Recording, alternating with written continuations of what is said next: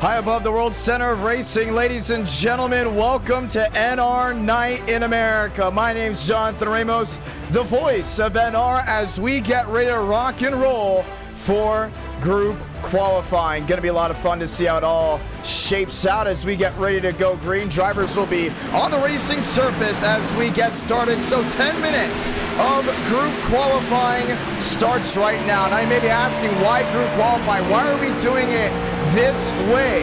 Well, we have something going on, ladies and gentlemen. That's going to be a lot of fun. It's going to be exciting to see how it all goes. You know what it's called? Duels. Now, the viewers and the drivers have been talking about duels immensely. They've been saying, oh, it's not easy to really pick and choose which duel you want to go into. It's almost a lottery pick if you're in a good duel or not. If you qualify on pole, that doesn't mean you're in the best duel. Tonight with group qualifying, you can pick and choose that. If you already know, guess what? Duel 1, all the drivers that are in there have qualified in an odd number. Duel 2 is on an even number. Drivers said, hey, let's try group qualifying. Give us 25 laps to set down a time, and if we don't like the time we have, or if we don't like the duel we're in, because we'll know ahead of time, then we can go out there and make a new run. Or we can wait it out and say, you know what, I'm happy that we're in duel 2. This looks like the duel I want to be in. I'm going to settle down and sit around. It's a new strategy that we really haven't seen at NR Night. Now you might be thinking, group qualifying, very easy for things to go wrong. And oh boy, you're right. Because guess what? We have admins around the track waiting to see if anyone could do anything wrong. Top of the board, Chad Thornquist of 45.74. Byram, Brower, and Visconti have now lined up that fast four. If things ended now, Chad Thornquist would be in duel 1. Byram would be in duel 2. And what they can do is they can sit on pit road and look at every single driver where they have qualified up to this moment. If they see too many drivers that they consider dangerous in their duel, they can go back out there with the drivers that they trust and go ahead and make a new run. Either to go up or they wait back to see how much they'll fall. Vila top of the board of 45. For Raby, continue to watch this run. Here's Matthew Brower. He's towards the tail end of the longest line. Now, if you don't remember back in 2014, 2015, they used to have group qualifying on the super speedways. That was more for a show. Tonight, it's more used as a strategy to see which duel you would go into. Josh Kenyon sitting 16th. He's in the middle of this big herd, working their way to 3 and 4. James Thurston back there in that 10th position. He's back on pit road. There's River Page. He settles with 9. William Schmidt sitting there in 3rd at the tail end of this long line, kind of just sitting and waiting for things to go right for him. He's in that 97 machine. Old style Gen 6 stock car. It's not the Gen 6 that's the Mustang. It's not the Gen 6 that is the beautiful Camaro. No, it's that old style Gen 6, a different aero package than these guys are used to. The runs are not going to be that aggressive, so you got to time yourself. Best part, older damage model. For some, that's the best part. For others, not so much. We continue to watch along. Justin Champagne in this main herd, rolling his way through. Here's Braden Movick. Now, this is what I want to see right here. 4 drivers in a chat together. Contreras, Joseph Armstrong, Braden Movick, and Frank the Tank. DeAngelis knows, hey, if I can get these 3 guys in the same duel with me, I'm going to feel a lot more confident of making the show. Because in the duels, you're not guaranteed to make the show. That's where it gets fun. 20 drivers make it into the main event through duel 1. 20 drivers make it into the event through duel 2. 62 drivers going for just the 40 spots. So it's going to be interesting to see how that goes. Now the main event is 60 laps. Right now, I'm thinking if I'm Braden Movick, let's all hit this target. DeAngelis right now is sitting 11th. He's going to be projected to go to duel 1. Let's continue to look around. Joseph Armstrong's 10th. He's projected to go to duel number 2. They're going to pull to the side. Cooper Glick heading onto the racing surface by himself. You continue to look around. CJ Allman, 45th. He's projected to go into duel 1. And he has this massive herd of machines working along right with them. Duels are fun. They're fun for the viewer, not so much fun for the driver. And they said we need to make duels an area where we can almost control our destiny just a little bit more than the single car queue. And this is where the group qualifying comes around. Drivers rolling around. CJ Allman now projected to go to Duel 2. More guys rolling and waiting. You see the bottom of your screen. That's where we see guys either making up time or not. Avery McCart 31st. Maurice Berry up to 9th. All chasing the Justin Connor machine. There's Justin Connor now. He's in the middle of this herd, rolling his way down off turn number 4. Justin Connor is also someone that you wouldn't expect to go top of the board if it wasn't for group qualifying. So there is that small niche of issues that could happen where guys that are used to running mid-pack may have the opportunity to go all the way forward. A 45-21, that's where things really shake up. Abraham Vila goes to 6th. Now the big mass shuffle. Davis trouble, there goes to 60. 2 machines involved, they're out of the way. Dylan Basin into the outside wall, projected 44th. Carson Freeman, Sean Pena, 56th. And here's the guys that haven't even put down a time. Mitchell Armstrong, Carson Freeman, James Usa. Here's Doug Newbigging now. He's lined in. He said, let's wait and see where the times are before we put down a time. He sits 57th. Eckert, no time. James Usa, still no time. Brian Donahue's now up to that 48th position. Clock continues to tick. Now just 3 minutes left of qualifying before we start duel number 1. This is NR Night in America. To all that have tuned in, we say hello, we say welcome, and we're so glad to have you all with us as we continue to roll their way around. What is your opinion on group qualifying? And you may ask, why the spur of group qualifying? Well, if you're here early enough in the stream, for e-tickets, the stream goes up at 5 Eastern, 4 Central. For NR Nights, the stream goes up at 6 Eastern, 5 Central. We have voting where you can vote on how you want the format to be for race 1. For the viewers that came in early, they said, let's try the group qualifying. That's where it really musters around. So far, it's been pretty calm, minus a couple scarce incidents around the racetrack. Moriarty 10, Josh Kenyon 11th. For the ones that have watched NR Night for a long, long time, you know we had group qualifying way back in the early days of 2021. Levi Light inside, 2-car Tango trying something. Dylan Basin really just rolling around looking for his main herd. There's Justin Champagne on the inside of about 3 machines. This also gives you an opportunity to learn the aero package. We were told, and everyone was told, you gotta be smart. You can't just go out there and wreck guys on purpose in Group Q. If you do, you're out for the entire night. So everyone knows to mind their own business and have etiquette. This gives you an opportunity to learn the aero package. There is still no fast repairs, even with this old damage model. So, with there being that old style bubble that they had in 2013 up to 2018, you have to learn how to use it. You gotta learn how to use the runs. Work with guys. You can't really push as much because of the damage model. And that's where you see the veteran drivers of NR Night really prevail. 1 minute left of qualifying. Justin Connor, top of the board. Champagne, Lyman, Thornquist, Davis, that's your top 5. And we're going to see if Justin Champagne can move up. He sits in Duel 2. Now Kevin Champagne, should we say, sits in Duel 2. He jumps to the inside lane and lines it up nose to tail. Here's the switch up. Thurston 9th. Does it change in the top 20? No. Everything else, for the most part, stays the same. Brian Donahue in that middle of the herd, still looking around. There's Graham in the Dogecoin 37. Max Swearigan, he sits on pit road. Douglas Newbigging mostly sits on pit road.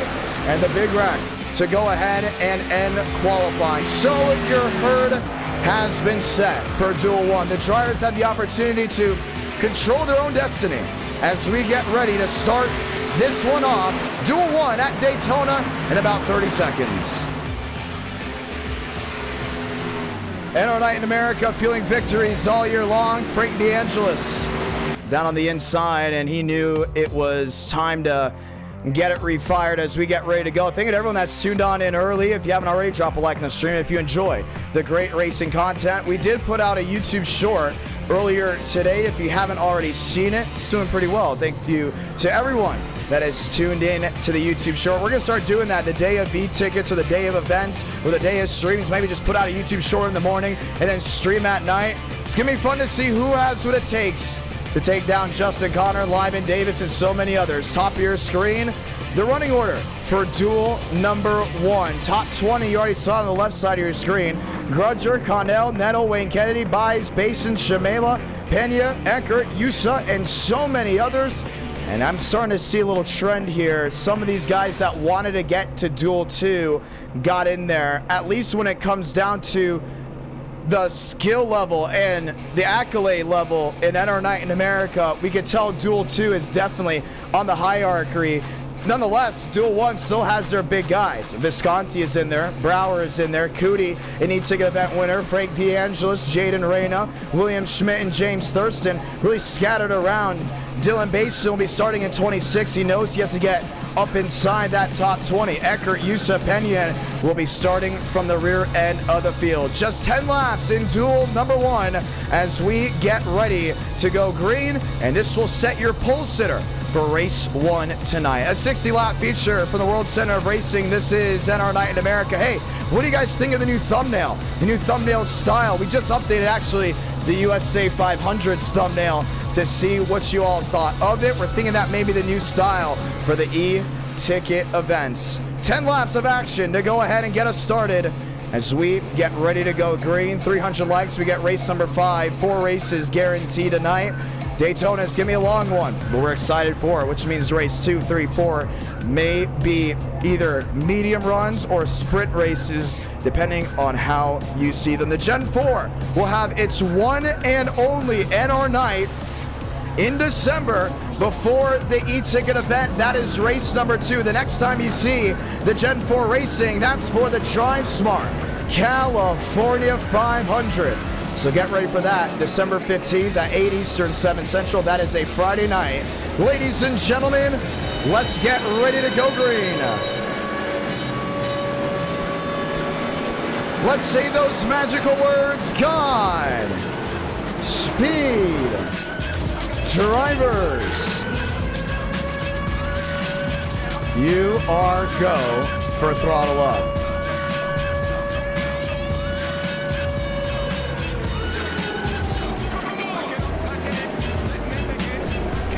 31 drivers will enter this race. Only 20 will make the main event.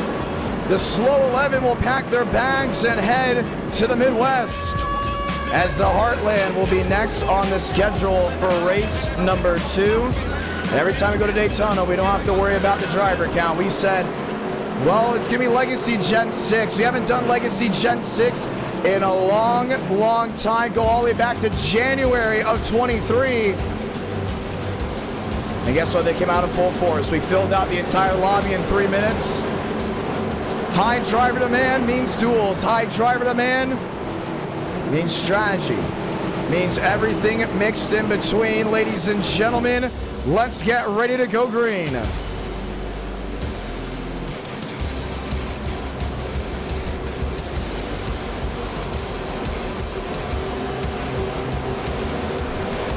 Pace car has the lights off.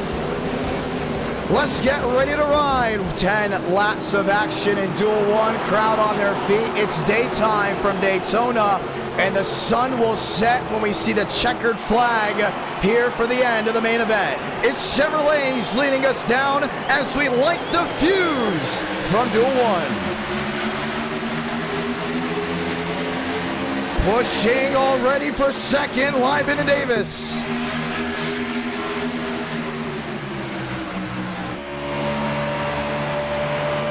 Champagne spinning down the inside. The big one already heading into turn 1.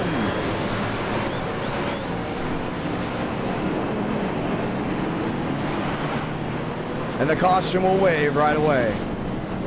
That's what you worried. That's what you worried about. We haven't seen a big wreck like that in the early portions of a race in a long time. Jackson Carr, Avery McCart, CJ Allman, Michael Gudger, Ash Nettle, Marty Shamela, there's Patrick Connell. No doubt about the guy that possibly caused this incident will no doubt about it be out of the main event. You can't make that mistake, and that's the big thing about these cars. You don't have a giant spoiler to lay on. You don't have all that heavy downforce to really make those bold moves. You have to be calm. You have to be strategic. You got to wait around. And for some, they just didn't get that memo right from the drop of the green flag. Let's go see what happened.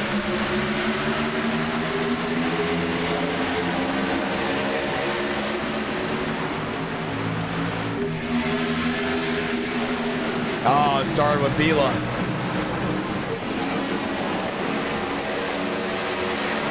Abraham Vila. Getting right in the back end of the driver in front of him. Oh, sorry, Jackson Carr. Start with Jackson Carr.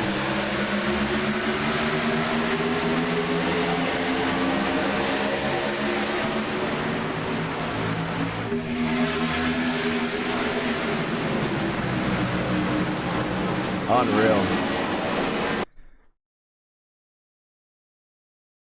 There you see, just gets right in the back end of them. It's so easy to push these cars. Some of them weren't around in this era when this was the car to race on iRacing.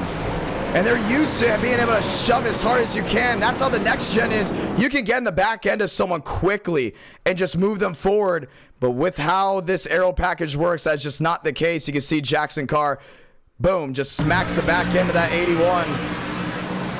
And really nowhere to run.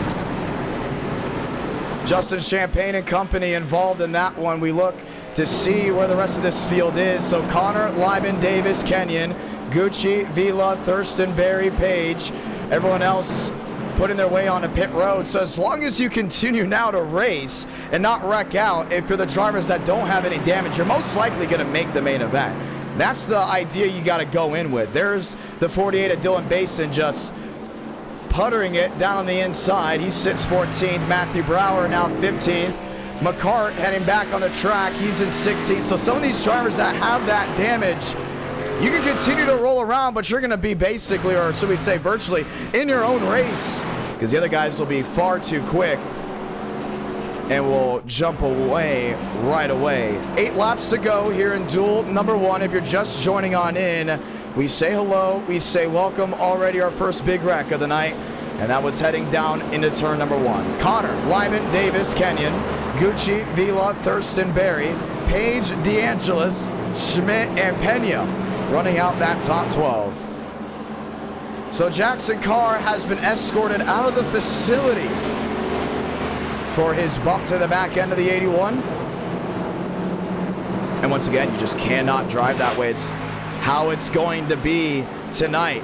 We talked about before, we haven't done the old Gen 6, the legacy Gen 6 in so long. It's almost like you have to relearn how to super speedway race, you know, because once again, with the newer Gen 6 model, the one that they had in 2021, you could push, you could shove, you can make it work, as long as netcode doesn't become a big issue. And then with the next gen, you can really shove because the crush zones are completely different compared to how this car is. Smaller spoiler, a higher ride height on the rear. You can't just lift the guy off the ground and just shove them forward and make up momentum. So I think that's a big wake-up call, including for drivers that will be sitting in duel number 2, waiting around. Lights off this time by, and I wouldn't be surprised now if we get a different strategy for guys seeing that in the main event, saying, hey, let's get our buddies, let's get our group, and let's just ride in the back, because this could be a common sight tonight. It hasn't been a common sight in a long time with this car, but there's a lot of new drivers to NR Night in America. Mixed with the All-Stars. Mixed with the All-Stars, they'll be racing December 15th at 8 Eastern, 7 Central for the Drive Smart California 500.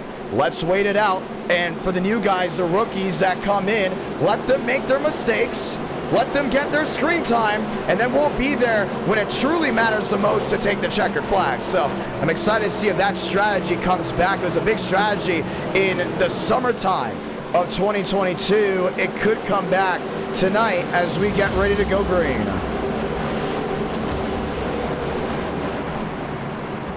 When I say thank you to everyone that's tuned on in tonight, thank you to all the super chats already. 2 stars, Cooper Nash. Dropping them down. Beautiful chat here tonight. You know what? Let's do something that we've been doing a lot recently. Let's paint the chat green with icons. Whether it's the green block, the green flag, anything in between, paint it green when we take this green flag as we get ready to roll once again from the World Center of Racing.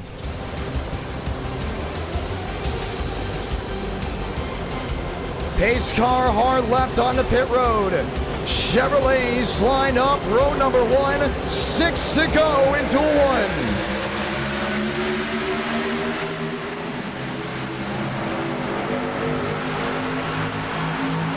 Live in a shot, spin in the back, never mind, we stay green, already a machine with heavy damage.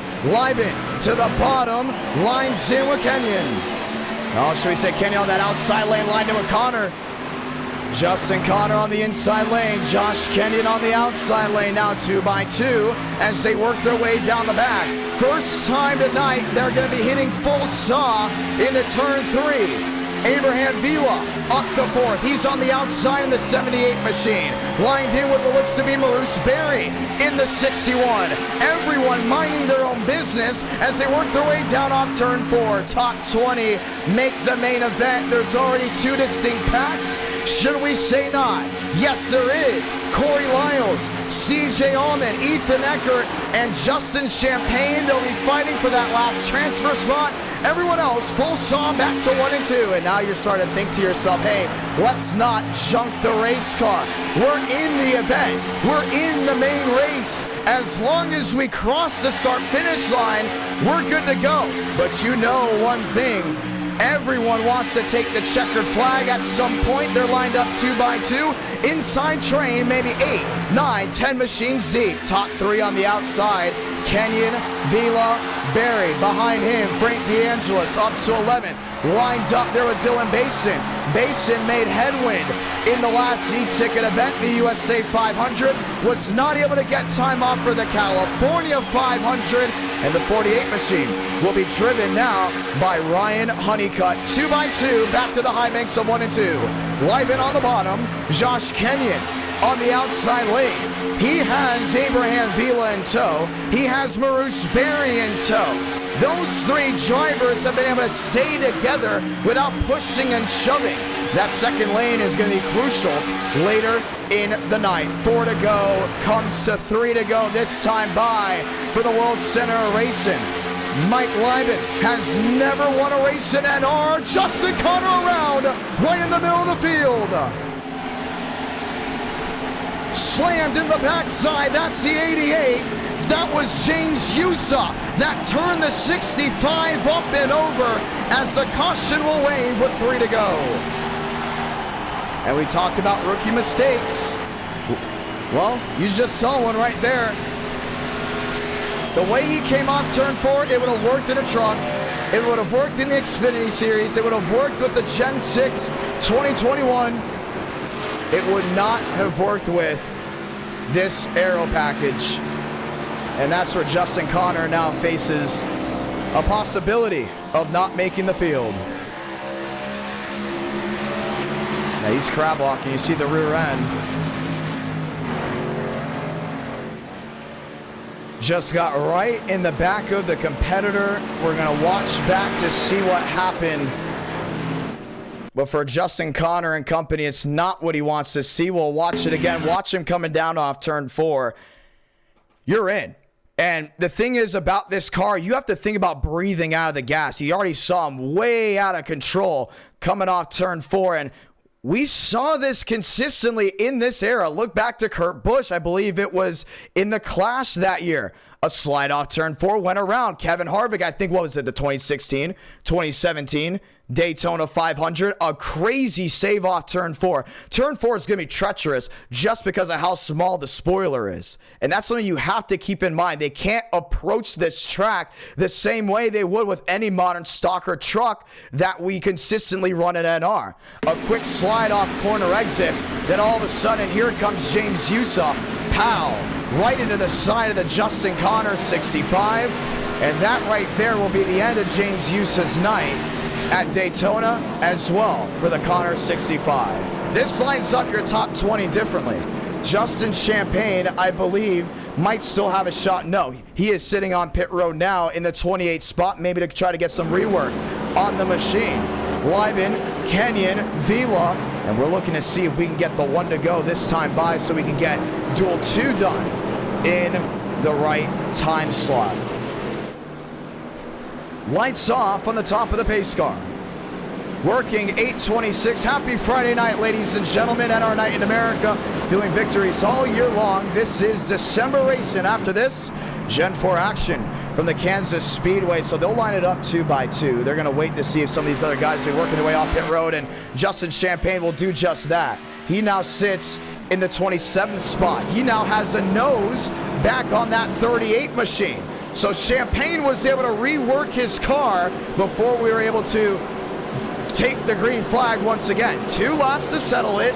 Reminder, all these drivers have to settle down. If you have a car intact, you can make the main event as long as you keep it intact. The question is, will they be able to? Mike Lyman on the bottom, Josh Kenyon, a multi-time winner in NR Night in America. On the outside, 2 by 2, Frank DeAngelis in the Chick-fil-A McLeod Ford Fusion. He's lined up back in row number 3, the 97. William Schmidt in his Chevy SS. We'll try this all again. Crowd coming to their feet once again. If this is your first time watching NR Night in America and you love the action, you love the racing, feel free to subscribe with notifications on. 2-lap shootout to end, Duel 1.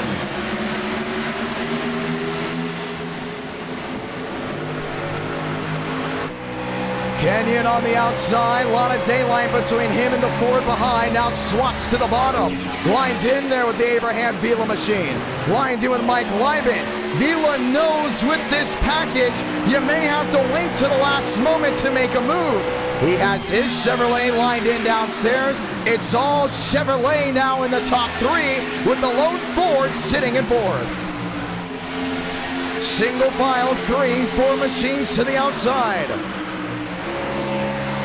Vila on the bottom. Drivers scattered towards the rear. Lyman will make this race official. Salamanca, 1 to go in Duel 1. Could get his first duel win, but he's got to hold on 2 drivers that have gone to victory lane before. Vila on the bottom. Lined in with Kenyon. Barry may be giving that 27 a shot in the rear. See him forcing it, looking back to that outside. Here comes DeAngelis in the 69. Help from Schmidt, 2 by 2. Ford rises to the occasion. They're up to 3rd. They're up to 2nd. Frank DeAngelis wanting to get the drive off corner exit. Mike Lyman, is he going to get it back to the line? Yes, he is. Mike Lyman, no! Turn at the last moment. We wait for timing and scoring. He's won it. Mike Lyman victorious from Daytona as the McLeod one happens in the rear. Every driver from 2nd on back destroyed in the melee. Frank DeAngelis and company, unbelievable. And your top 20 has been decided at the line. Let's take a look and see what just happened. Went up and into the fence.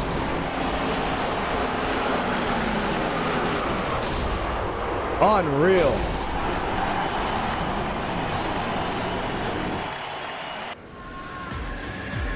Things got real late. Won by hitting the cat's fence. Watch it again. And Frank's just going to turn down on him. No doubt about it. Bam!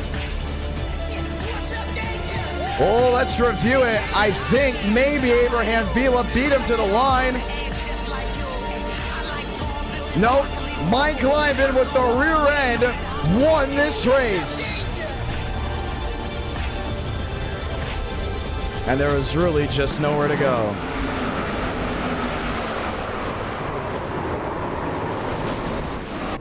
Let's get ready for duel number 2 as they line up 2 by 2. Kevin Champagne will be leading them down. He is now off and away off pit road.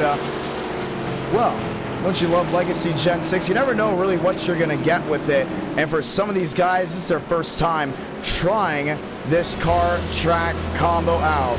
Kevin Champagne will be leading us to the green flag with Chad Thurquist on his outside. This is duel number 2.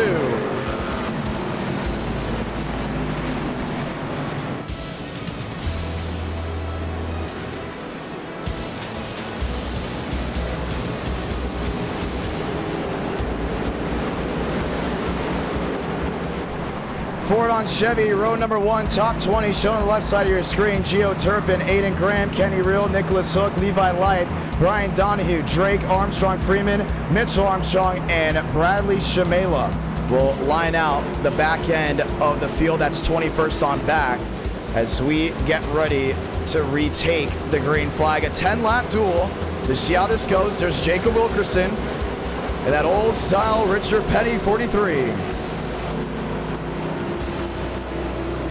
Time to get it done.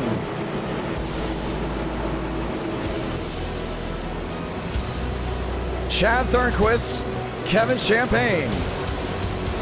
And if you guys love what you see, you're going to love what you see Friday, December 15th at 8 Eastern, 7 Central. We say thank you to everyone that has recently tuned in to the newest YouTube short that was uploaded this morning around 10, 11 Eastern. Ladies and gentlemen, time to try this again. Your field has been set in Duel 1. Let's set the final 20 drivers to take the green flag for tonight's main event. Light the fuse from the beach.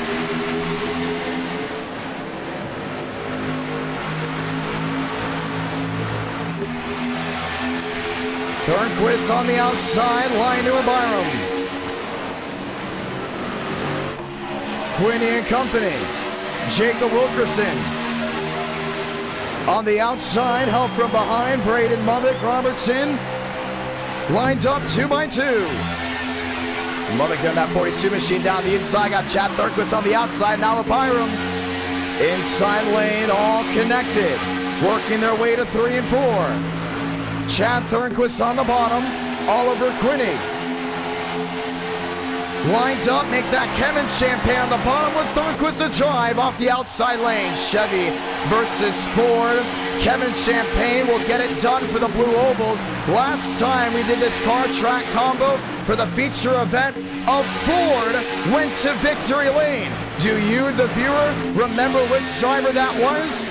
Trivia question. We'll answer who that was once we see the person in the chat that got it right, and you'll get a quick shout out. Chevy, Ford, wheel to wheel. Thurquist on the outside, Kevin Champagne on the bottom. Mason Moriarty is now up to that 5th position. Daytona as an e-ticket event is right around the corner. What does that mean? Get yourself prepared for that big event. Projected to have 2 duels where 40 drivers are racing in each duel, which means only the top 20 make it in to the main event. 80 laps to go. Should we say, let's rephrase that. 8 laps to go in duel number 2. Thurquist on the outside. Champagne on the bottom. Byram, Quinney, Wilkerson, Moriarty. They have not left this 2 by 2 tango as they rocket their way off turn 2. Robertson in line. How fast are they going? Well, you can see it right there. Clocking 200 miles per hour, 201. That's down into turn 3 with the low downforce package. Well, they had that bigger spoiler and the bigger trap, the bigger wake. Things could be a little bit different. Also, this is still a restrictor plate era with this car track combo. There is no tapered spacer that you see on the next gen and the 2021 Gen 6 stock car. So once again, different aero package, different way of approaching a night's race. Riding on with Douglas Newbigging. On the inside in his 29. He's just holding on to himself. You can see it right here on the right side of your screen. Watch how much they move the wheel. This is Doug we're watching. Easy, steady. And then you're going to see when they head to turn 4, you almost have to ease it back centered. You saw he centers out here right before getting to turn 4. You can't oversteer it coming down off corner exit. You do? Well, you're going to have what happened to Justin Connor and your 9th. 6 laps to go here in Duel 2. Definitely the calmer, definitely the cleaner duel, and you wonder why so many drivers in group qualifying were trying to get into that second duel. Because of what you see right here. Thornquist on the outside, Byram in tow. Look to the outside looking in. There's Kenny Reel lined up in 19th. Now Sugol back to 20th. There's a spin. Way in the rear. That's Nicholas Hook. A lot of damage off the 42. No caution. We stay green. Battle for the lead. You got to think to yourself once again, if you're in that top 8, you're locked into this show. Don't do anything too bold to end your race. Champagne on the bottom. Help from Quinny. Thornquist on the outside. Help there from Byram. And Byram is due to go to victory lane. We've talked about before. You can see these guys back there that have now made that second group. This is Kenny Reel leading. On the bubble, sits in 19. Aaron Sugol, the driver you see on your screen now, 20th. The last driver to make it in. Levi Light, Brian Donahue. They have 5 laps to figure out how to pass just that one machine if they want to make it into the main event or pack up the hauler and head to Kansas. 4 to go now. Thornquist on the outside lane, getting racy. He has help there from Byram. Jacob Wilkerson in tow. Balderas also in tow. So many drivers with an opportunity just waiting in the wake as they work their way down off turn number 2. See throttle on that inside lane. See that beautiful thumbnail on the stream, ladies and gentlemen? He helped design that. Him and I had the conversation. I said, NR Knight needs a new look for the thumbnails. The thumbnails you've been doing looks way too outdated. And I think the viewers recognize that. He's like, let's see what we can do, including for the e-ticket events. That's right, ladies and gentlemen. The e-ticket events will also have a new thumbnail look. 3 to go in Duel 2. Quinny on the bottom. Kevin Champagne lines up with them. Chad Thornquist rockets back to the lead. It's going to be the chess match coming down. All it takes is Byram to jump to the outside with a whole head of steam and Jacob Wilkerson to go with them to put Chad Thornquist from on the bubble of winning to maybe on the bubble of making the show, because they're going to sail around them. 2 to go this time by as they work the 3 and 4. Champagne can choose any line right here. Shades of Junior, top bottom, trying to keep these drivers at bay. Now Thornquist, the roller coaster ride on turn number 4. 2 to go in Duel 2. Greenwood is 16th, Sugol to 20th. Levi Leip is there, lined up with Brian Donahue. He's gonna have to work with this one machine to get to his outside. If you get to that outside, you can really make something work. He's looking for it. Lines up with Nolan Drake. Chad Thornquist back to the lead, working his way down off 3 and 4. Swipes the bow of Champagne, locks it in downstairs. What can Riker Byram do on the outside? This duel will go caution-free. Salamanca, 1 to go in Duel 2. Champagne swipes to the outside. Help from Byram. Back to the bottom. 4 locks it in, climbing the banking of 1 and 2. We have Moriarty in tow. Oliver Quinny in tow.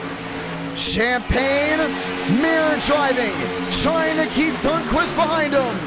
Chad Thornquist, 1 duel win in 2023. Trying to make this work. Quinny on the bottom, lined up with Champagne. Last drive to 3 and 4. Thornquist with the drive. to the start finish line. Chevy versus Ford. Chad Thornquist not in time. Kevin Champagne victorious in Duel 2 as they all wreck behind him. And Brian Donahue will make the show off a last second pass. Cooper Glick is out. Will Shack is out. And so many others. That's the duels we like to see. And that's just how it went down. Kevin Champagne victorious in Duel 2. And he will go ahead and get ready to race the main event. We'll like to sweep the night, win the duel, win the main event, as they will now line up back nose to tail. Let's watch back on a replay before we see the main event. Let's see Donahue's move. There's Brian Donahue. In the back end, there's the wreck on the bottom. Donahue's on the outside. And it starts with Aaron Schugol off the nose of Cooper Glick. And that made the 21 get the transfer. 340 watching live as we get ready to start this one off. Ladies and gentlemen, we ask you down below, who do you think will win this Daytona race? A 3 wide back to line, Kevin Champagne. Beautifully done.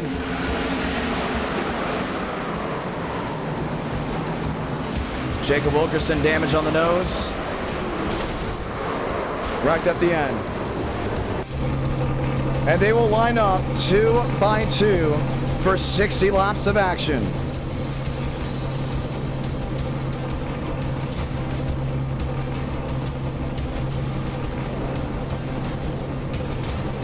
Let's get ready to go green.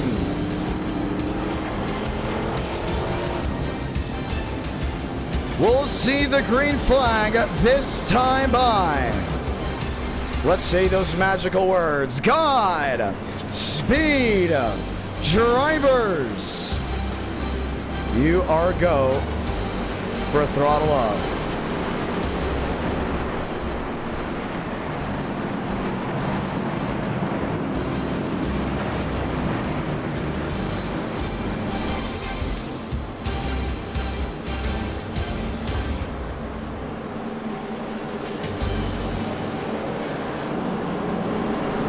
And we're waiting before we take the green flag. We're trying to see if there was possibly a scoring error as we get ready to go green. Ladies and gentlemen, let's get ready to do it. The main event from Daytona. 300 likes, we get race 5. You, the viewers, get to vote on it.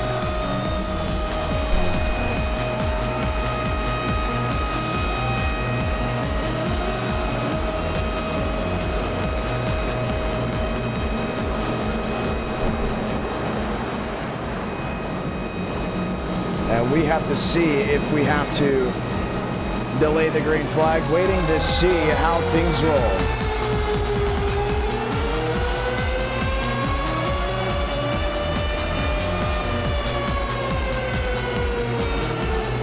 Chevy on Ford, lined up and ready for 60 laps. And we will be delaying the green flag. We are delaying the green flag.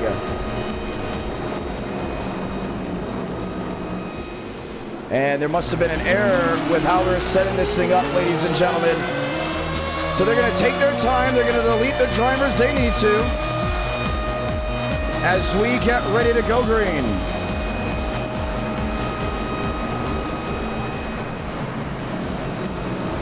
One more shot, one more opportunity at a win.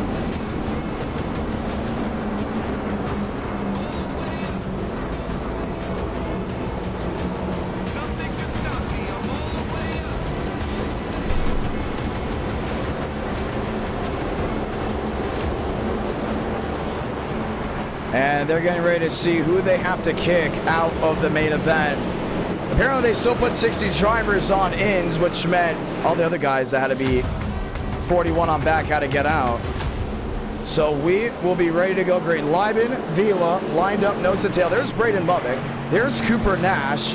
They're now heading back on the racing surface. Those were two drivers that attempted a pit start this race. I believe we should be good to go, hopefully, once we get the go-ahead.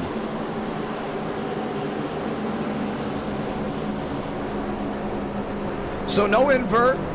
Some were saying, was there an invert? There was no invert. And for the ones that are asking, the last time we did this car track combo, who won it? How about James Thurston?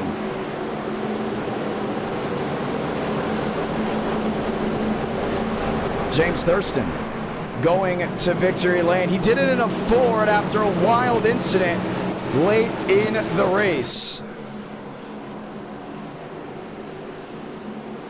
Waiting to see how the admins go ahead and play this out. I would like to go ahead and throw it, and we're good to go. We are saying we're good to go racing this time by. No more waiting. All racing from here on out. 60 laps of action from Daytona. Lieben and Champagne. Vila and Thornquist. 2x2 coming down to take the green flag. Ford on Chevrolet, light the fuse from Daytona International Speedway.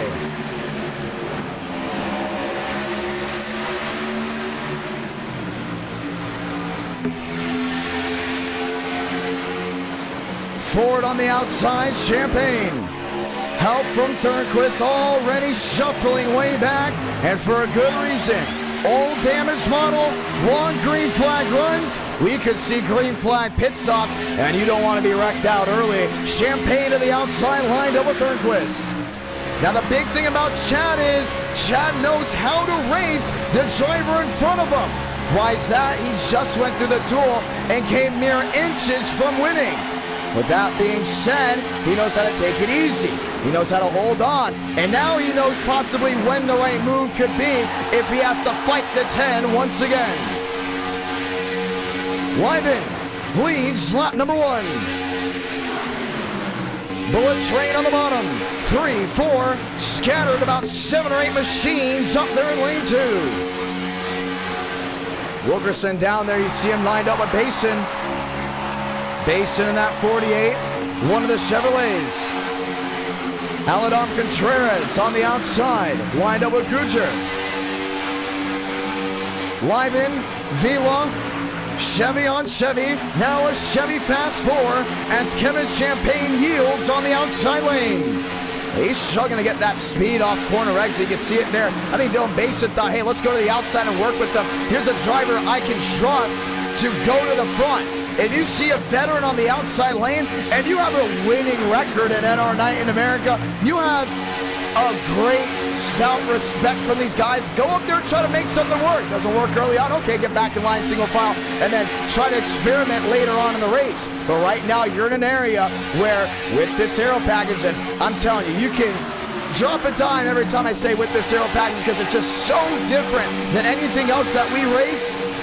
It will go ahead and give you a better knowledge point for the tail end of this run. So Basin now left out to dry. Kevin Champagne goes to the bottom to try to pick up a lifeline here. Wilkerson, you can tell with the body language of his Ford Fusion, he wants to go top. He wants to work up there. He doesn't want to sit single file. And he's now lined in an area where that 48 machine of Basin has company. Andrew Cootie, Riker Byram, and I'll point out Riker Byram seriously wants to find victory lane in 2023. The only problem is the clock is ticking and time's running out for that 98 to get what he wants. Here's Vila in second. Here's William Schmidt in third. Here's Josh Kenyon now, lined up in that 4th place position, locked in on the bottom. Champagne wants to go top. You just see, he just needs that second lane to come with him. And now he'll lead it. Mason will lock in with the 10. It's going to go back to 2x2 racing as Champagne, the driver in 8th, looks to lead lane 2. And Lovett's going up there. Oh, maybe not. He bails at the last moment, and Dylan Basin will lead the charge in the 48. Champagne. No, he knows this aero pack is better than I do. Went to the bottom, got the draft off Wilkerson. Now he leads that second group, and they're ready to go one place forward. Champagne up to the 7th position. And if you're Vila, you're Schmidt, do you say, hey, I want to jump on this train? Thornquist, a late swipe to move to the outside. It's going to work for him. He goes right in front of Kevin Champagne and says, hey, we're going forward. Count me in. Chad Thornquist up the 5th. One in the grass, way in the rear. No worry. Wilkerson in that penny blue 43. Vila, if I'm hit right now in second, I'm Schmidt too. I'm saying, hey, this lane is working, and that's why Schmidt jumps to the outside as well. Bold veterans, that's what we love to see. They see an opportunity, they're going to take it, but you got to do it with a little bit more class. You can't just shove a guy and make them go forward. You see the momentum? You see an opportunity later on? Jump with it. Chad Thornquist, Kevin Champagne, and William Schmidt. 3 drivers that were on the bottom single file, waiting in the wait to see the opportunity come about, and it's going to work for them. Schmidt on the outside, wheel to wheel for the lead. You get that drive off corner exit, and I was wondering if Vila was also going to jump out of line. That was not the case. So Lyman is going to still have the helping hand of the 78 and the 27 to just be as loyal as they can. But Schmidt knows the guys behind him don't want to sit around single file. Who's that? Once again, Thornquist, Byron Cootie. And they have now learned this aero package from the group qualifying, from the practices, from the duels. They have a great understanding of now how to succeed. And 8 laps in, they're showing artwork as they work their way back to turn 1. Schmidt on the outside. Now you're going to realize with this package, you're not going to get any pushing and shoving. You're going to get drivers lined up 2 by 2 and getting their nose as close to the rear, maybe just a slight tap, but there's an air bubble there. The closer you all trouble in the rear. Brian Donahue.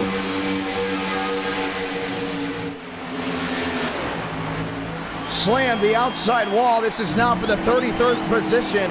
Did not take anyone else with him from what it looks like, but it will be a done day already for that 21 machine. Now a lot of damage on the right side. He didn't go around for us to throw the caution, working lap 9 out of 60, but it is going to be enough to possibly put him out of this race, definitely out of race-winning contention. And we said about it before, Brian Donahue, young rookie, young driver coming into NR Night in America, a new driver coming on in as well.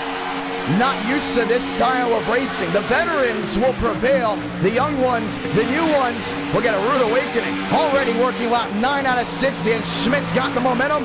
New race leader, give it to the 97. Thornquist lined up topside.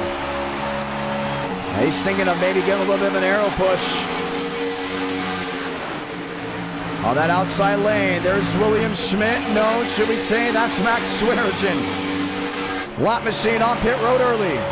Now he was worried about the madness, and he knows if he gets a caution, he can get multiple laps back, and that's what you'll see in NR Night.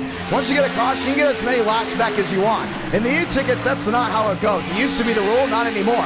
E-ticket events, we have Lucky Dog and Wave Around. You go a lap down, you're at jeopardy of staying there or even losing more. Why do we have it that way? We want the dominant force. We want the best drivers to prevail.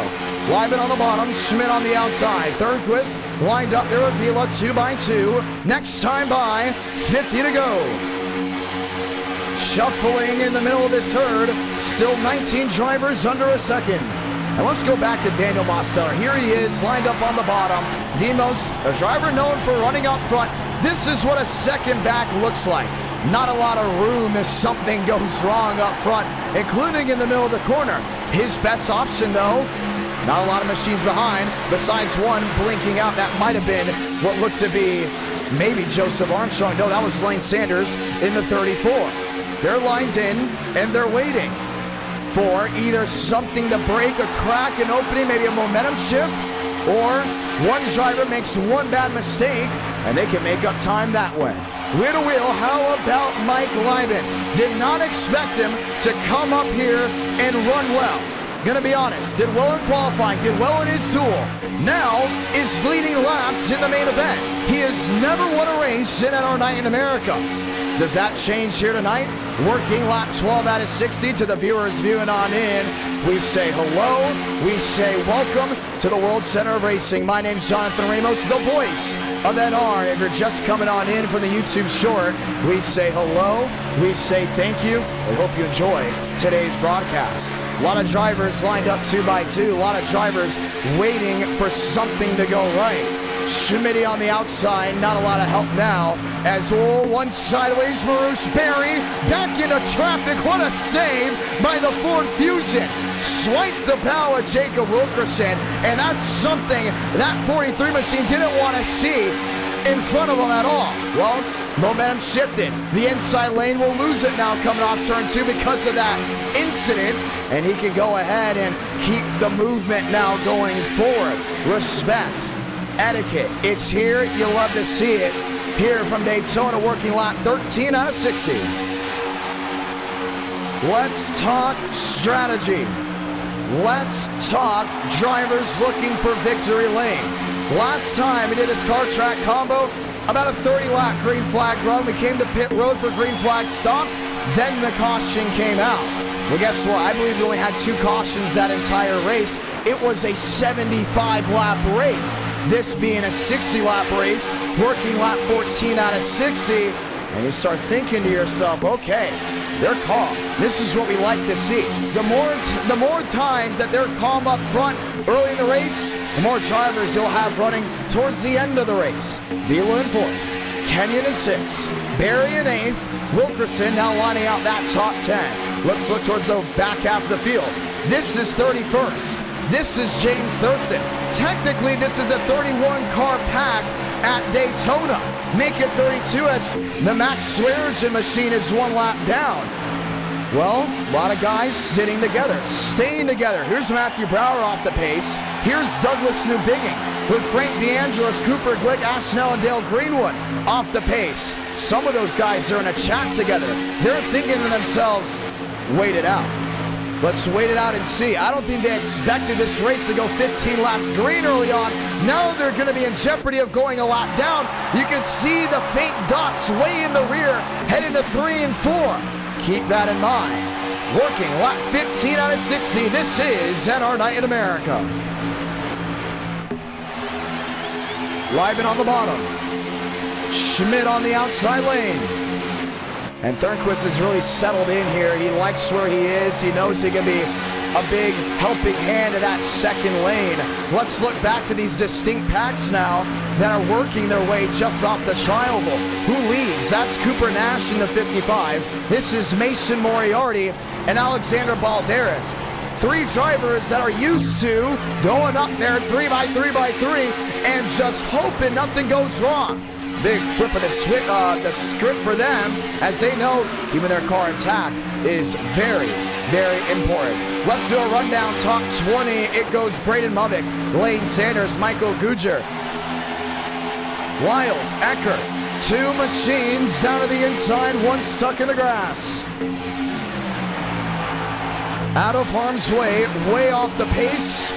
So we'll keep it green. Let's continue to Eckert 15th, Reyna 16th, Quinney, Contreras, Basin lines up the top 12, Robertson, Wilkerson, Cooney, Berry, Byram, Champagne, top 5, Kenyon, fast 4, Thornquist, Vila, Schmidt, and Liven. Liven looks to have lead the most laps early on in this race. Working top of the hour on the East Coast. It'll be 9 o'clock local time, 8 o'clock Central, NR Night in America from our studios up in Nashville, Tennessee. And we're enjoying the action just as much as you are. Schmidt outside, Chevy on Chevy. They have a Ford just sitting in the way, Kevin Champagne. Well, we haven't seen 3 wide yet. Here's one going for it on the outside, Corey Lyles, and he's going to get swiped back pretty quickly. No change there. Lap 18 now out of 60. Working their way back to turns 1 and 2. Sun setting, turns 1 and 2 now shading out as time continues to roll. Rayner in 15th, Eckert in 16th. Let's talk about Ethan Eckert. We haven't talked about him a lot. No paint scheme on that 58 here tonight. What's interesting about him still is looking for his first win. First arrived on the scene at NR, and none of the drivers respected him. They said he was a horrible driver. He was wrecking all the time, making too many mistakes. Then all of a sudden, he started improving, started gaining a little respect from some of his competitors. Others still a little hesitant to join that rank. Everyone else waiting to see if Ethan Eckert could get his first win and be invited to an e-ticket event up inside that Sweet 16, a young driver that is looking for something big. How about Lane Sanders? He got his first win in NR Night in America at this racetrack, that being with the Gen 4. Well, it's a very interesting race indeed. A lot of wrecks took guys out. How did he do it? Coming to the white flag, they wrecked. Lane got through. Lane won the race. Schmitty, outside lane, lap machines. You see them now just exiting the tri-oval, heading to turn 1. That's Frank DeAngelis and his convoy. And they're about to get swallowed up big time by this main pack. I'd be worried if I were them. I don't want to be in this position at all. Riding around, waiting for something to go right. Frank lined in with the fellow competitors in front of him. But a herd of about 33 machines have lined in behind him. River Page in that 27th spot. And he's far enough back and actually blinking where he can see these guys, but he's an area where if he sees smoke, he can jump out of the way quickly. Daniel Mosteller is back here as well. We're used to seeing Demos up front, working lane 2, working lane 3. Very rarely do we see him back in the 29th position. That just shows you how tough it is going to be to move up in this field. If you're not up front already, it's going to be a real workhorse to work your way back through the field. 40 laps to go from Daytona. Lap machines on the bottom. Now they're going to be forced 3 wide here in just a moment. I don't think they're going to be able to get out of the way. There's DeAngelis. There's Cooper Glick. Glick in 35th. The main pack right there, breathing down their neck. Everyone's going to have to move up. That's what it's going to come down to. Get up, get out of the way. Let those drivers move in on the bottom. Glick in tow. Lieben, Vila, Schmidt. Top 3, nose to tail. Jumping to the outside. Vila waiting to the last moment. Jumps wide now. The second, now third lane. Bracing for a 3-wide move. It's going to be tough up there. No one's ran in that outside lane. Look at Byram's rear end. Sliding wide. 3 wide, 3, 4. Lap machines on the bottom. Lieben gets through. Everyone else still holding on. Cooper Glick, Frank DeAngelis, Douglas Snowbigging. Lieben loses the lead. Abraham Vila, top of the board from Daytona. Slots in on the bottom, still 3 wide. Now Kevin Champagne up there. Lined in with Byram. DeAngelis goes ahead and yields. Schmidt in the middle. He's got Thornquist all over him, all over that rear end. Schmidt can choose a lane here. If he's going to go to the bottom, he's got to go now. Elects not to. Stays an ally to the 0-2, 2 by 2, and everyone shuffled through, no issues. And Frank DeAngelis will go 1 lap down and say adios to this main pack. He might lose the draft once again. The rest of the field back to 1 and 2. Vila in tow, Schmidt back to the outside. And he's seen Dale Jr. do this before in this era. The Pied Piper move, top, bottom, keeping these drivers at bay. There's Maurice Berry in that 61. Berry on the outside, lined in with Wilkerson. 2, maybe 3 distinct packs. Drivers now single file. This is now a 36 car pack, maybe 35 with Frank DeAngelis losing the herd. You see that fusion way in the rear and out of harm's way with no helping hand. Schmidt, Vila, lined up, back nose to tail, coming down off corner exit. There's Josh Kenyon sitting there in fourth. Thornquist and company, pit stops, they're coming. And they're going to be here pretty quickly as things continue to roll on. Lap 25 out of 60. Schmidt on the bottom, Vila right in tow, Thornquist in third, Kenyon back to fourth, and the outside lane has dissipated as drivers look to be coming in at any moment. And it's going to be around lap 30 that they make that dive in. Thornquist on the outside. Barry in tow. And there's Braden Lovett. On the outside, back there in the 19th position. Andrew Cootie has shuffled back now to 12th. At one point was up there racing, trying to get it done. Barry Wilkerson at Kurt Contagoliben. Teams to shuffle back around. Dragging the brakes, some maybe not. Thornquist on the outside, working his way back to turn one. Well, 27 laps green. And some say NR Night in America is just full of wrecks and wrecking, and that's all drivers can do. A bad stereotype, as we could have a caution-free Daytona race, which means the only two cautions we would have early in this stream would be in Duel 1. Thornquist and Schmidt, wheel to wheel, sun setting from Daytona. Vila on the bottom. Kenyon on the bottom. Mike Liben. Nowhere to run. Now let's talk about that inside lane. When you're 2x2, you're truly boxed in. Because of the size of the spoiler, you can't make that mad dash to the middle, try to squeeze through guys. You really have to settle down. When you're on that outside lane, 3, 4, 5, 6, 7 guys in line, you can make things work. And you can make things work in a hurry. The only thing is, they need more drivers. So who's the one that's going to make the move to the outside? Here's Oliver Quinney. He's mainly stayed on the bottom all race long. He can jump up top with Andrew Cootie. He can make something work. But he says, let's take the safe route. Let's sit on the bottom. Let's wait it out. Here's Lane Sanders back there in 17th. Lane's been very calm this race, waiting in the wait, waiting for something to go right or wrong. He knows he could jump to the outside lane and it could work, or it could not work. Something to look at. Geo Turpin in that 48 machine. Braden Mubbick, maybe a look to the outside. Mubbick now jumps top. Mubbick is going to line up here trying to get to the rear end there of Geo Turpin to take the air off that rear spoiler to make the pass.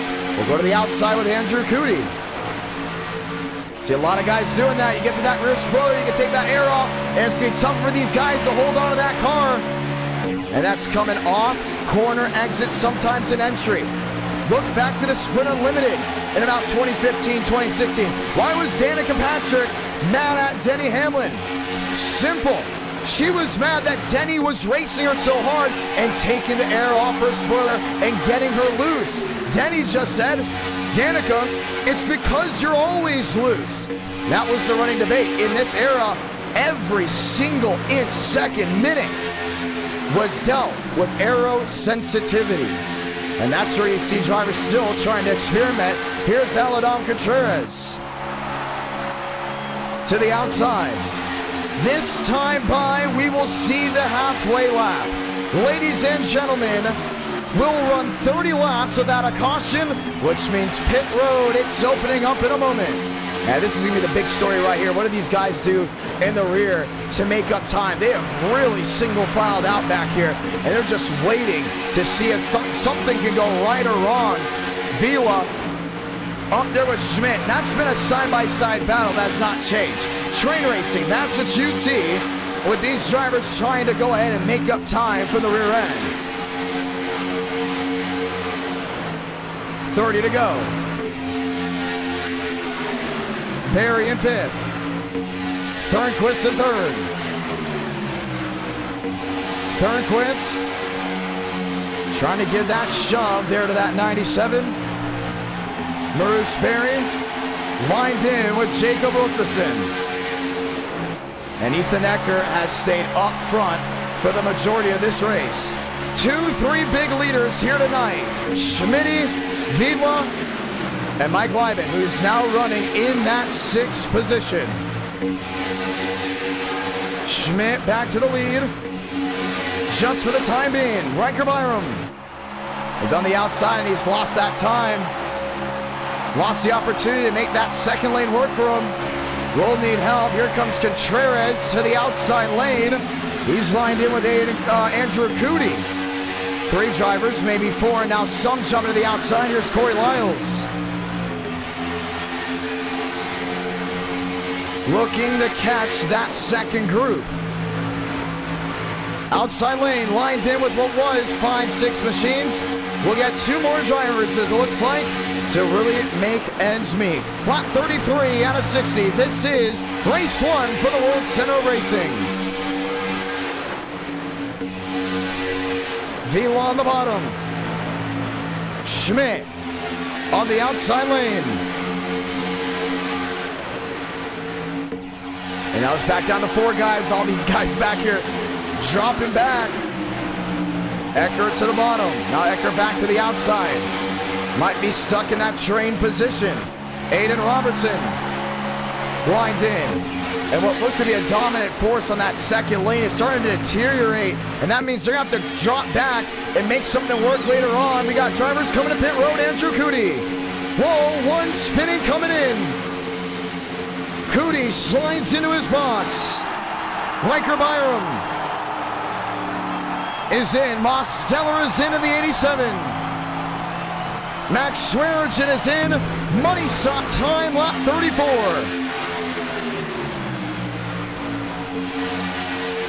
So that's Group 1, really just a scattered end. And who's going to come to pit road in Group 2? A lot of guys on that outside have gone single file so they can work to the bottom quickly.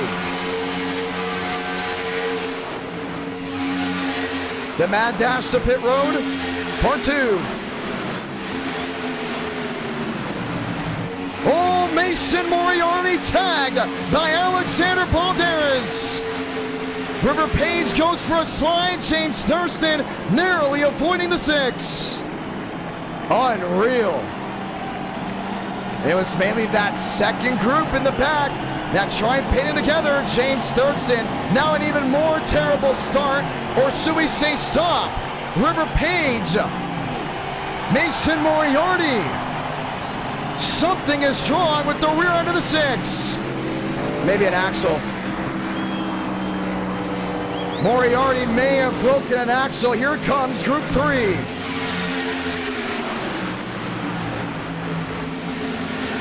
Cooper Nash, Lyles coming in, both making contact and spinning on the pit road. Unbelievable. That's 3 waves of issues. And Lyles, well, I believe he just went ahead and did the toe to pit road. 25 to go.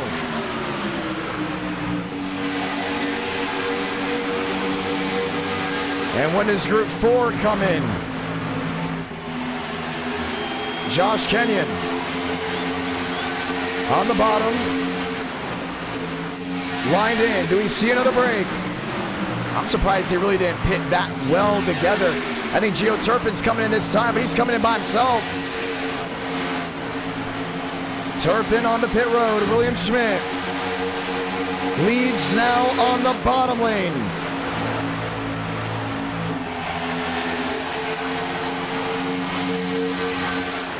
$24 to do it. And you got Kenyon in tow. You got Basin in tow. They have to be coming in soon. I mean, when those other drivers broke the pit road that quickly, that was clearly a strategy call. But they're going to be in the draft, most of those guys that exited together. Here they come. Vila, Schmidt, sliding that rear end. And I believe Oliver Quinney will go around and they're wrecking hard on the pit road. The caution will wave with 23 laps to go. Ethan Eckert is in it. Abraham Vila is in it. Josh Kenyon is junked on the nose, and that's 4 in a row for drivers making a mistake. And for the second time this year, we've had a long green flag run with the Legacy Gen 6 at Daytona, where the first caution comes out on a green flag pit stop. Oh, man. And that will give Lane Sanders the race lead. Possibly, no, because those drivers were on pit road once the caution came out. So, of course, these guys still to come to pit road. Everyone that was strapped a lap down will have to cycle on out.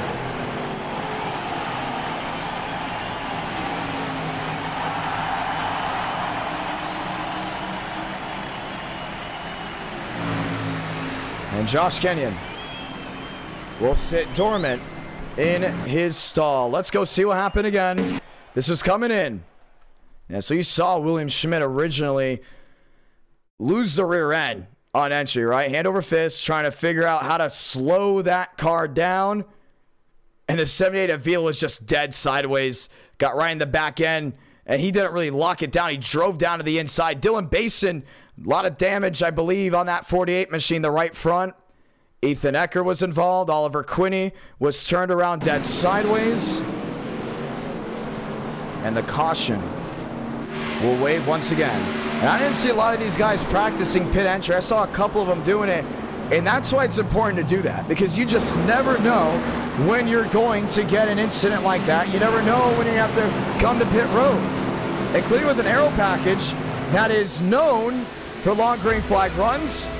Surprised some didn't go take that time. You saw the ones that did were easy in and easy out. Pit road open now for the drivers that still have yet to come to pit road. Chad Thornquist, Drake Berry, should we say Maurice Berry, Wilkerson, Kevin Champagne, Lane Sanders. There's Jacob Wilkerson.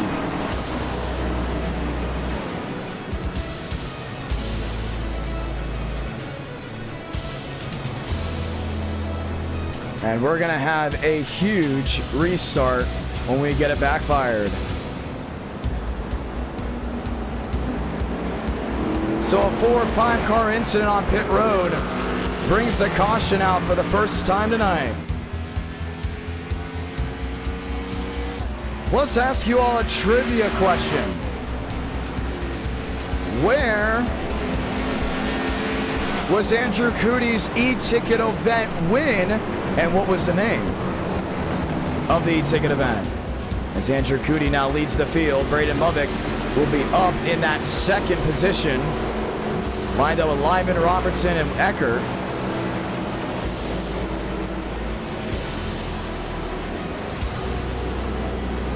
Does anyone know that one? It was a very interesting event.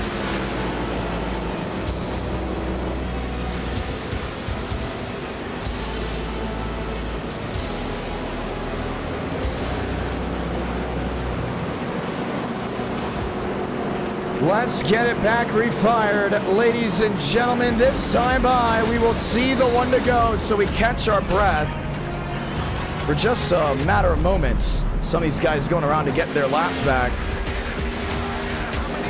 as they figure out where they want to go ahead and score the drivers.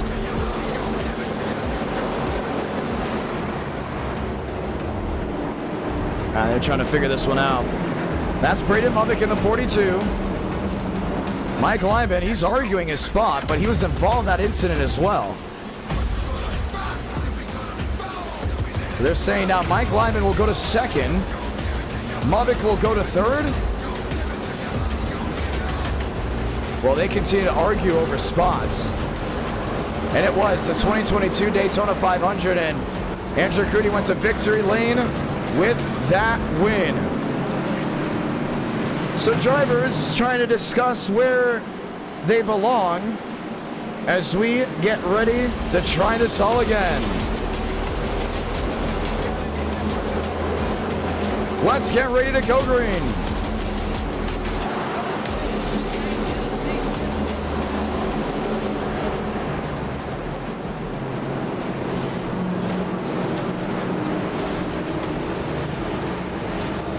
Time to go green.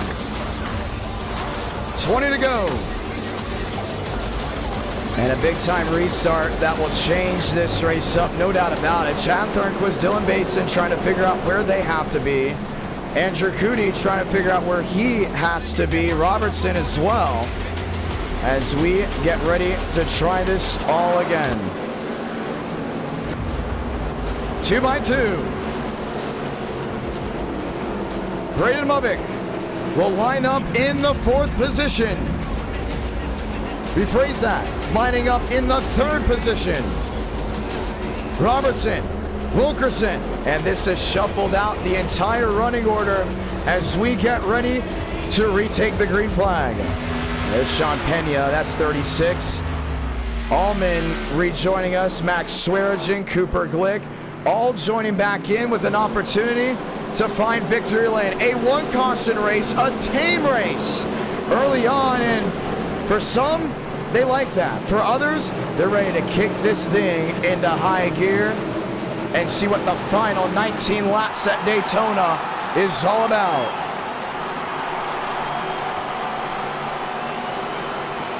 Pace car, the hard left on the pit road. Lyman, Cootie, 19 to go.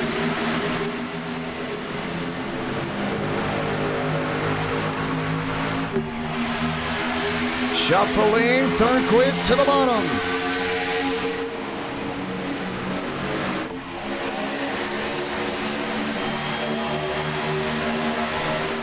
See that second group absolutely just got torn up. Mubick to the outside looking for the lead.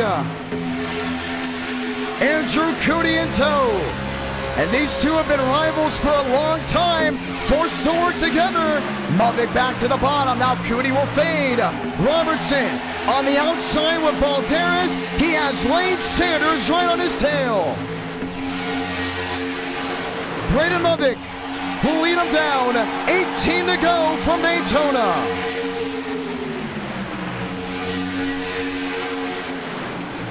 Lyman in second. Heckert to the outside. Lines in with Cootie. Heckert trying to make a name for himself. What a name he will get if he can go to victory lane at this great track. Mason at the bottom, he's in 4th. Shuffling, waiting for some. Mike Lyman has gonna have a David versus Goliath moment, as it will be the veteran of the 42 versus the rookie in the 60. Lyman looking to the outside, lines in with Thornquist.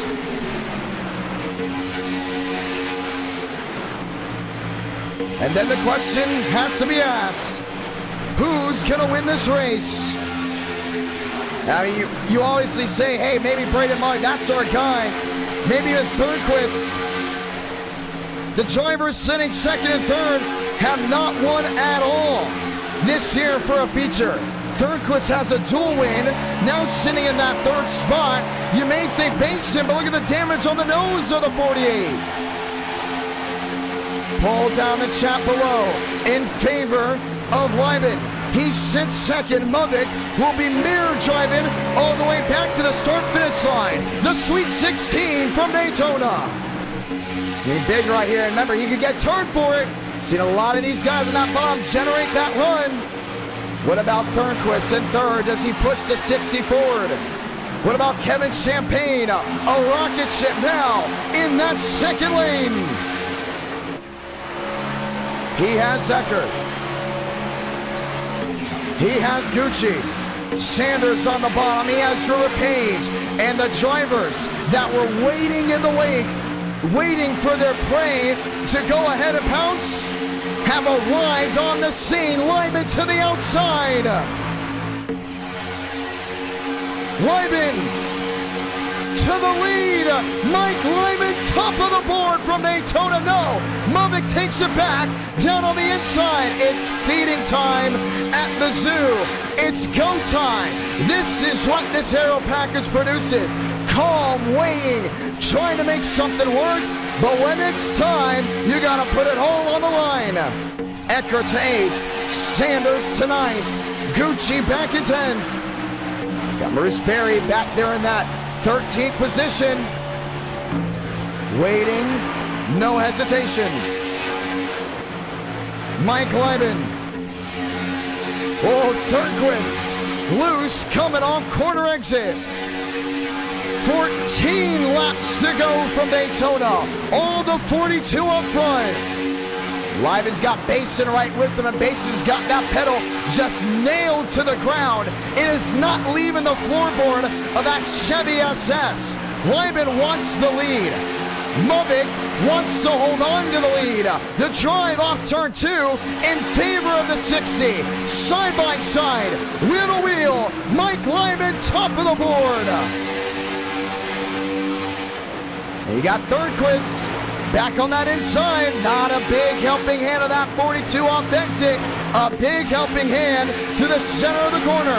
Sun setting from Daytona. Now, oh, contact! Movick, what a save! 3 wide goes Thornquist. Lyman wanted a clear low. Swiped the bow of the McDonald's 42. Here comes Kevin Champagne, 3 wide, ripping top.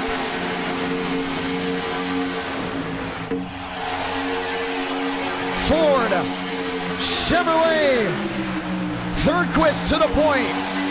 Thornquist off the nose of Mason. It's 13 to go, you gotta make it work. 3 wide, 3 rows deep. Thornquist on the outside now. Put Dylan Basin in the middle. Mike Lyman down on the bottom. 12 to go for the World Center Racing. And Movick is now lined back up with that 60, pushing him into turn 1.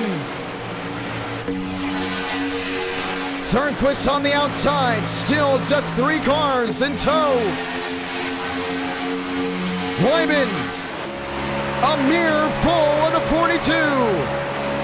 I don't think he was too happy about what happened just a couple laps to go. Now Dylan Basin is lined in with the Vincent Gucci machine. That's 2 Chevrolets on the outside. Make it now 3 as Aladam Contreras has arrived on the scene. Here comes Lane Sanders looking for an opportunity. Sticks on the board. 11 to go. Do we see a first-time winner?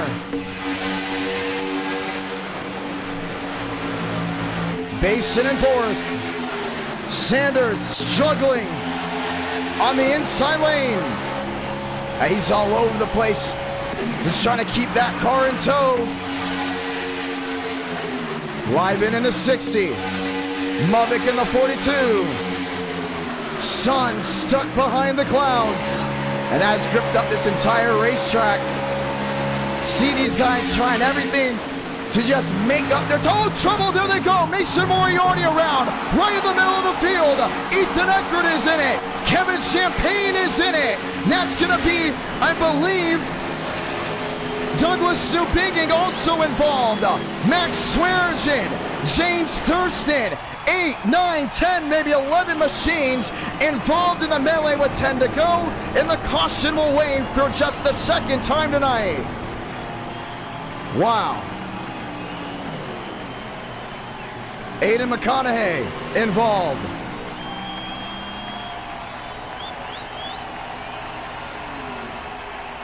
Just nowhere to go. I think River Page may have gotten through mostly unscathed. And this will calm them all down before we see that big restart. Man, a 2 caution race. You could tell it was time for them. They wanted to go, and they wanted to go in a hurry. Wow.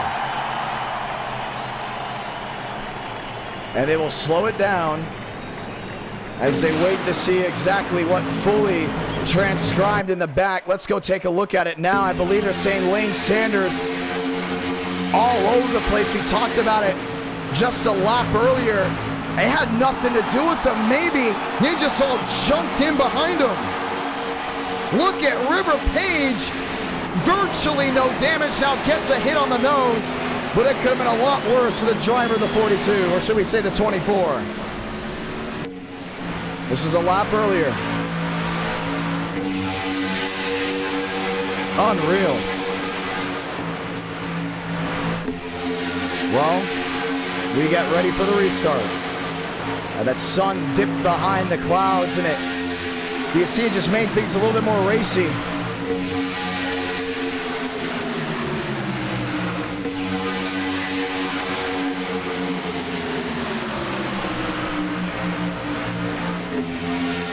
You could say it starts with Lane. Oh yeah, you see Lane just really let this main pack on the bottom lose all form momentum. Then I believe Daniel Mosteller gets in the back. No, it's River Page getting the back of Mason Moriarty. And for Kevin Champagne, it's a quick swipe into the outside wall. Doug had nowhere to go. Everyone else just piled on in. The 78 machine in it. Abraham Vila junked up. Cooper Glick junked up. And for some, there's just nowhere to go.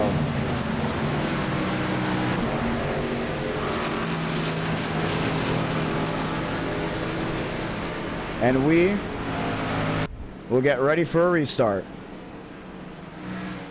There's Cooper Glick. He's going to pit road. Here's Braden Movick. So he'll be lined up with the 60 again. And then he'll have Dylan Basin behind. How many cars were taken out in this? Here's Max Swearigan. A lot of damage on his machine. Douglas Newbigging. Gio Turpin. James Thurston. Another one involved. Matthew Brower. Andrew Cootie. They may have already exited the facility, it looks like. Just wadded machines up. Quinney. Gudger. Here's Vila. No, should we say Vila also completely out of this race. We went from around 40 drivers racing to maybe now just the final 22. The sun is starting to peek out of the clouds now with 9 coming to 8 laps to go. Cooper Nash drops the $2 saying, watch my replay. But we're not able to get to that in time because we're going to see the good old 1 to go. It will be a 7-lap shootout to see who goes to victory lane.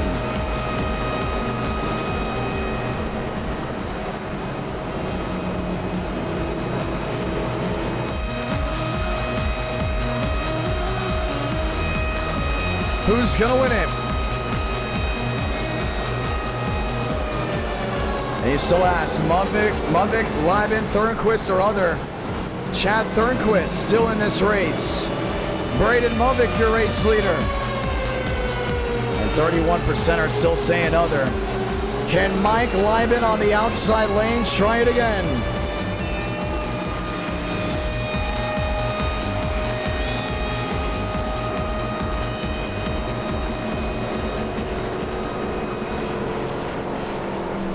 Mudvik versus Lieben.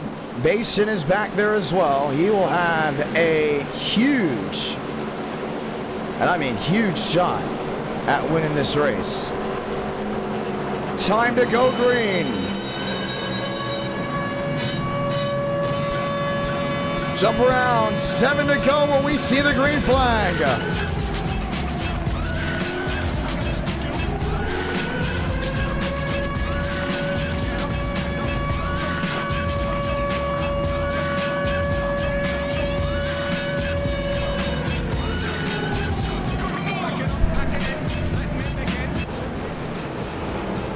This is what it comes down to right here.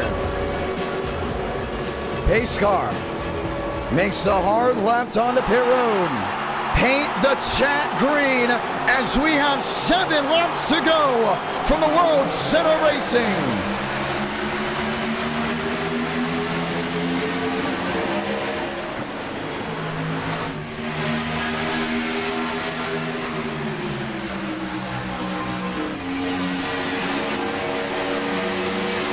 Lieben on the outside. Lines in with Wilkerson. Needs help from the 43. River Page into the outside wall. Way on back. Mudvik wanted a swipe top. Mike Lieben. Help from Wilkerson. Lieben, top of the board at turn 3. That 42 is just so quick on that bottom. Doesn't really have to worry about that rear end going around on him.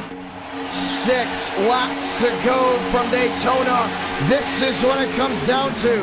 Wilkerson on the outside, lined in with the 60. Sanders in 5th. Lined up 2 by 2. It's go time for that second lane. If you're gonna be up there, you gotta stay up there. That's the only way they can get any type of push. Opens the door for Basin. Basin to the outside. Muddick covers. Lyman tries the outside wall. Basin on the bottom. Basin on the flat. Dylan Basin looking for the lead at turn 3. Checkmate, played him like a fiddle. Now Muddick leads on that second lane. 5 to go from Daytona. Lyman and Sanders. Pressure mounting up. Muddick needs that 60 to help out. You can tell how nervous he is just by how he's driving. He has to mount up right here and be resilient. Stick to the back end of that 42 so you can have a shot at winning. If the 42 doesn't get out in front, you don't have a shot to get out in front. And you can see Wilkerson now jumping to the bottom. He has bailed on that second lane. Basin and Sanders. Now Sanders up to that second groove. Help with Braden Muddick. Contact! Turns the 81 into the outside wall.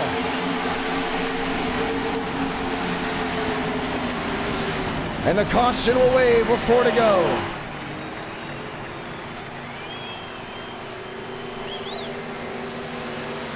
And Sanders wasn't able to hold his car together in 3 and 4, which caused that incident beforehand, and takes the 81 right with him. And the third. Caution waves.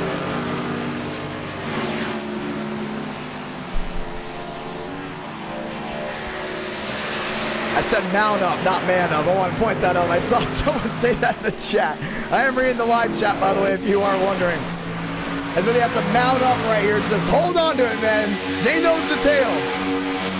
Don't let the pressure get to you. You'd be surprised how many drivers have the pressure get to them in NR. They always find their heart just races through their chest. And Liv Moss will end up being no Moss, as Lane Sanders will pack him up and head to the Heartland for the next race. And an unfortunate ending for him, no doubt.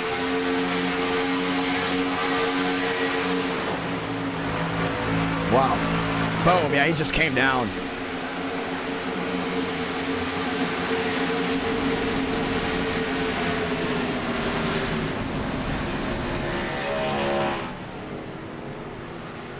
He just came right to that inside and took him out.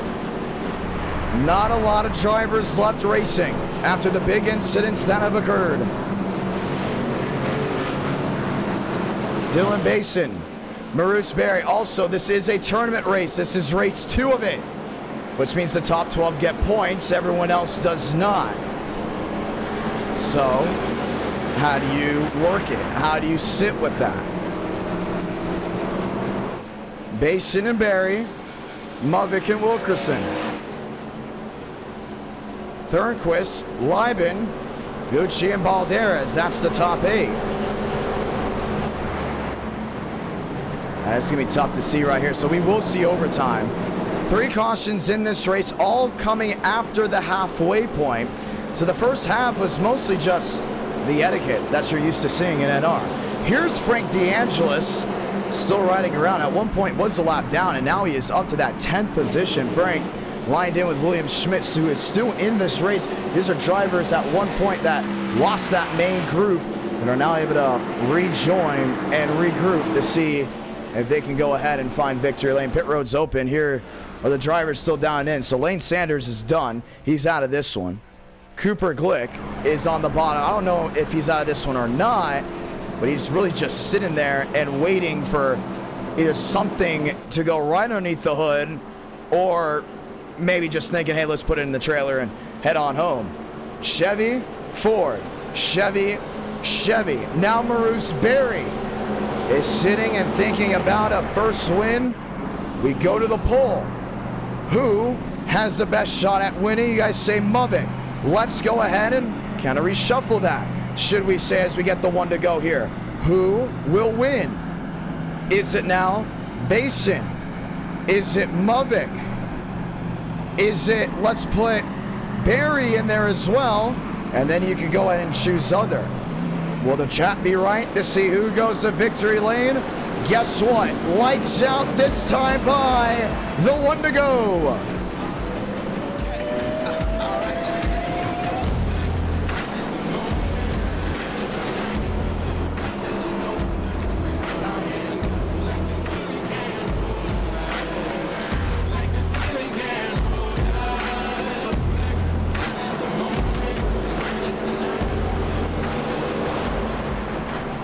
Barry on the outside. Ready to let this one hang.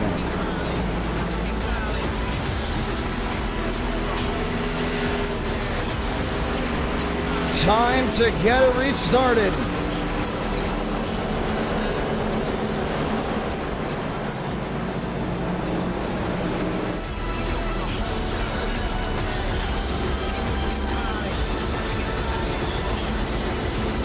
The one to go this time by. Let's go ahead and do it.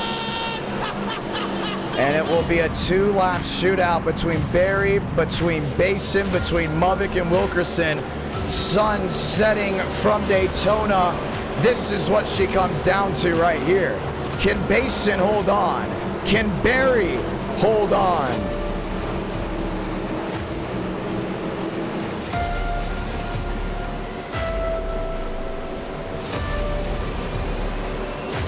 And already almost 200 likes on the stream, and the Night Owls will absolutely love it.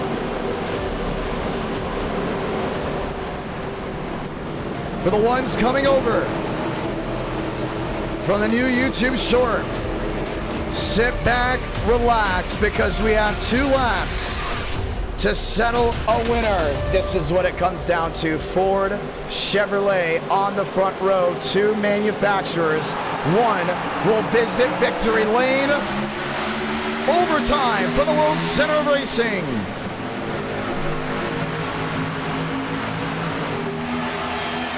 Basin Mavic. Climbing the gears, climbing the banking of 1 and 2.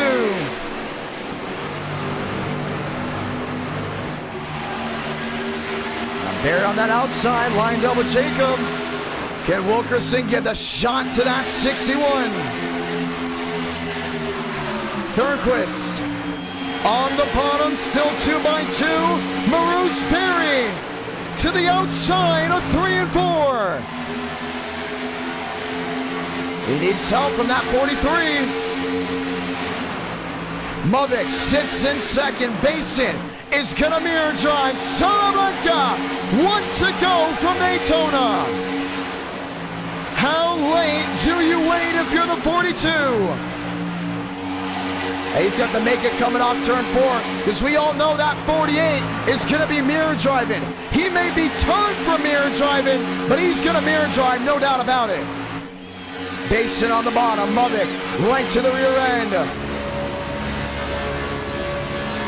Help in the back, Chad Thornquist, last drive, 3 and 4. 3 drivers, single file on the bottom. Mavic trying to squeeze to the bottom. Jumps to the outside, can't get it done, back to the bottom. Dylan Basin tries to block them all. To the checkered flag, Dylan Basin victorious from Daytona. And a huge wreck to end this race. Jacob Wilkerson up and over. Chad Thornquist junked.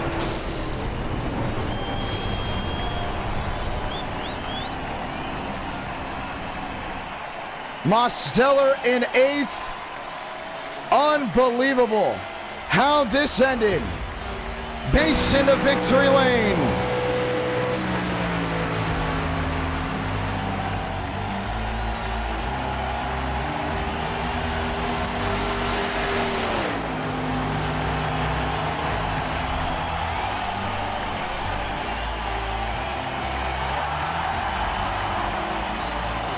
And a 3-caution race for 60 laps.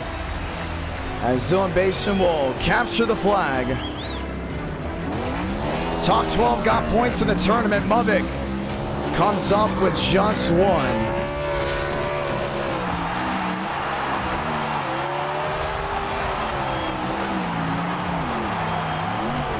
As Basin burns it down on the front stretch. Let's watch back to what happened on just the last lap. And this is obviously coming down off corner exit. Basin swipes to the bottom. And Thornquist just got nailed in the side by Vincent Gucci. And they all just started wrecking behind. Frank gets nailed. Or should we say comes up into Marusberry.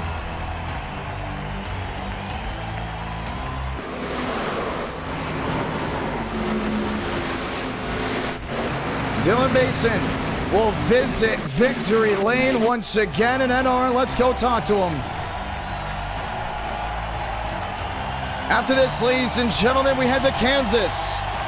So stick around because you're going to want to see that already. Almost 200 likes on this stream. That means one thing and one thing only. We are going racing. Possibly for race number 5 if we hit the 300. Keep that in mind. Let's go talk to him.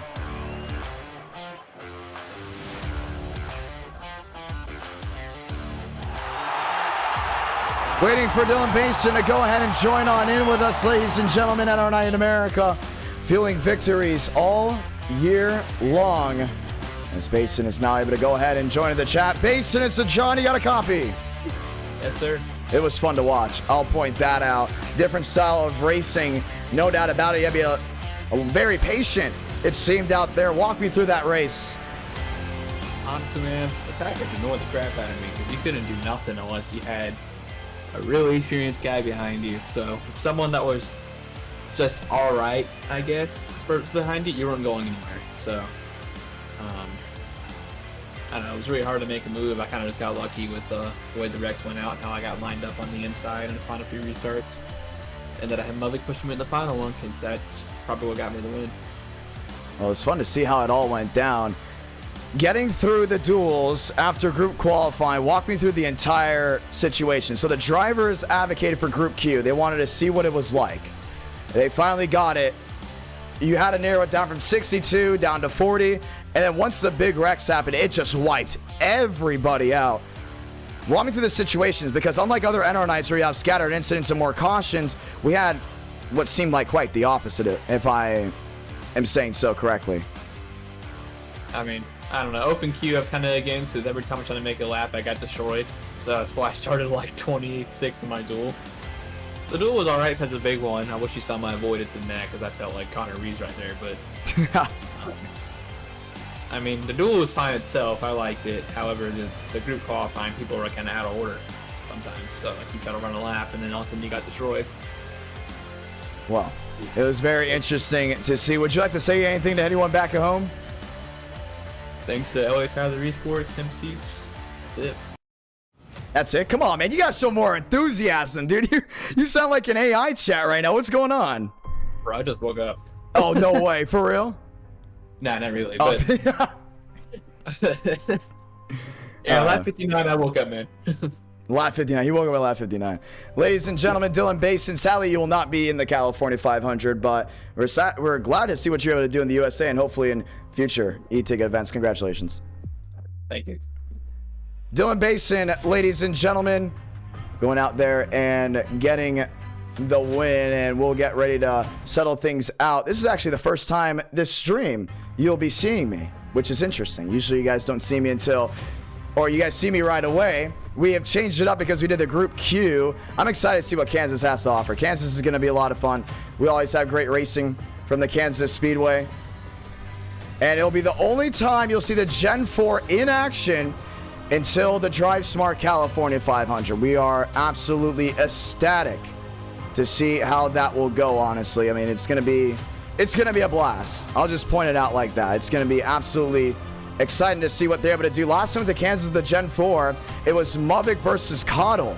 Best part, both Muvik and Cottle went ahead and signed up for the Drive Smart California 500 and will be racing in it. Oh, by the way, I just want to also point out for the Drive Smart California 500, for the viewers back at home, Jarrett will be in the booth with me, having some fun, calling the action, and there'll be $500 to win. That's right. One of your drivers that you watch week in and week out will be walking away with 500 big ones. Let's get ready to go ahead and start race number 2 as the Gen 4 stock cars work their way out there to Kansas for the second race of the night. Just saw the super chat there by Cooper Nash. Sorry, we were not able to see the replay. There was not enough time. We went right to the one to go. But Cooper Nash, we are very thankful for the super chats that you have given us there in the chat below. Ladies and gentlemen, let's get ready to go green. A 50-lap dash. In race number 2, we will have the sprint races or the medium-sized races for the rest of the night that I want to go ahead and point out. So we will have Wilkesboro tonight. We will also be having Daytona Road tonight, and we'll have the viewers vote on what style of Daytona Road, front stretch chicane or no front stretch chicane. I'm asking you all that because the draft without the front stretch chicane is huge. So if you guys want to see that, well, you guys very much can. Single car qualifying will be in effect. I believe it's going to be 1 lap of queue for the Kansas Speedway. We'll head on in there shortly. Thank you to everyone that's tuned on in tonight. Who saw the YouTube short tonight? The YouTube short or this morning. Awesome. We're going to start uploading more YouTube shorts. I realized, I was like, hey, what if we did YouTube shorts a day of? You know? If you guys haven't seen the YouTube short already, I'll go ahead and link it for you. Already 2,000 have tuned on in, and we're very grateful for everyone that has gone ahead and taking a peek at it. I want to start uploading some more consistently. And we've always talked about more YouTube shorts, more videos in general, maybe a new YouTube short tomorrow, maybe a new YouTube short on Sunday. I'm not joking. Like, we're really trying to push out the YouTube shorts, including early in the morning. So some have said no front stretch chicane. Some have said bring the front stretch chicane. I made it in the league session. Sorry about that. I did not realize I did that. Do not join that session, ladies and gentlemen. Do not join that session. I made it accidentally in the league session. That will not count towards anything, and we'll get ready to try it again. So this will be under hosted. The password will be IDK, and now you guys will have 4 laps of queue if that's what you need as we get ready to settle things out. The only time we'll be doing the old Gen 6 was race number 1. The rest of the racing will now be scattered out. The Gen 4 will be next. What do you guys think of the new thumbnail style? Thinking about changing it up into the later portions of NR Night in America. We know with the eTicket event that is coming up, we're thinking about going with that style. So now the session is up under hosted. It will be a hosted session, and 60 drivers can go ahead and join to go ahead and race. Let's get ready to go green. You know, I haven't said hi to any of you awesome viewers in the chat down below yet. Hello, Josh. Hello, Wes Edits. Hello, Mitchum. How's it going? Hello, Reagan. Who's excited for the Drive Smart California 500? It's officially event week, which I'm excited for, which means it's going to be very interesting to see what's coming up around the bend as we get ready to go green. So we will have the backstretch bus stop. We will not have the front stretch bus stop. Maybe yes, maybe no. Let's get ready to go green. It's going to be bad entering turn 1 without the bus stop. That is true, because we're doing the Gen 6 of 2021 Gen 6. So do keep that in mind. We're not doing the Gen 6 of the past like we just did. So you got to go ahead and keep that in mind. For everyone getting ready to finish up their classes, for the ones that are in college or working their way through summer, whatever it may be. I said summer, we were in winter. Actually, no, we do have Australian viewers, so you guys are currently in the summer months. Everyone around the world watching, excited for Christmas break coming on up. Session is up, password is IDK. We are joining on in, I like Daytona. I'm going to give you my rundown about it. You heard it from Basin. It was tough to pass and it was frustrating, and people were frustrated the entire race. Yes, that's how it was. But the flip side of that also is an aero package where it's easier to pass, right? You get that huge wake. The problem is when you have people that get too bold with it, you get all those cautions, and then all of a sudden it seems like we're pacing. We're not even racing anymore. So I said, you know what? I like to see a change about that. And I said, you know what? Let's just do this style of racing. Remind drivers how racing should be on the super speedway. Calm, early on, 2x2, maybe 3 wide. You know, spice it up here and there, and then give it your all completely at the end. Granted, some of you guys obviously like the full-on action every single lap, which is great, and you love seeing it on the intermediates. That's what we praise on the intermediates. That's why Michigan's e-ticket was so good. That's why Auto Club's e-ticket is about to be so good.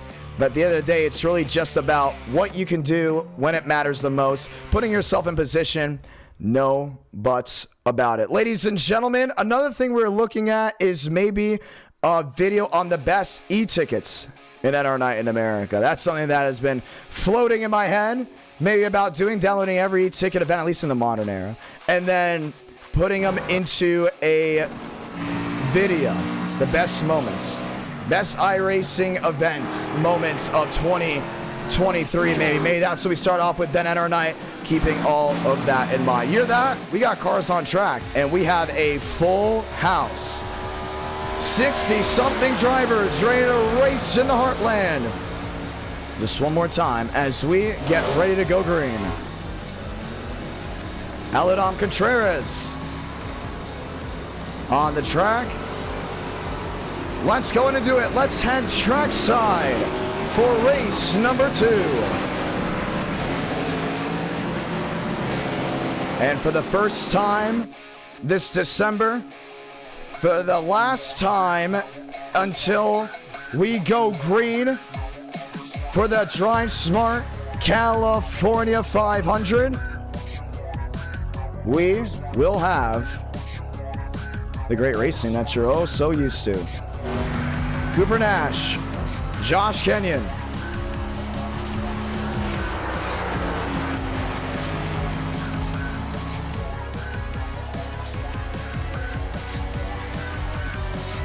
Kenyon heading to turn 1. And he'll be driving this 16 come event time. Keep that in mind.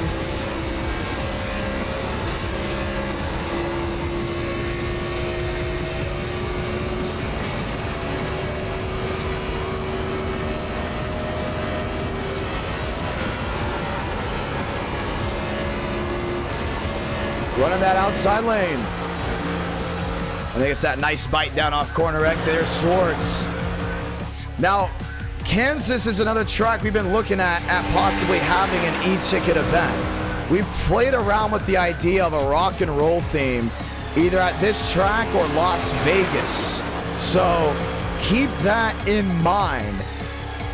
If we definitely do get a sponsor for an event that wants the rock and roll theme, either at Vegas, maybe Talladega, maybe other style of tracks, we're looking at bringing them in. There's Basin.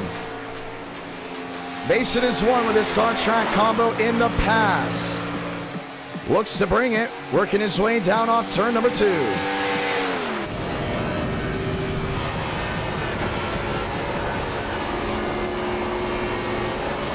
Grip and top.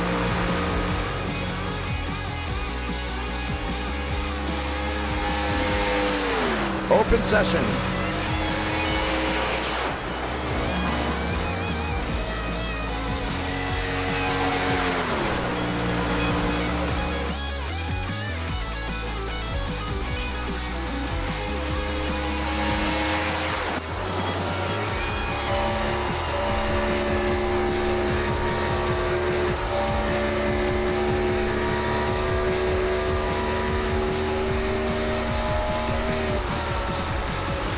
Basin, top of the board at 29.97. Here's Frank DeAngelis. And he keeps saying, I'm trying to beat the wash allegations.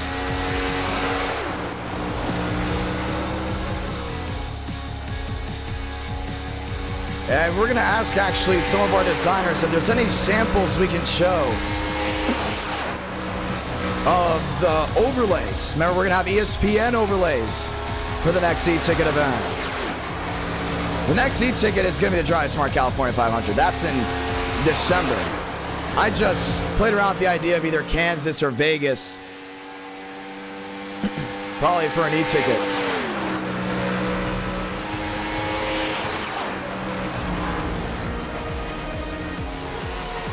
Contreras, rip and top.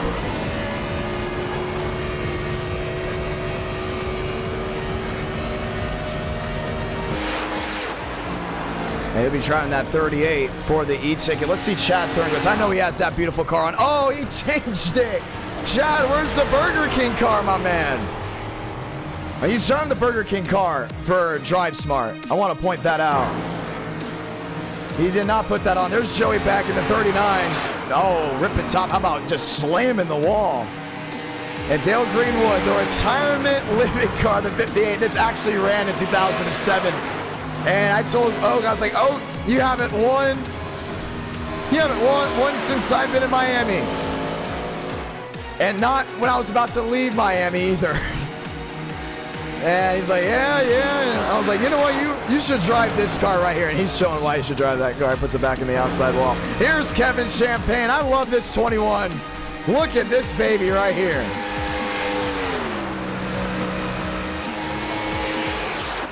Driving that for the Drive Smart California 500. Absolutely just a beautiful paint scheme. Love it. I love every single inch of this car. Sean Pena. Carson Freeman, Vince Iguchi.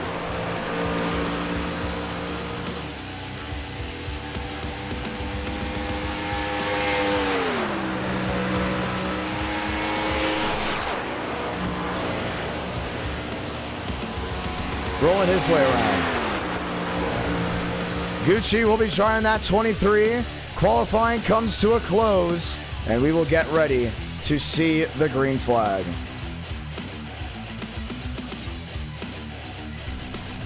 Time to go green, ladies and gentlemen. So 43 drivers will take the green flag here from the Kansas Speedway. And our night in America, feeling victories all year long. Dylan Basin, Braden Muddick, Max Swearigan lined up as we get ready to go green. 50 laps of action.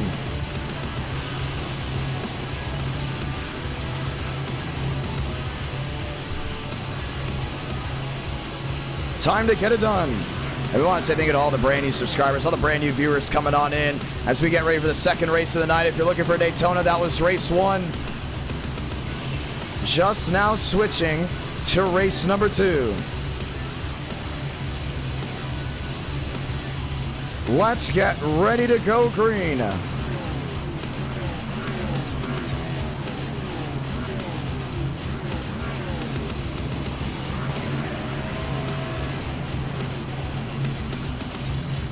Gonna be a fun one, gonna be a blast. So all these drivers lined up, ready to go racing. Daniel Mosteller and the Darian Gilliam 25. That is Black Flags Matter, the YouTube channel. He will be representing. Darian has raced NR Night in the past, so he has not raced recently. 2 hours into this stream, we're now starting the second race. It's gonna be a lot of fun to see what he can do in that 25 machine. I think he's got a real big opportunity to go see victory lane, and he's won before in Darian schemes, and we said this before. Yeah, that's a trivia question we all know. Last time Darian Gilliam won an NR Night in America, that was June 2021. Let's ask you another trivia question. Let's see. Let's see a great trivia question. I'm thinking e-tickets, right? I'm thinking e-ticket trivia question. Where did Frank DeAngelis finish during the 2023 Daytona 500 e-ticket event? What spot did he finish in? Anyone know? Anyone know where he went to victory? Oh, no, not victory lane. Oh, I've just ruined that one for you guys. Well, he didn't win. You obviously know it's Andrew Cootie. Where did he finish by chance? Can you answer that one? That's the real question. Next time by, we'll see the one to go. Let's say those magical words. God speed drivers. You are go for throttle up. Sputtermouth got it. Second. He finished in the second position. Came up just that short. Lights off this time by, ladies and gentlemen.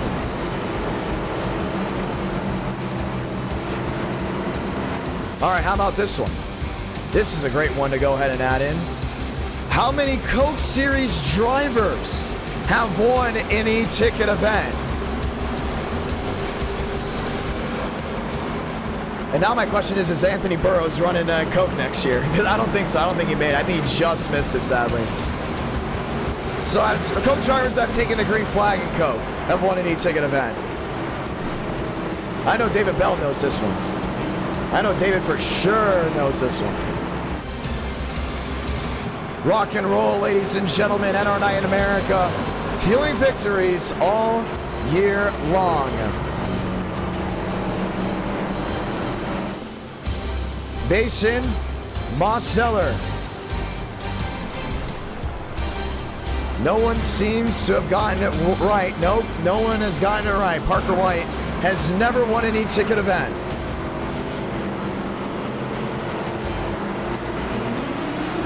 This is what it's about, the Heartland.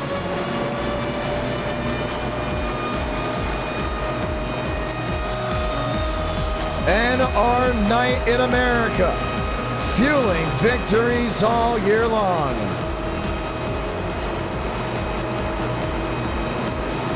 Pace car makes a hard left on the pit road, and we're gonna scream and cheer as we light the fuse from the Kansas Speedway.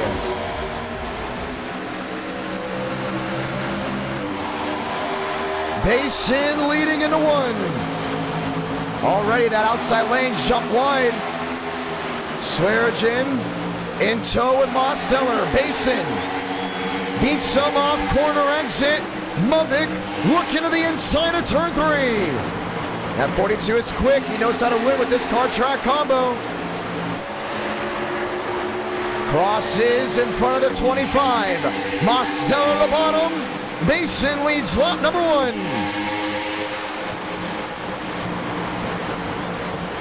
Demos downstairs. And Joe really had to get out of the gas. Coming off corner exit, he's going to lose all that time. Carlos Truther working his inside. The 20 drops back to the 5th place spot. Basin still fighting Mosteller. He's trying to go back-to-back here. You can tell Demo's trying to keep him at bay. Most led that lap. Heading back to 1. This is what speed's about right here. This is why we love Kansas. Such a high speed, high action racetrack. Movic to the bottom there in 3rd. Demos, the drive on turn 2. Basin on the bottom. Movic right in tow. Jacob Wilkerson nails the outside wall. I hit that thing a ton. He's going to lose a lot of time. In front of the 48. Movic, Armstrong. Joe running way wide. He's going to slide. Saves it. Locks it down. Yes, he does. No caution as he keeps it off the wall, but could have been race-ending for sure. Wow. And just like that, jumps all the way back to the 34th position. Battle for the lead. Battle for second. Movic on the bottom. Basin trying to make up that time. A couple guys stop all the way back to the bottom. See the inside lanes really coming together. Max Swearigan now trying that farthest groove up near the outside wall. Basin second. Mosteller leads lap 6 out of 50. DeAngelis, welcome to the top 5. One Coke Series driver has won an e-ticket event. That was Wyatt Tinsley. Everyone is spread on out. Lap 6 out of 50. Just joining in, we say hello as it's rush hour here from the Kansas Speedway, live from the Heartland. This is NR Night in America. Demos, Basin, Movic, top 3. Swearigan back and forth.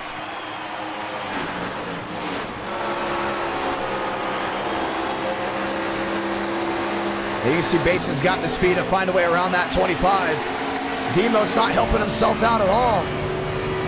Losing that rear end. Movic in 3rd.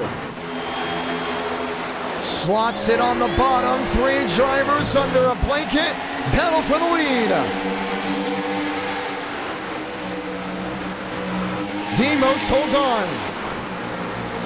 Basin under fire. That 42, that holiday scheme. Yes, that is Braden Mavic on the hood of the car. For the ones that don't know, that's when he got, I believe it was his wisdom teeth removed, all 4 of them, and then he went ahead and did a league race right after it. He sits 3rd. Max Swearigan sits in 4th.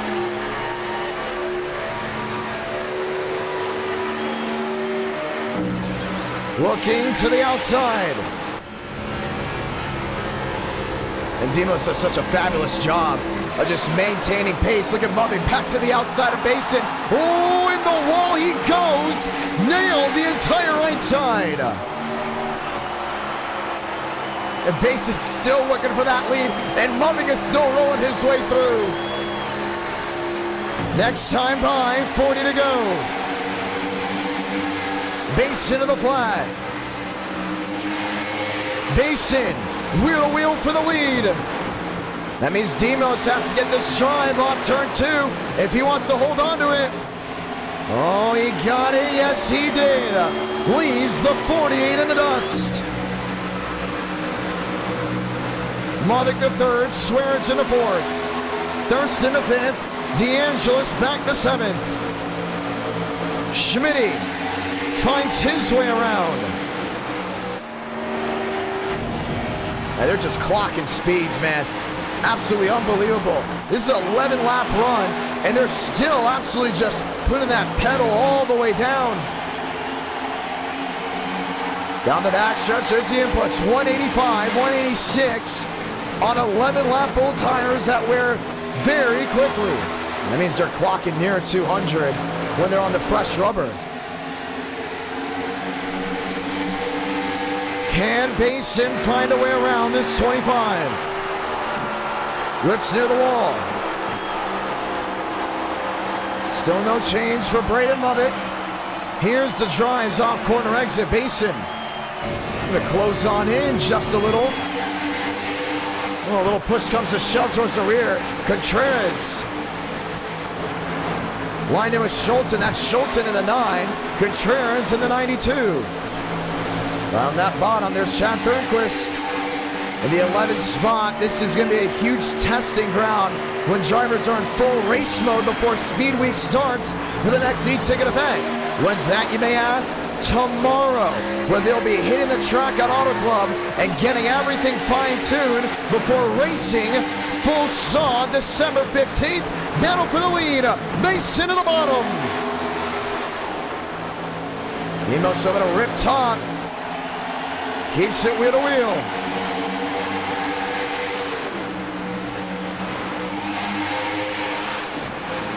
Mavic watching in 3rd. A beautiful shot of why the lines are so important. Basin a drive. Mosteller lays out of the gas as Basin almost swiped him into the wall. Mosteller loses 2 spots. Here comes Mavic to the bottom.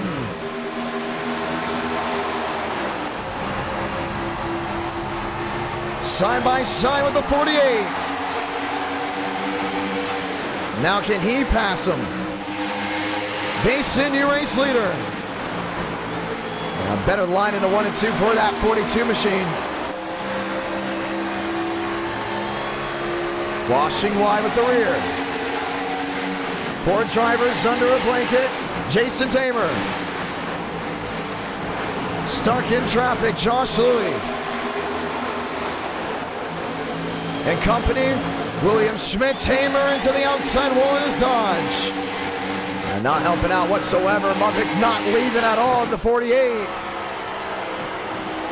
What a race we have had so far. 16 laps in, and the top 4 have not really left each other. How about James Thurston there in 5th?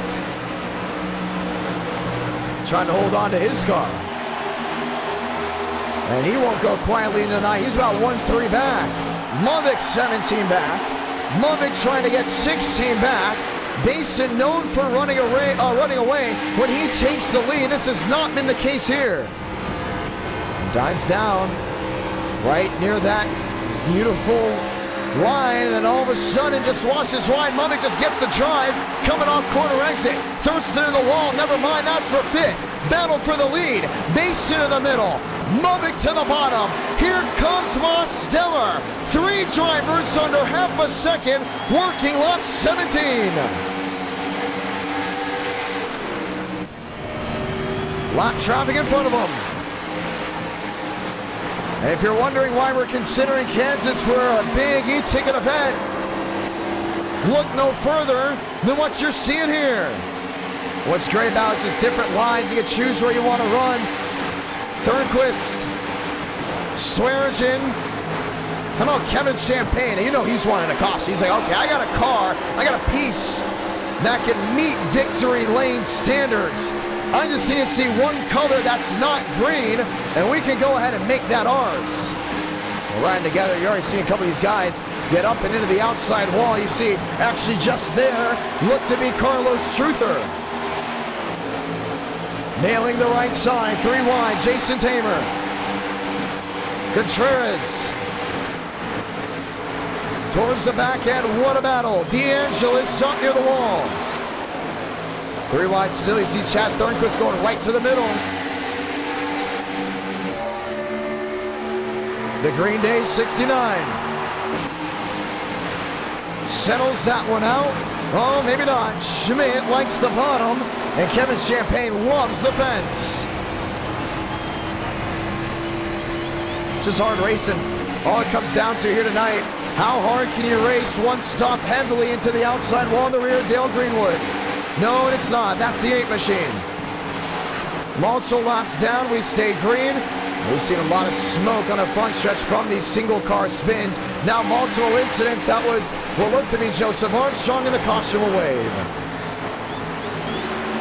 I got into it there at the 17. Working lap 21 out of 50. And for the first time tonight, we'll see it. I don't think Joe's too happy to pull alongside the 17, and I don't know. You never know with these drivers when they might meet their standards. He went up to him, but he was able to find a way around. So the caution will wave for the first time. Too many incidents on the racetrack, including for the ones that we looked away from, which means we're going to have a big-time restart working lap 22. All right, well, let's go see what happened. Devins Baker there in the 04. They're at the 17. Remember, Joe had his tires all torn up from what happened earlier in the race.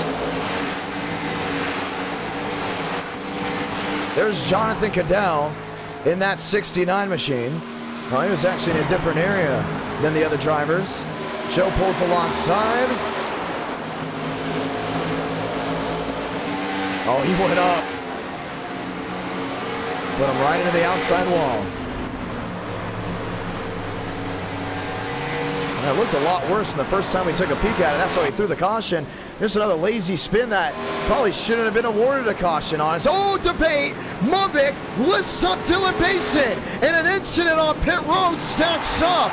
Whoa, Swearingen involved. There's Dylan Basin driving backwards through his pit stalls. Unbelievable. He's going to get to a stall doing it. Wow. Remember, this is iRacing. You can clip through drivers, and no doubt about it, the most dominant forces will lose all that track position. He just lifted them up.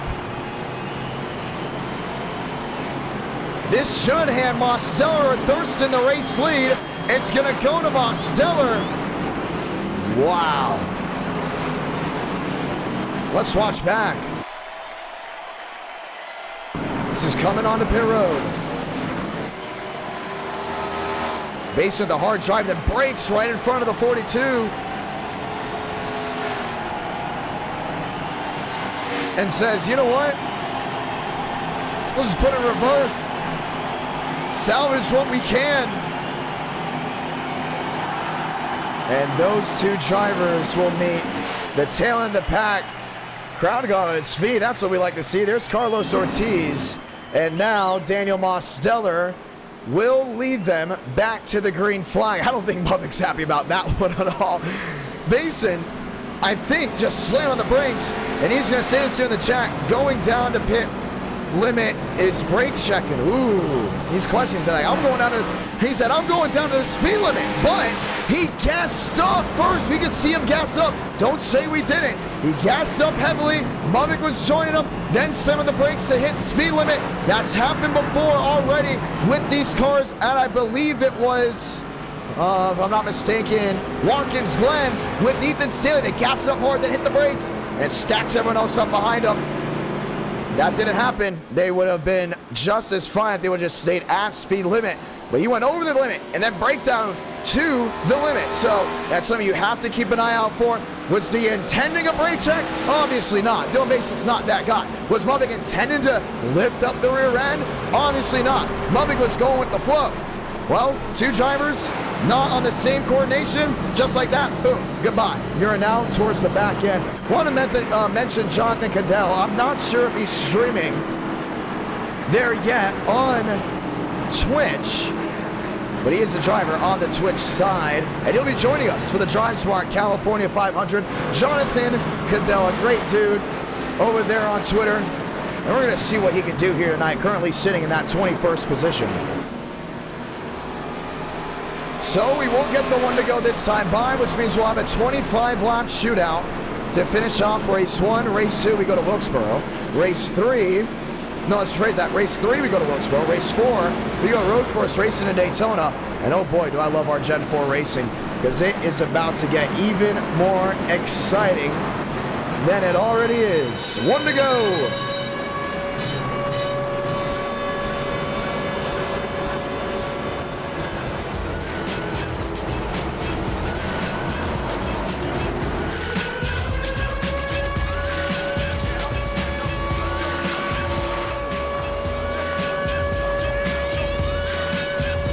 Let's go green.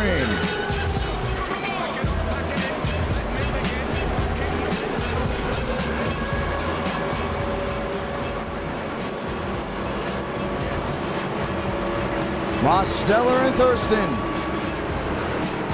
lines up wheel to wheel to give it a shot. Time to rock and roll. Racing from the heartland, this is the Kansas Speedway. Thurston and Mosteller brings us back 2x2, back underway from the heartland.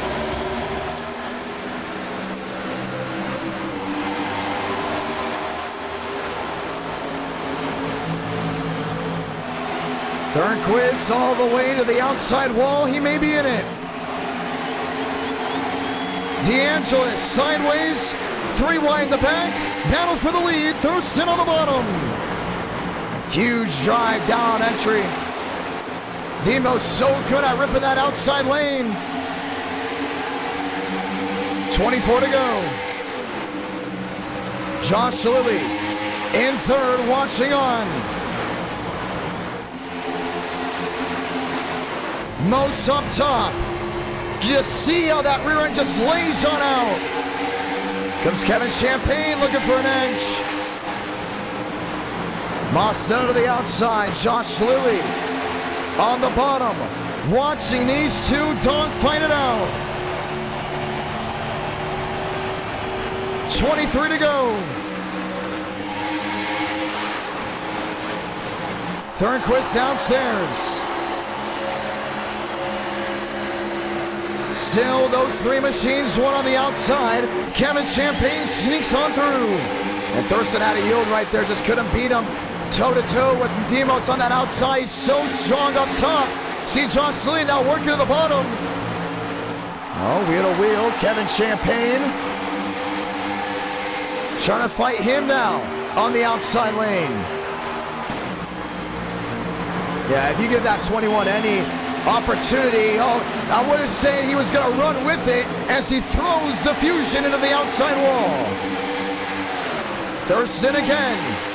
On the bottom, one sliding in the back, out of harm's way.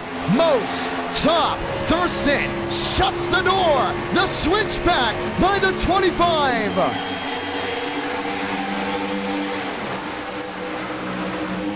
.21 to go. Just able to get him on that bottom lane. He's just so smooth with it. Oh, lost the rear end, puts it in the wall.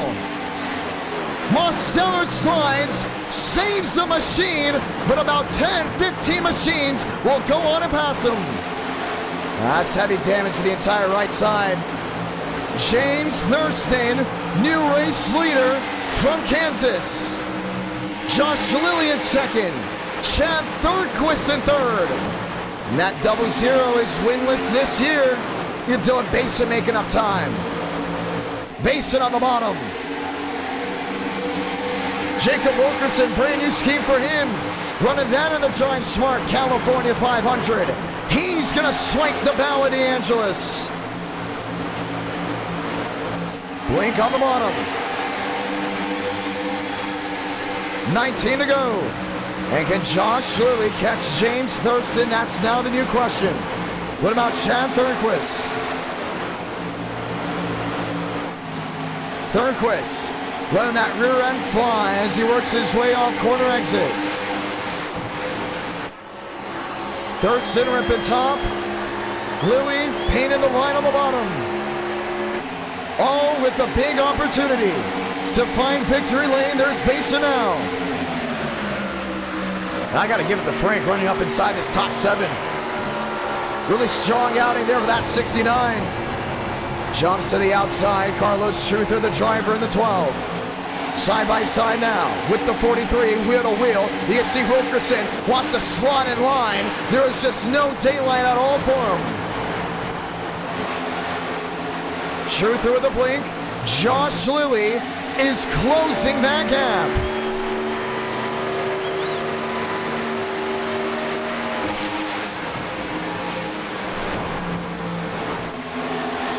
Lilly downstairs. Thurston will clear, but he has Wilkerson. Let me rephrase that. He has Thornquist right on his tail.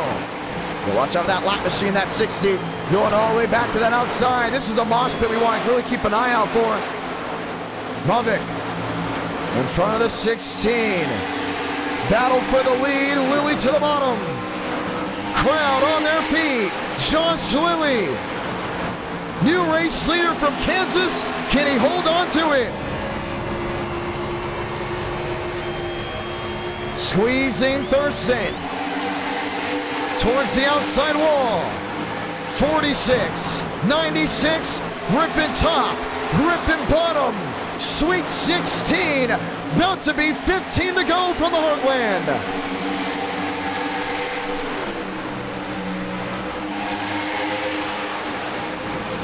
Thurston's just so strong on that outside. But Lilly's really got it working on the bottom. Thurston in the wall. Josh Lilly could clear here if he goes for the slider. He's gonna think about it. 96 in view. Locks top, now gives him the line. 14 laps to go from Kansas. No one giving in. Thurston in the wall. Now Chad Thornquist has the opportunity.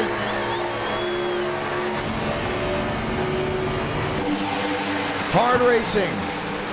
What you love to see.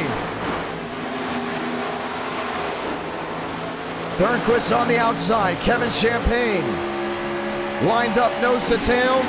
13 laps to go now. Look at Basin, look at Wilkerson. Fighting and clawing their way back forward. Braden Mavic in the 9th place position.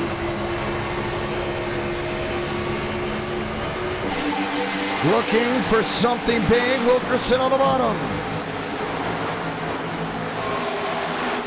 And they're also navigating lap traffic. Starting to become a tough tail. 12 to go for Josh Lilly.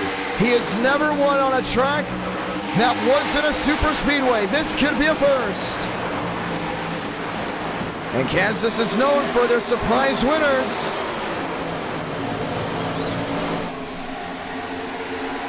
Seven back. Here comes Thornquist to the inside. Chad Thornquist just now one spot away from getting that elusive win in 2023. Thurston fights him back on the bottom. Gotta watch out, you don't want to turn a guy over there. Champagne in the 21. Joins the party, sticks on the board. Now just 11 laps remain. This is the battle for second.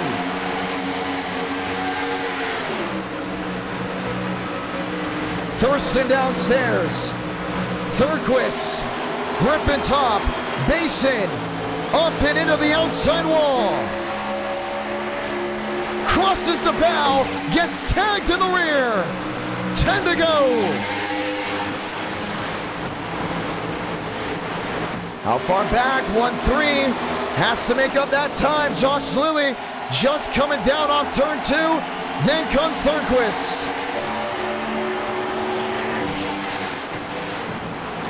Kevin Champagne on the bottom. An underdog of Josh Lilly. Raced in the USA 500. Didn't get a ride for the Giant Smart California 500.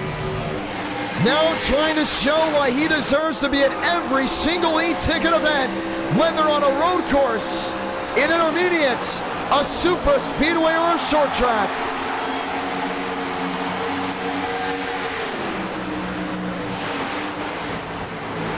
Basin making up time on the bottom. Atro from the back all the way up. Contact with Kevin Champagne. They keep it straight. Gotta be smart right here. See James Thurston now trying to fight Thurquist. Basin looking for an edge. Thurston a huge lunge down into turn 2. Won't work out. The mosh pit for second. Lilly pulling away. 8 to go. Have to be smooth. 3 wide. Looking 4. Basin crosses 2. Crosses 3. Thurston on the outside. Now Champagne wants to go as wide as possible. 6. 8 machines under a bubble. Wilkerson trying everything. Chad Thurquist, trouble. Spin in the rear, Braden Lovick. Caution will wave with 7 to go. And for Josh Lee, that's what he did not want to see, as this will change the entire complexity now of this race.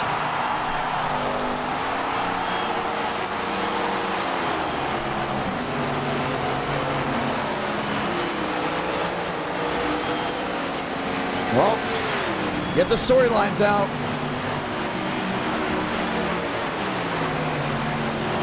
The third race of the night. I'm about to see a late race restart.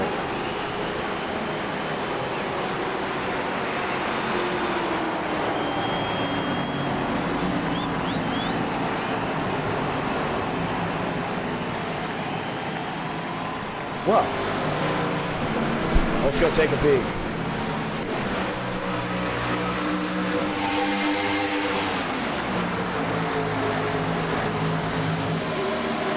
There really wasn't a lot of room to run on somewhat worn tires. It just was not going to work. See here, Wilkerson already dead sideways. And Schmidt had nowhere to go. So Lubbock did get through. And there were 3-4 machines in the back involved in the incident. Will not be wise. Kevin Champagne on pit road. Dylan Basin on pit road. This is money stop time. 2 tires, 4 tires. Lubbock wins the race on pit road with a 2-tire stop. DeAngelis comes out second with a 2-tire stop. Jordan Herring comes out third with a 2-tire stop.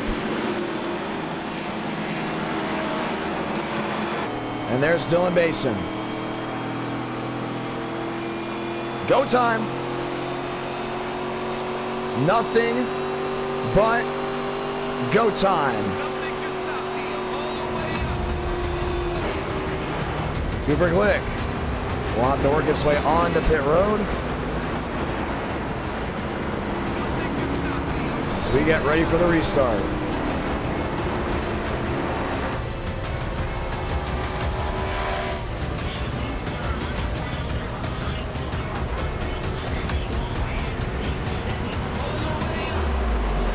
Let's get ready for the one to go.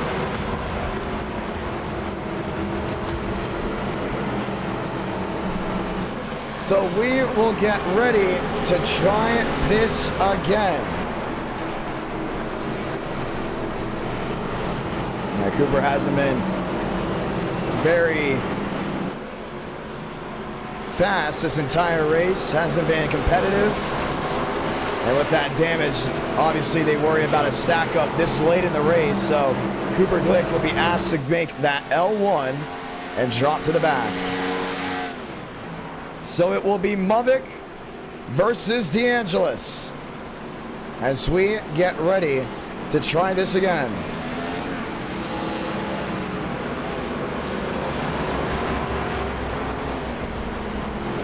He'll go to pit road.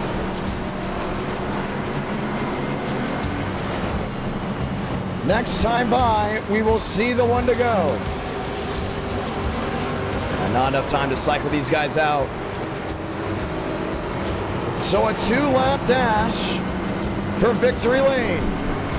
Mavic versus DeAngelis. Herring versus Basin.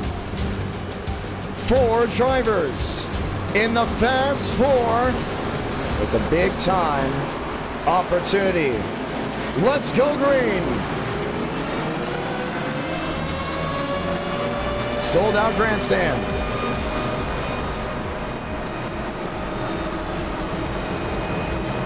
Race 2. That was a quick one too. Didn't take much time to find the ending. There'll be 60 laps at Wilkesboro. Also another quick race as we continue to race on.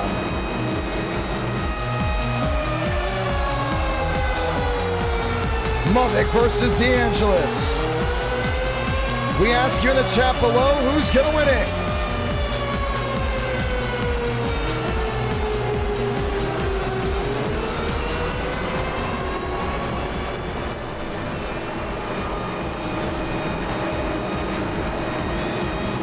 Let's get ready to go green, ladies and gentlemen. Get those icons out. Paint the chat green as we get ready to roll. It's all about right here. Pace car, hard left onto pit road.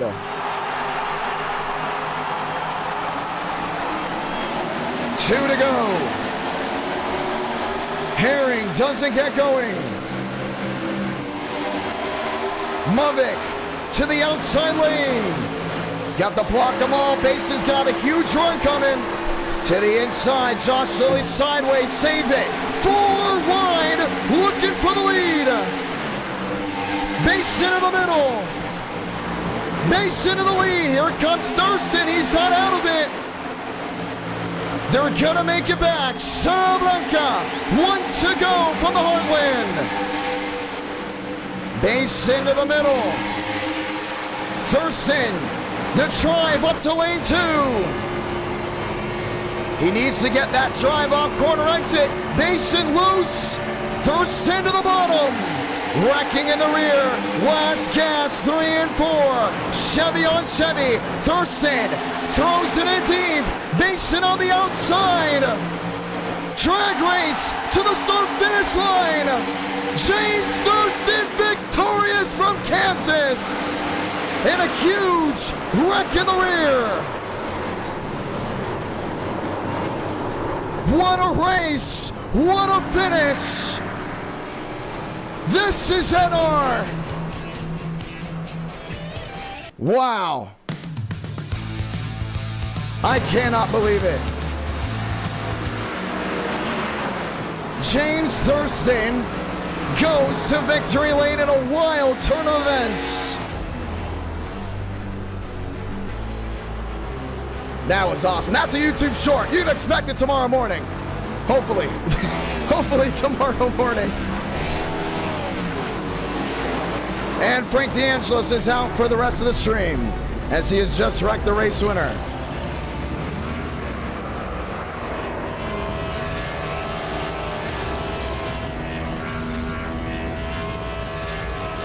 Hey, you can't do that. You can't wreck the winner during burnouts. James Thurston, he better come in here with some serious sauce. I mean, when we go ahead and interview him, what's back on this finish? If you haven't already, subscribe, notifications on.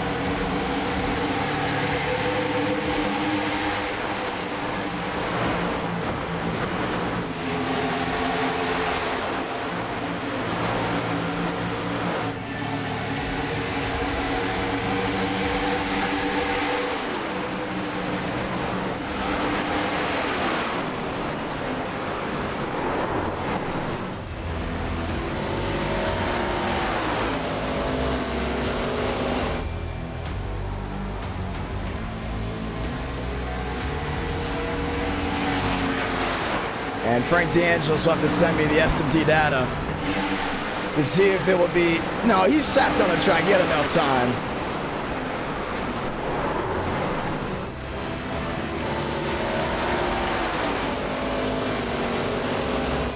Unreal.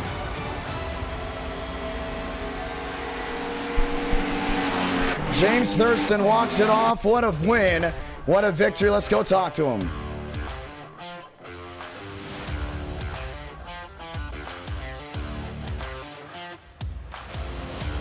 Thurston, so John, you got a copy?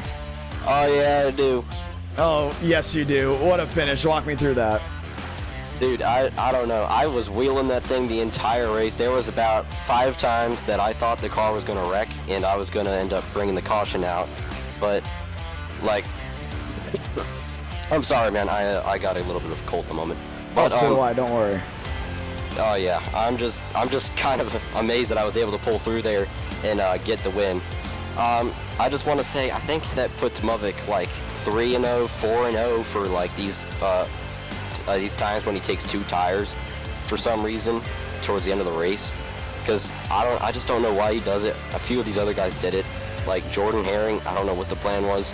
It's just, I guess they just try to make it more exciting for the finish. But it's, yeah, I don't know. 4 tires on these overtimes with the Gen 4. There's no other way that you can really go about it, and that's exactly what we did. But dude, that finish between me and Dylan, I thought I was going to run him up in the wall, but looking back at it, I didn't even touch him until he came back down the track. Well, it was interesting to see how it all went down. He was seriously loose coming off corner X. That was a fun race to watch. I'll point that out. And you might see a YouTube short tomorrow if we can get it completely out, but that was unbelievable. Yeah, just thanks to Power Smash Infinity Speed Motorsports for the car, the incredibly fast race car, and I mean, that was a much more exciting finish than I thought we were gonna get. Josh Lilly there was leading a lot of those laps. He just straight up outpaced me until we got that caution. But like, I mean, we just put it full tilt in that final restart there and just like went through and got it.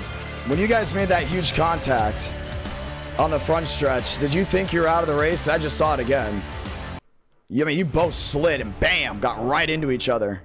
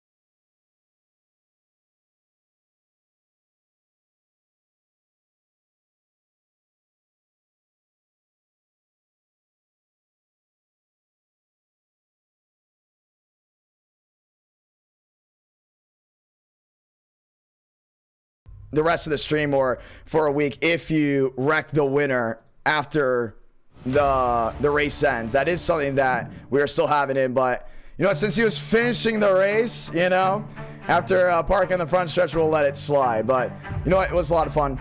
It was a great race. I love that race, man. So Yeah.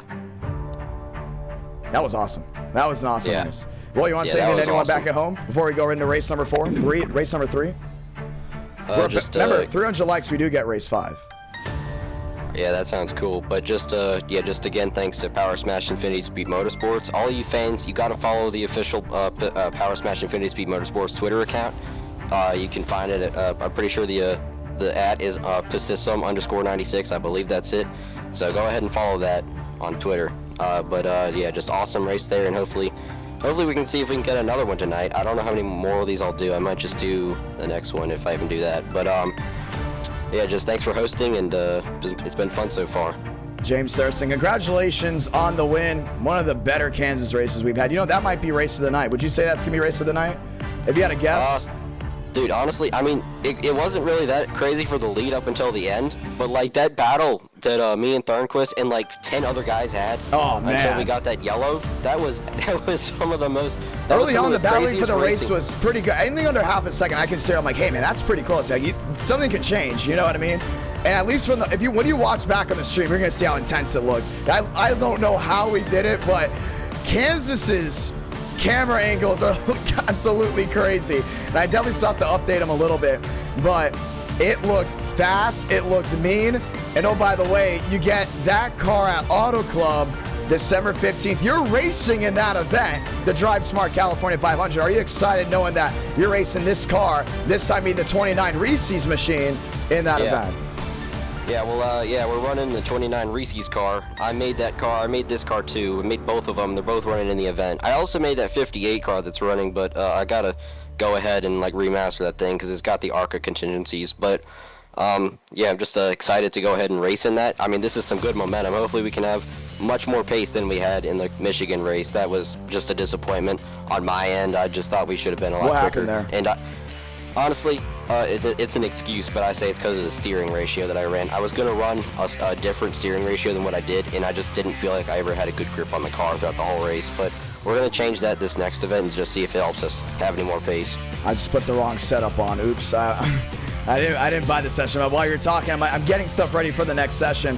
I got to ask you as well, are you excited about Auto Club? Is that something you're looking forward to running? You know, I mean, you just talked about how Michigan, you came in with a lot of love, right? You came in with a lot of energy, but that's not the performance you wanted. Then all of a sudden you come out and, you know, you're heading into Auto Club where I think you've ran well in the past at.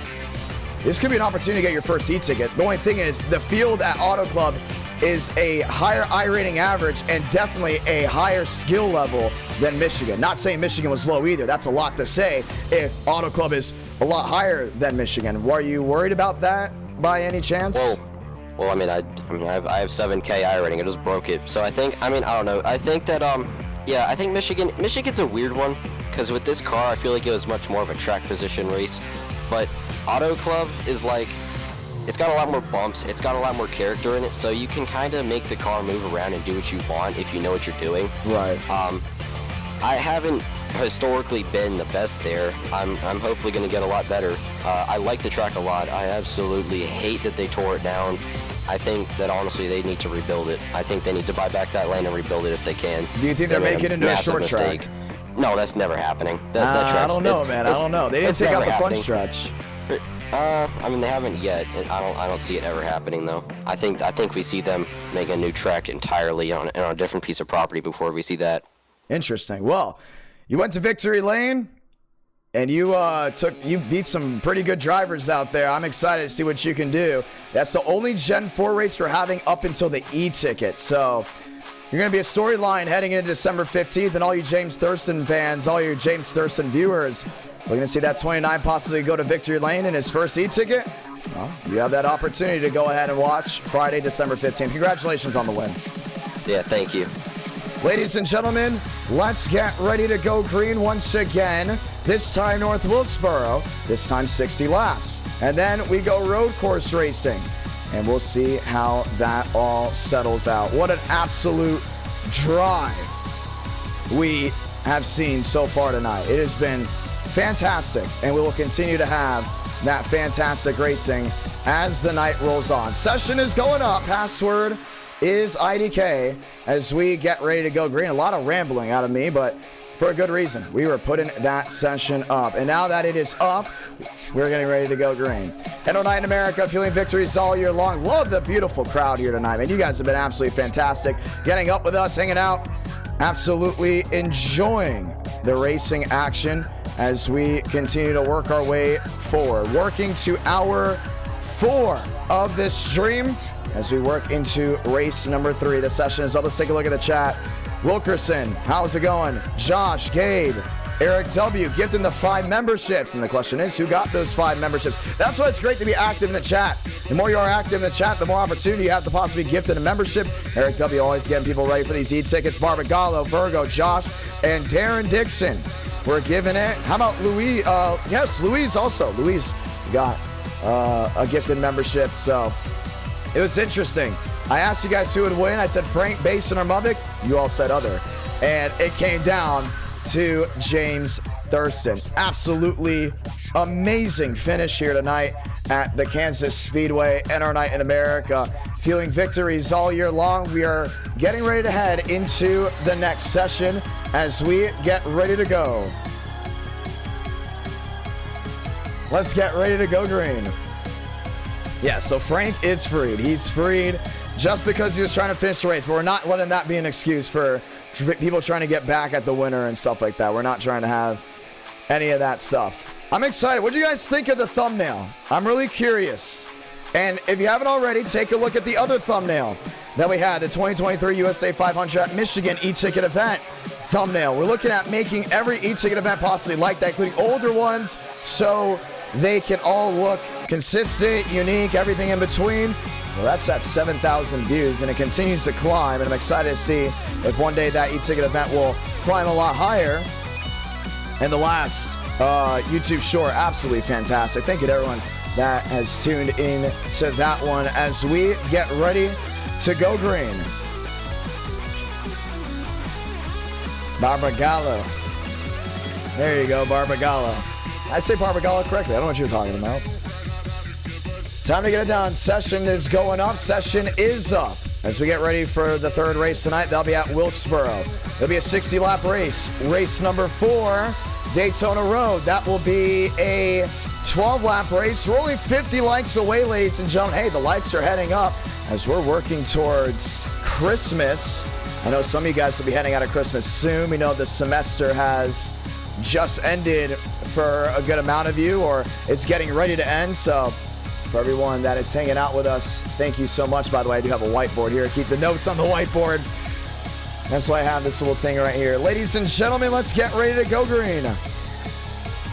Yeah, we're pushing YouTube Shorts out, and quickly, man. It's looking really, really cool. So excited to see what's next on the table. So Thurston, Beck, Herring, Armstrong, Buys, Solomon, Mosteller, Dale Greenwood, Cooper Nash, Chase Schaefer, Chad Thornquist, Carson Freon, Braden Movick, and we're having bump day. No doubt about it. We're going to need to bump some of these guys out as we get ready to go.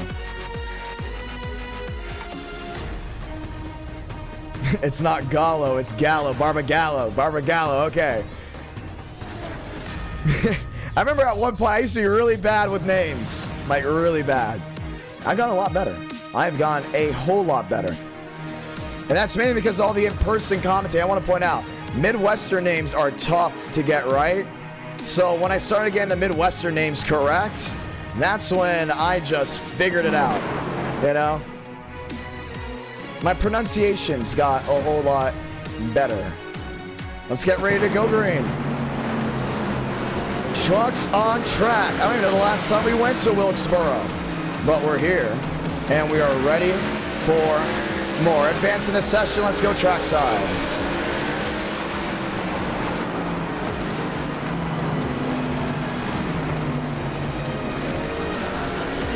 And yes, for the ones that have wondered, my in-person broadcast and my sim broadcast have helped me out a lot on the broadcasting side and also help with different opportunities. So very grateful for that. There's Braden Movick. There's Jackson Byes. Qualifying for race number 3 on the night. Yes, I did screw up that last name a good amount. DeAngelis' last name.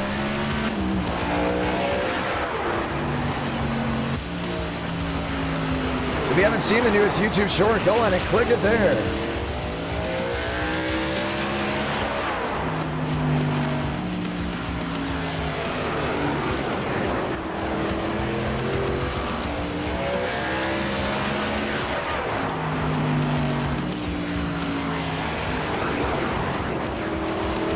Drivers rolling around. Carson Freeman. Chase Schaefer.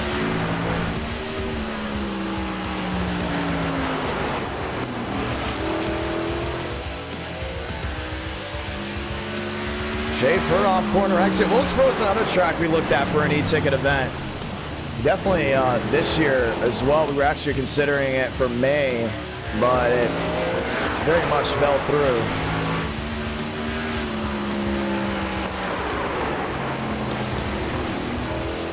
Barry to the outside, Mosteller in the 87. Marty Shamela.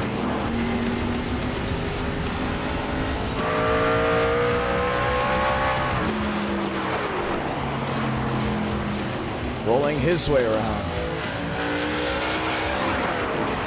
Marty, top, bottom, changing it up. Oh, Josh Lilly. I have to retweet that one, man. He was so close. Just put it on Twitter.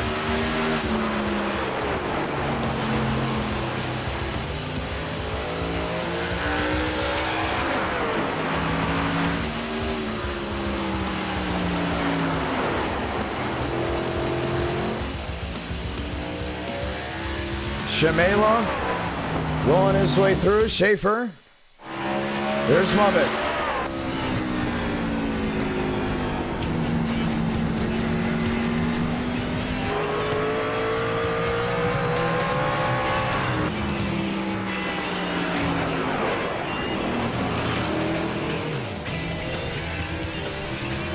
Muppet off corner exit. On his way through, Barry DeAngelis. Brooklyn's finest. Left side of your screen, you can see where these drivers have qualified, the top 20. And we will be ready to try this all again. Braden Muvick, winless so far tonight. Chad Thornquist, winless all year, -1 duel. And it's time to see if Chad can get back to victory lane. That's what he's hoping for as well, as we get ready to send them all out again.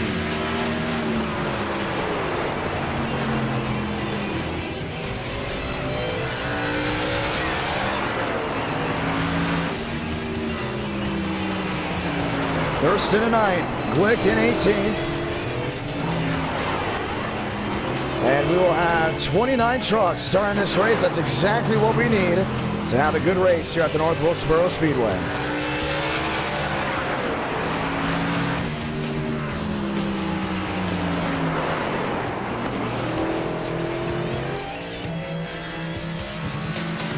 DeAngelis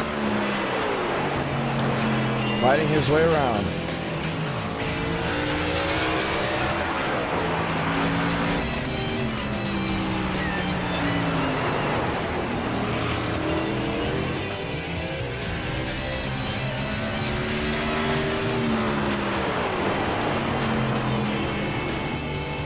Advancing session as we get ready to go green. Once again, so glad to have you all with us as we work the 3-hour mark of this stream. And our night in America, feeling victories all year long. As my voice is ready to possibly go. It's about race 3 when things get wild, including when we have duels. But nonetheless, this has been an outstanding night of racing. Really fun night all around. DeAngelis, Schaefer, Beck, Walker, Schmidt, Shamela, Armstrong up to 4th. Mosteller into 3rd. Thornquist now into 2nd.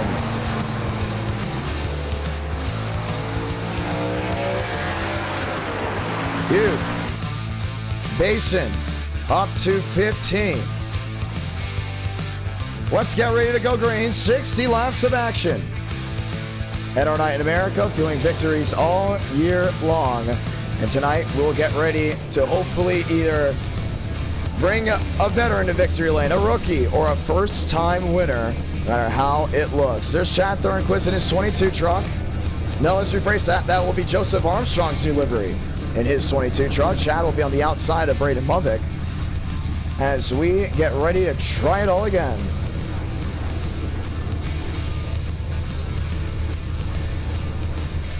Time to get racing. All lined up. Tonight, 3 different races. Up to this point, should we say we've had 4 with the duels. We've had 4 different winners. Will we see a 5th different winner? Basin, 1 at Daytona. Thurston, 1 in Kansas. Greenwood up to 20th. This is the first time he's come on the board tonight. We love Greenwood. We got to always keep him in there.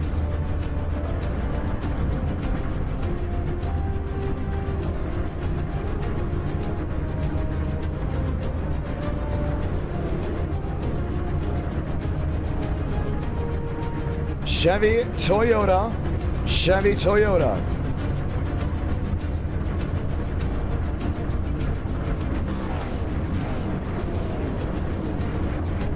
We might be able to start the voting early for race number 4.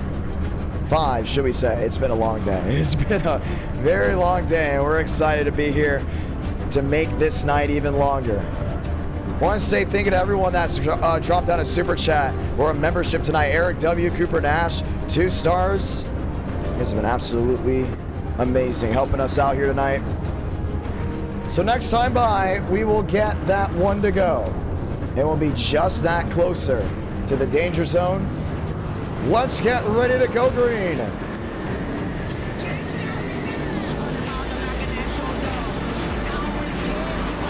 Let's ask you all, who will win?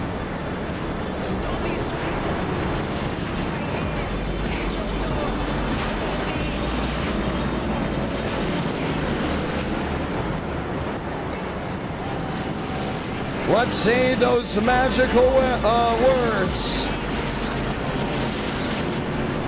God, speed, drivers. You are go for throttle up. Time to get it started. Crowd ready to go on their feet once again. From the North Wilkesboro Speedway, my name's Jonathan Ramos, the voice of NR. You're new, you love what you see. Feel free to subscribe and notifications on because we're not missing a beat this offseason. Nothing but that great racing you all know and love. The fans of the Wilkesboro Speedway are on their feet. They're happy. They're excited. They know it is time to get back racing from Wilkes County. Chevy on Toyota for the first 2 rows as that pace car makes a hard dodge on a pit road. And we light the fuse from North Carolina.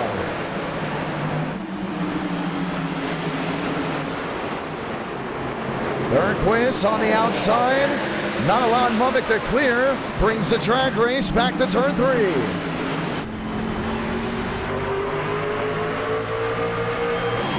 Movick leads lap number 1. Chad's got to worry about Joe coming around. Joe's usually better when it comes down to these short tracks. James Thurston, your winner from Kansas, around. Drops all the way back outside the top 20. Single car spin. 3 out of 60. Thornquist biting, looking for a way through. Mosteller, save it. Hit that guardrail, and now we'll lose a spot here to Walker. Aiden Walker, short track specialist. Races legends all over the Southeast.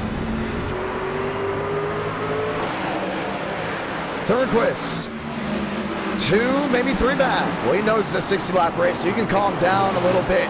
And it's more of a sprint race than anything. You can't really just sit around for too long. You're going to have to go out there and really give them what you've got. But as long as he can maintain pace here with Braden Movick, he's going to have what it takes. Movick is one of the best with the trucks here at North Wilkesboro. He knows what he's doing. He's been in prime positions before to win. Heck, he has won with this truck track combo before. Winning here would be nothing new. The only thing is for Chad Thornquist, he has a lot on the line. He doesn't want to go winless in 2023. All he wants is that one win. He sits to the inside of 3 and 4. Truck spinning to the bottom. The Nick Sanchez machine. We keep it green. Armstrong. Schmidt in the 6. That Norm Benning 6 machine. William Schmidt always loves the underfunded teams. Always loves to see what they can do. Biggest fan of? Well, you see him on track with him. Norm Benning running up inside that fast 4. Thornquist is there. He's close to the back bumper of that 42 multiple times. Runs wide. Drive off corner exit. Oh, not as good. Maybe even a little bit better than the Braden Movick machine. Movick's just so much better than driving it deep into turn 1 and to turn 3 compared to Chad Thornquist. Now the battle is on for that top spot. What was a 14 the difference? Now down to a 16. Now looking to a 15. Still going at it next time by. 50 to go.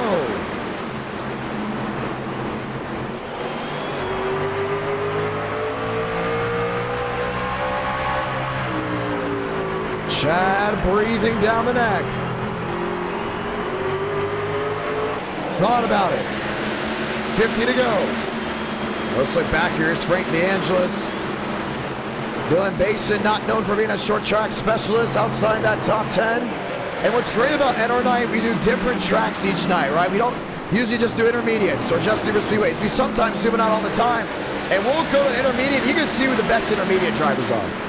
We'll then go to a super speedway. You'll see who the best super speedway drivers are. Short track, same way. 2 mile D-shaped oval, same thing. You can be the best at one thing and then end up being outside the top 10 of the other. For Dylan Basin, that's just the case right now at North Wilkesboro. And then there's some drivers that can just do it all. 13 out of 60. Thornquist 2-9 back. Lined up on the outside. Joseph Armstrong a blink. He's been blinking a lot. He's been blinking in pre-race.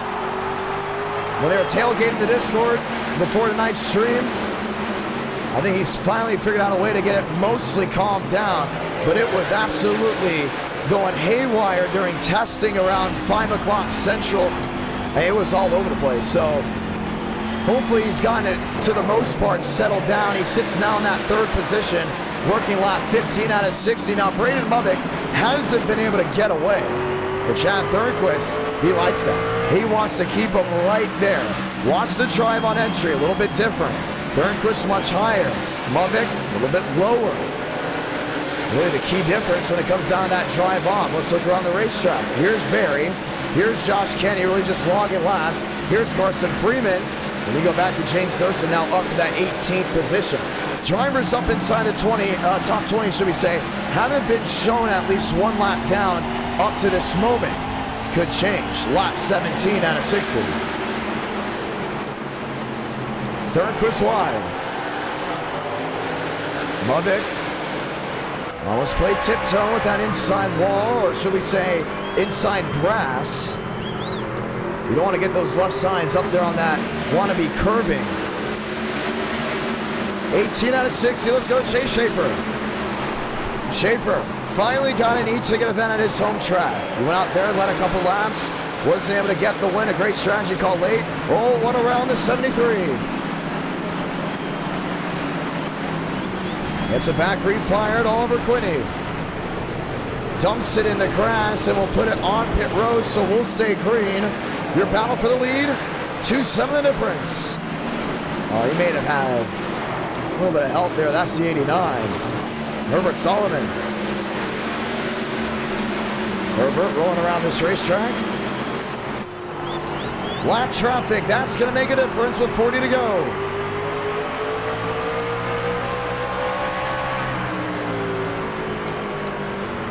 Solomon to the outside. Thornquist way down on the bottom.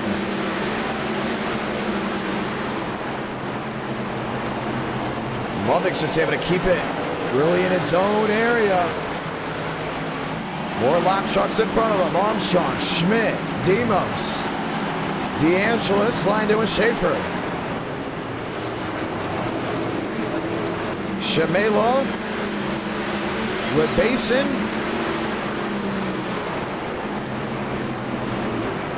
Thornquist, 4 back. Lap traffic all wasn't treating him too well. More lap trucks out in front of that 42. And tonight we've had long green flag runs. That's what we love to see. We had long green flag runs at Daytona, Kansas, now working North Wilkesboro. A couple incidents already on track here and there, but they have stayed mostly out of the way of your leaders. So we've been able to keep this race green. Third quiz to the inside of Mulvik.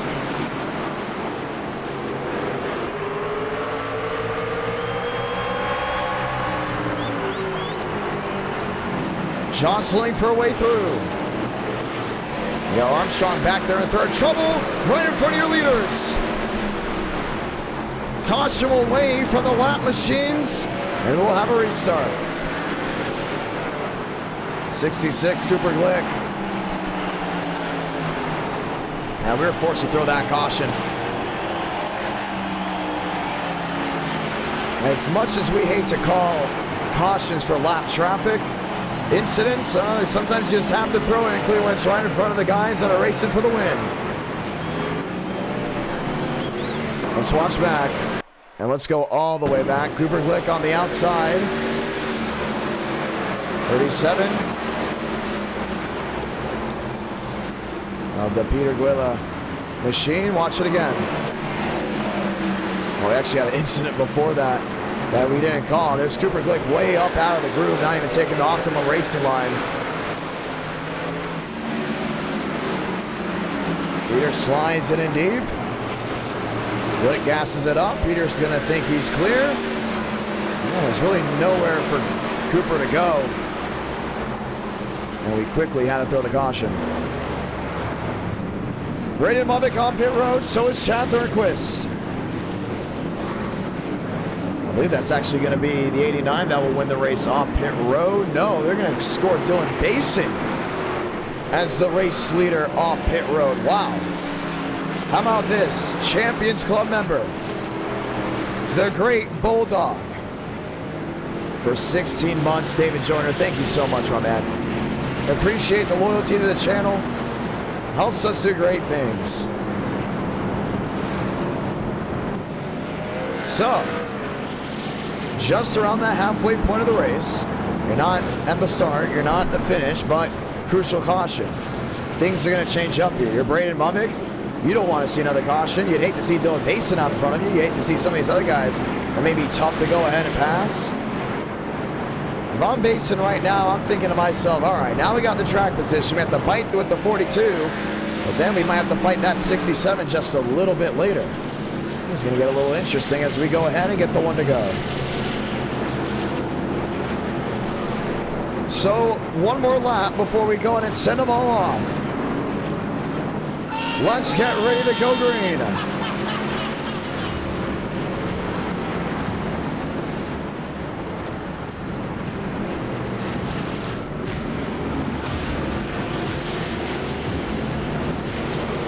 Chevy on Chevy.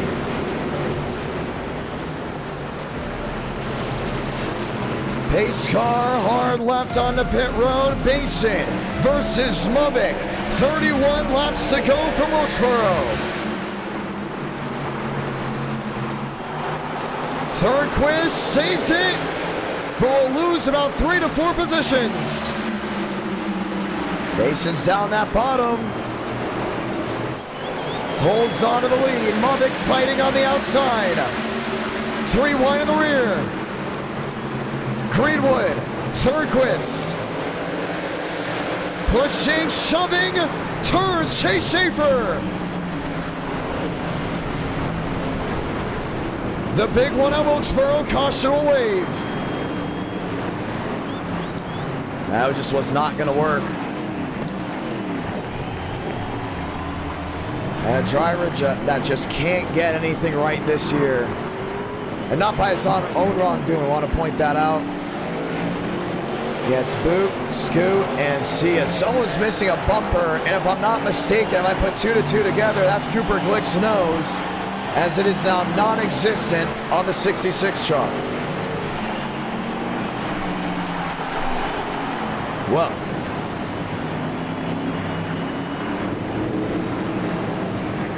Makes things a little interesting. There's rubbing. We saw it. Second, Chad Thornquist got sideways. There's just nowhere to go. And Thornquist got hit one more time. Up towards the outside wall. I knew 3 wide wasn't going to work long. That's why I went ahead and checked in on it. You see Schumacher waiting for everyone to go on by. You see Schaefer down the bottom. Thornquist just got rubbed up. And once he gassed it up, just lost the rear end. Aiden Walker.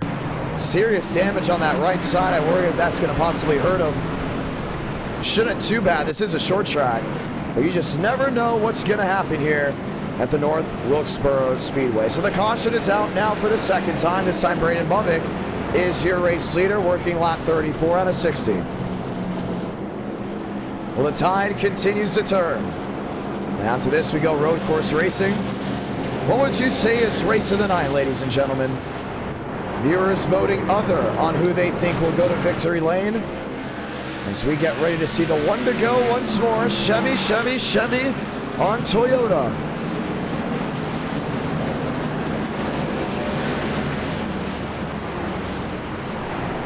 Lights coming off.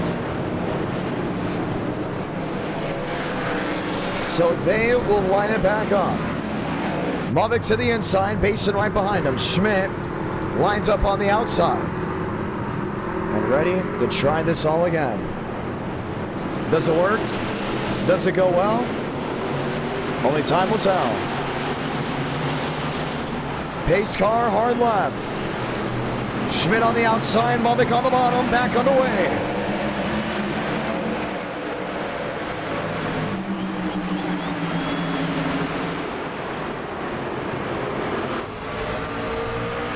Basin downstairs, contact with Joe. Gonna really get his footing. That's the thing about Wilkesboro. You're going downhill into turn 1 and then uphill into turn 3. Basin losing some serious speed. More contact with the 22. Joe into the wall.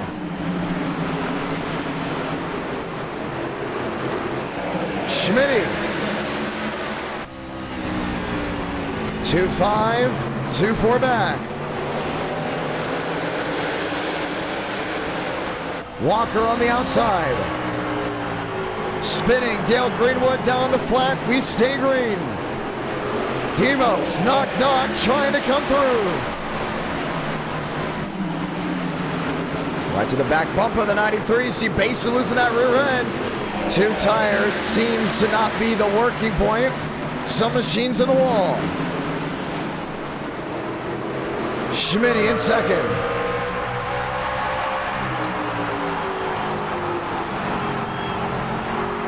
Armstrong, Walker, Mosteller, and Schmidt still fighting on a way through. 20 to go.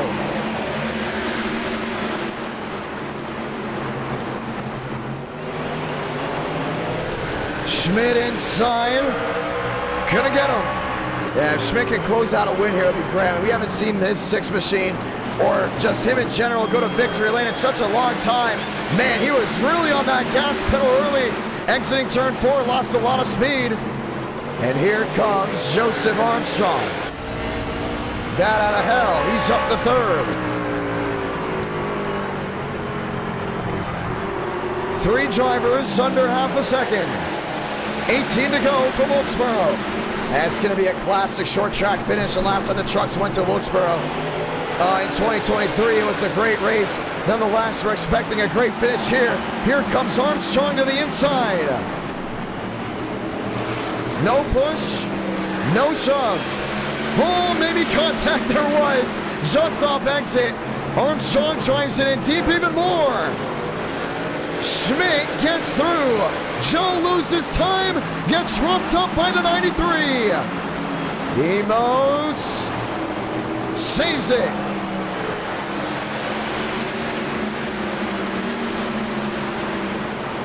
And that could have been a lot worse for the Joseph Armstrong camp. Braden Lovick lined in with Schmidt.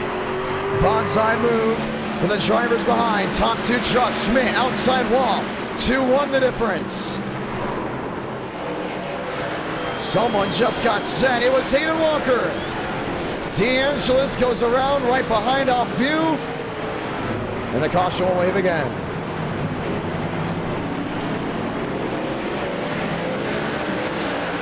Uh-oh. He got Nathan Walker. Frank DeAngelis has not been a nice person here tonight. I want to point that out. He's really allowed the Brooklyn in him to let out. Not my words, by the way. That was his words.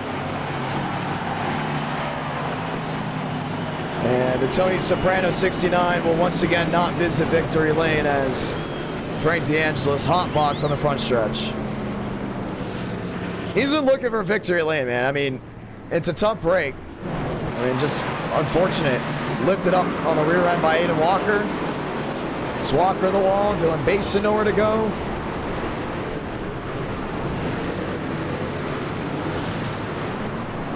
Walker just got right in that rear end. We've seen a lot of these guys get lifted up either by the tailgate or just thrown it in the wall. I think Frank did more damage to himself than Aiden.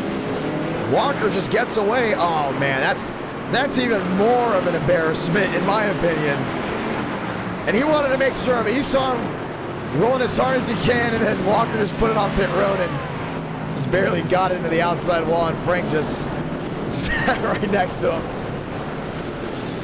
Oh man, like a shark waiting for a fish to come out of a submarine or a piece of coral. Just waited there.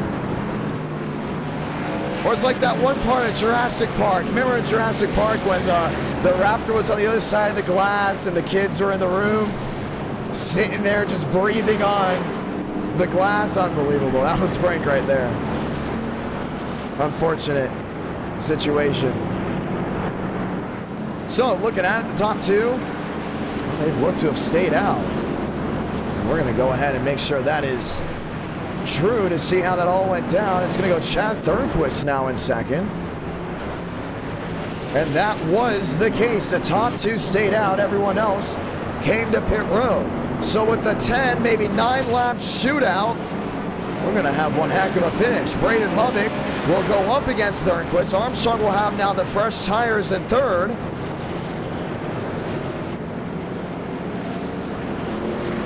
And we will get ready to try it again.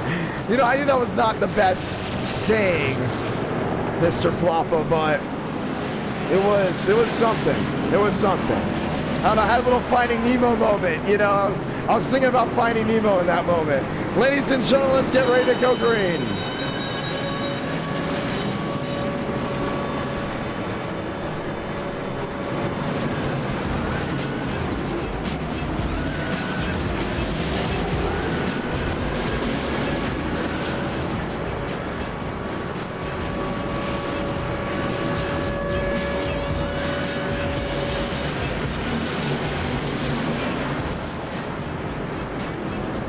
Time to try it again. 9 laps to go.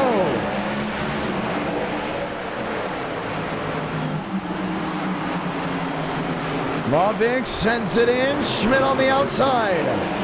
Basin sideways. Another one, the 95. Going around the rear. Thornquist.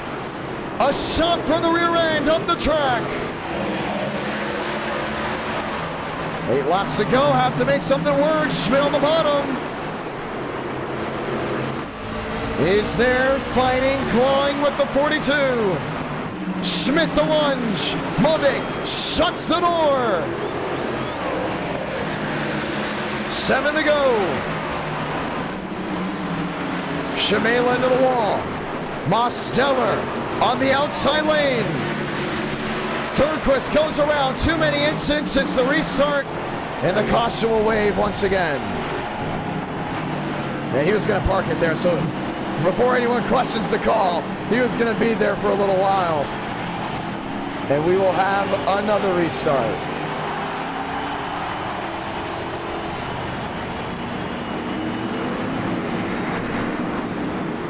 Yeah, we're going to have one heck of a derby to the finish. You can just tell driver tempers are boiled over. Jordan Herring just turns the 67. Look at the start of the race. Or the restart, should we say. They're banking on possibly a caution here. Basin went around, down the track into Nash. They mostly got it refired. We stayed green. And that one probably could have been a caution as well. Didn't get it thrown. For Chad Thornquist, now he'll have to head to a road course to see if he has what it takes.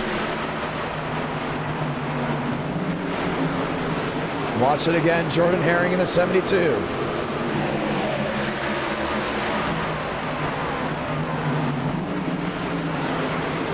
Yeah, no help, just sent him.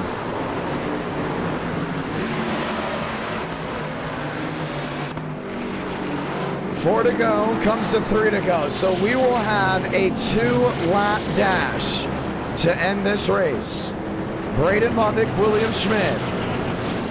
Mosteller, Armstrong, Shamela, Beck.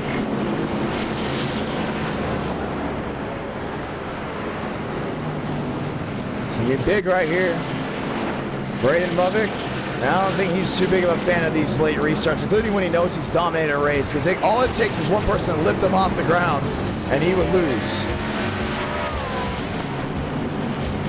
How does this work? 1 to go. 2 laps to settle a winner.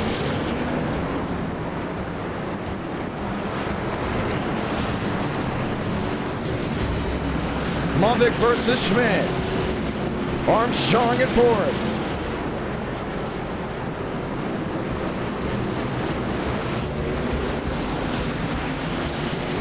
Pace car, hard left onto pit road. Crowd rising to its feet. Overtime from North Wilkesboro.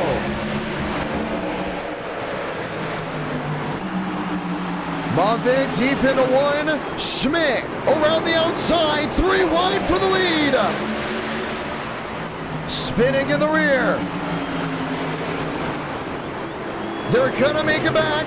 Salamanca. 1 to go from Wilkesboro. Schmidt will not go quietly on the outside lane. Push comes to shove. Racing on turn 2. Movick 42. Schmidt in the 6. Drag race to the start-finish line. Braden Movick victorious for Wilkesboro.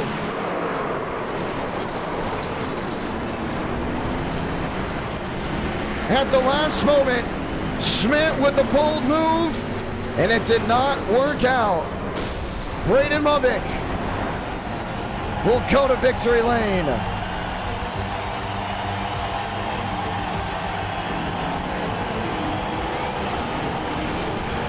And he's not able to do a burnout. So many junk trucks.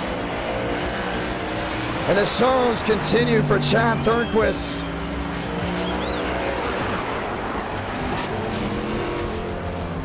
Wow.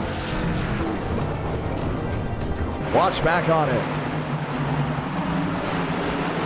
Now the lap trucks, man, made the big difference there at the end. So you saw the wreck back there with Herring. Yeah, I'll say it, that probably should have been a caution. We kept it green. We were focused on the finish. But we knew once they thought they were out, they would just, usually once you get the white, you know you're out. Way back there in NR9, if you just get a wreck, you just put it on pit road. It was Dale Greenwood on the outside lane. Oh no, man. Unbelievable. Wow. What is he doing? He just putted around on the outside lane. Put her to pit road. Put her to pit road. Put her to pit road. I can't believe that. Oh, no. And then you realize, uh-oh, here come the leaders.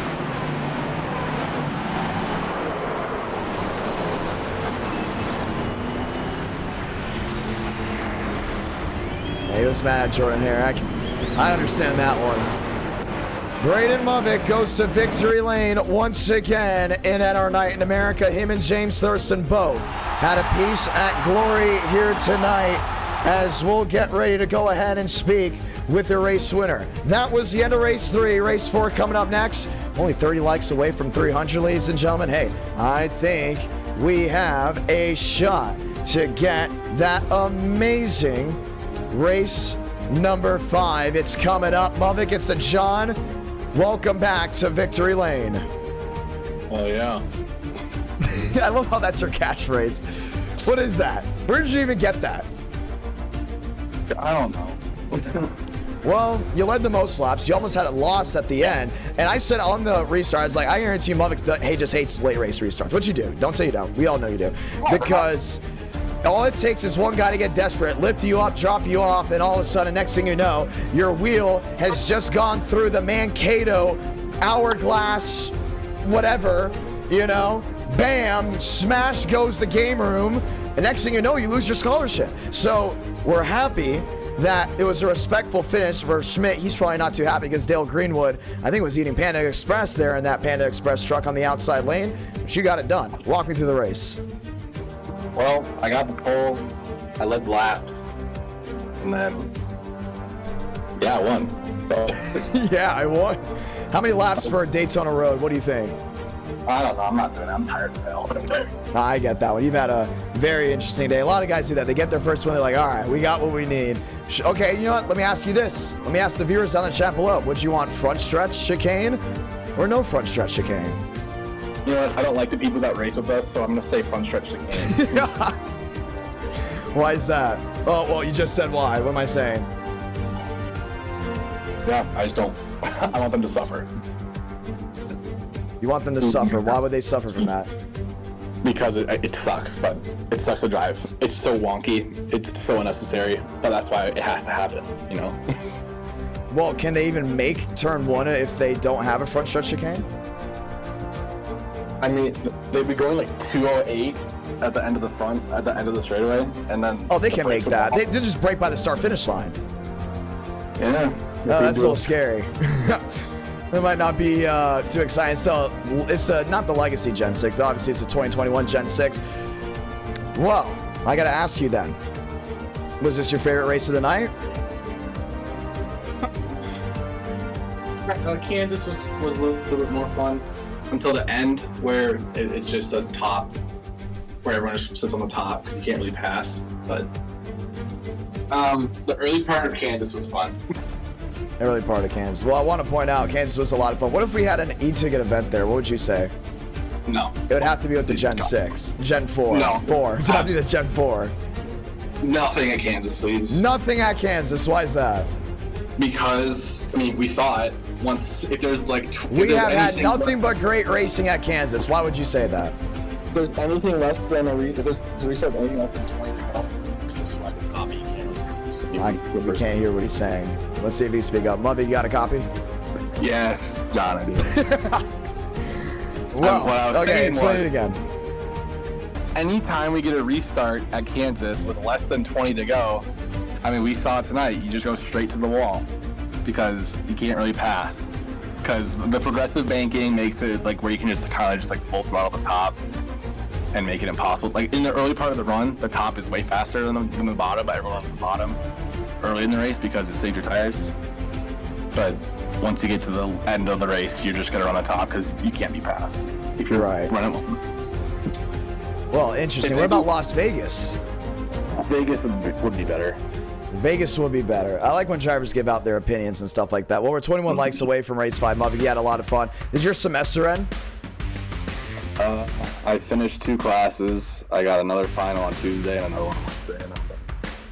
Hey, he sounds dead tired. Mubby, you've had a great race. I don't find the Daytona road set. No, we just found it. Never mind. We're good to go. I was worried. I was like, oh no, did they get rid of it? Hoping they weren't, but they very much have it. The Mankato's finest, Braden Mubbick, with a stout victory there at North Wilkesboro. Do you want to say anything to anyone back at home? Yeah, my butt hurts, and I'm about to go eat chicken nuggets. Chicken nuggets from where? Where else? Where do you think? McDonald's. Oh, I don't know. Maybe you're a Burger King guy, you know? You disgust me. Don't even ever bring that up. What's wrong with that? I mean, I don't eat fast food, but I mean, what's wrong with Burger King? is the most disgusting place on earth. What about Wendy's? Wendy's is fine. It's just Burger King is ass, and I don't want that anywhere near me. I mean, you know? I used to eat the Whopper. I thought the Whopper wasn't bad at one point. I don't even know the last time I've had fast food personally. You used to be a Whopper. Okay, that's horrible. That's horrible. Wait. I do my best to stay as healthy as possible, and I haven't had fast food in a long time. When you were a junior Whopper. You don't eat there anymore. Okay. Well, you still don't have a filter. I don't think you ever will. Nope. No filter is way more fun. Well, we're checking the chat, and they're saying front stretch chicane, and they're saying give us a front stretch chicane. So yeah, do it. So NASCAR Road, Braden Mubbick, congratulations on your win. Thanks. Let's go all get some chicken nuggets.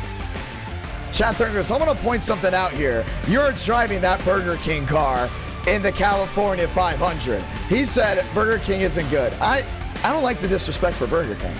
Now, Burger King came on an eTicket event. You guys better not ever talk bad about Burger King or Wendy's or any fast food chain, because they would obviously be helping us out with an eTicket event.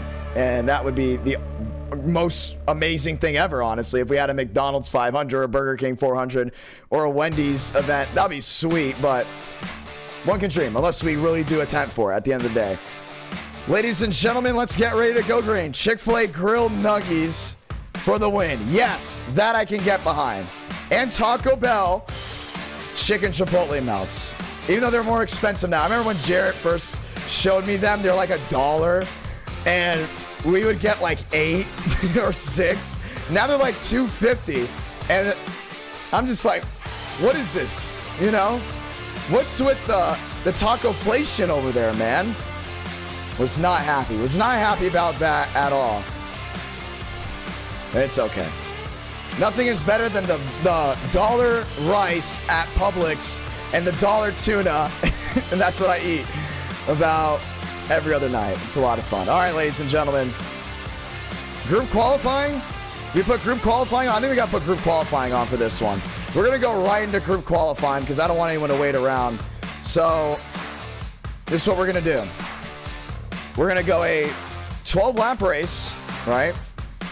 We're going to put group qualifying, no practice, just only open qualifier.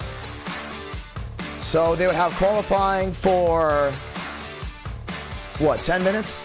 10 minutes about right. Get on in there. Start qualifying. No, I think 15. It's got to be 15 minutes because it'll take about 5 minutes for us to get in there to begin with. So 15 minutes of group qualifying to see what they can do. Once drivers say, okay, we're done, we're good to go, then we will start the race. So that's how it's going to go. Session is up. Password's IDK. Let's go back to 2021 and part of 2020 where we go road course racing at Daytona. I love that thumbnail style. I'm going to point it out.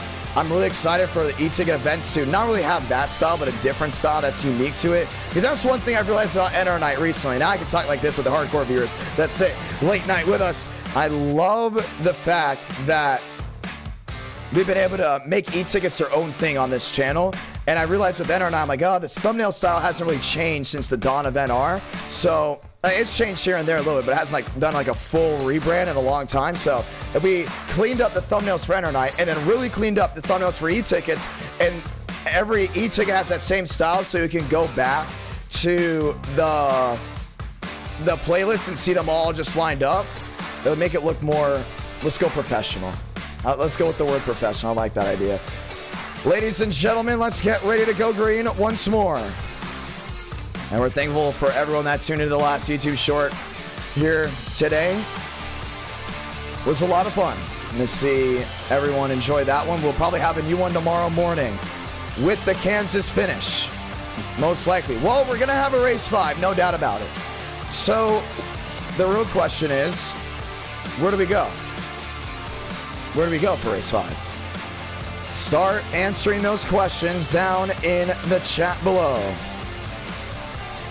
So the second you get in there, qualifying has already started. Now this is a free car track combo minus the Gen 6 stock car. Keep that in mind. So as long as you have the Gen 6 stock car, the somewhat modern version, the 2021 version, you will be able to race Daytona. Where should we go? Start asking the questions down below. The Rock with Trucks. That's interesting. Rockingham Trucks. And clearly we're going to have race 5. Good amount of drivers loading on in. Which means we're going to have an exciting Daytona road course race. Talladega Next Gen. I kind of want to starve you guys at Talladega until the next tournament race. So let's keep that one on the back burner. Can't do IndyCar yet. And I know I've seen content creators stream IndyCar.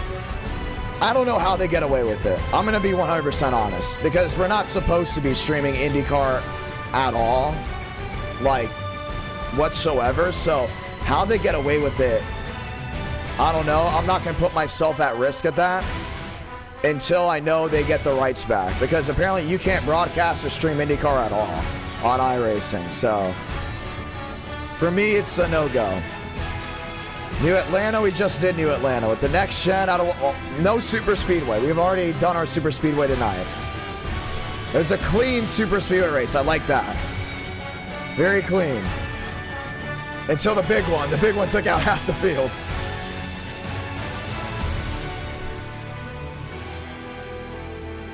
Chicagoland Gen 4, Chicagoland COT, Chicagoland Gen 6, Chicagoland Next Gen. I wonder who asked that. All right, Jarrett Lumber. I will say we probably put Chicagoland in there. We haven't done Chicagoland in a little while, and I want to get back to that track on iRacing. Qualifying underway. As we look to update the cameras here in just a moment. NR Night in America, fueling victories all year long. Just one moment, ladies and gentlemen, just updating the camera angles quickly. Qualifying has already started, that is true. We're looking to get all the camera angles ready so you guys can get the best experience possible. Dover, we haven't done Dover in a little while, man. I want to get back to Dover as well. You already hear it, that's a beautiful flyby. We're just updating the audio because we haven't done this car track combo in what feels like, I wouldn't say forever, but quite a long time.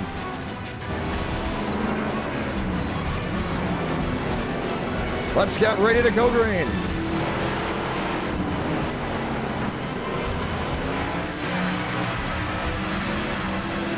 Let's see, what else we got here? Chicago Street, it's another one that I'm saving. As we know, Chicago Street is great. I will always like to do Chicago Street as a race 1. I don't want to do Chicago Street as anything else but a race 1 because of how cool it is. That's my 2 cents on Chicago Street. I'm very positive about NASCAR, and people have realized that too.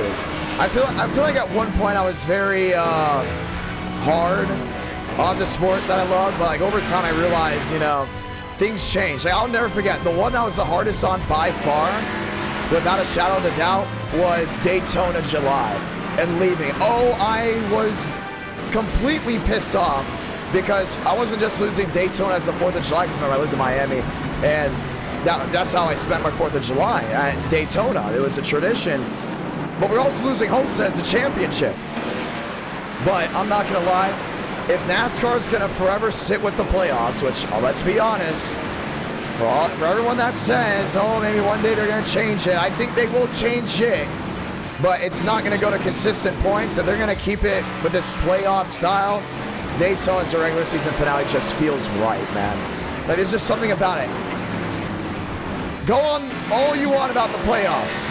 The best part about the playoffs is the Daytona regular season finale. Going to Daytona for Coke Zero in July versus going to Coke Zero in August. At first I thought this is going to feel so weird, but it felt so much better. I'm telling you, dude, it felt great. It wasn't like it didn't feel like the second Daytona race. Before, it was the 4th of July Daytona race, you know, smaller crowd here and there. It felt right. And I'm going to just always stand on that point. You don't have to like the playoffs. But there's just something about Daytona, with it being the regular season finale, that just works. Let's go trackside. Kansas road course, you are out of your mind. Jaden Rain on top of the board in qualifying. They have 8 minutes left. So we're going to start the voting soon, just 8 likes away. So the Rock, I wouldn't say with late models, there would be no passing with that one. But we're going to put Chicagoland. I said originally we wanted to do another Gen 4 race, but we'll put Chicagoland Gen 4 in there. I'm curious. Let's see. A lot of super speedway talk. Bristol Dirt. Man, we haven't done that in a while. Haven't done Bristol in a while. I mean, just one to look at. Well, that's right. Yeah. Well, this year Daytona is in the regular season finale. I get that, but that's just mainly because of how the TV rights work with NBC and the Olympics. But I'm pretty sure next year it's going to go back as the regular season finale. Unless they go full entertainment and they make it the finale. And you know what? Hot take here. I don't think this is a real hot take. If NASCAR made Daytona the regular season finale, not the regular season finale, the actual finale, like if they actually made the finale, and they had consistent points, I wouldn't be opposed to it. I honestly wouldn't. Mainly because I know I would go. But you had all year to make up points and make up time. You want that go out with a bang, you need a regular season finale. Make it the regular season finale. I wouldn't see how that would be an issue. 6 minutes left of qualifying. Drivers trying to learn this track. Dale Greenwood.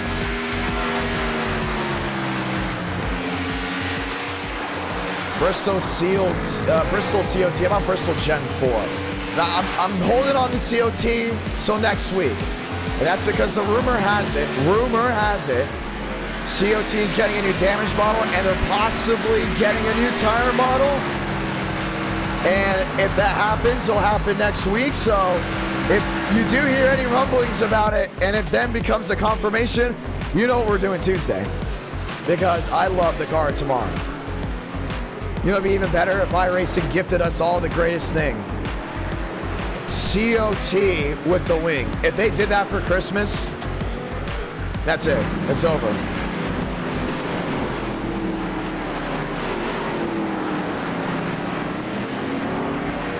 It was a fun night, man.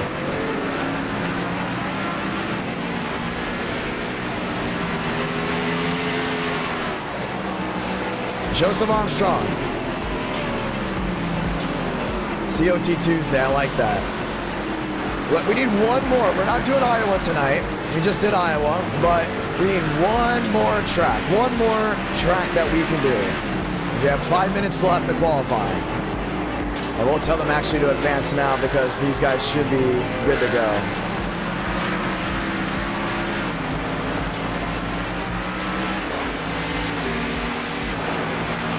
Getting ready to advance. 12 drivers out of well over 40. Setting down a time. It looks about 40. If we got 40 guys coming in here, we'll go ahead and let them all race with how big this track is. Armstrong, Reyna, Walker, Basin. Crazy ideas for e-tickets that have either been scrapped or shelved. Just saw a nice DM about that. We'll get into that in a moment. You guys wanted the truck race. What would the truck race be if we did it? 5 flag snowball derby. How many guys have 5 flags this late at night though? We still have 40 guys joining. Oh, I should have thought about that. Darn.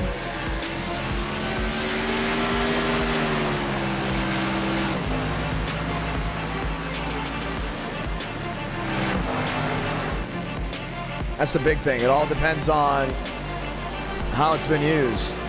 Well, we're going to get ready to advance this session any moment, ladies and gentlemen. And we will be ready to go green. Joseph Armstrong, top of the board.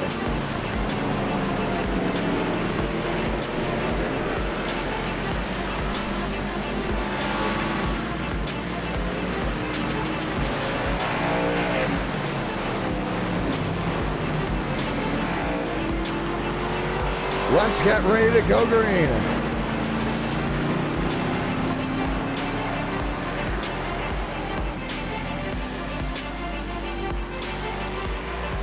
Well, he's only got 3 minutes left. There's Demos. We've actually messaged him to advance the session. There's Jaden Reina in the Dogecoin machine. One time we had an F1 race here. What if we did F1? You guys want to do F1 at... You guys want to do F1 at...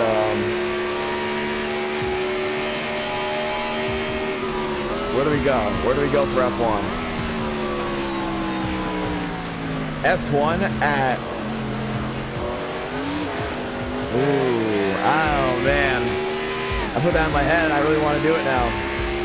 At Watkins Glen? F1 at the Glen? Dude. Come on. Okay, hold on. F1 at the Glen? We'll do the Formula 4s possibly because they have the... We'll do the Formula 4s because they have all the new paint schemes. They have paint schemes on it. We would have the Mercedes. I think it's the 2021 one. The Super Formulas. Yes, the Super Formulas. F1 Watkins Glen. Dude, if F1 Watkins Glen doesn't win, I'm going to laugh. I'd do it. I'd do it tonight. It'd be Super Formulas F1. Yeah, I like that idea.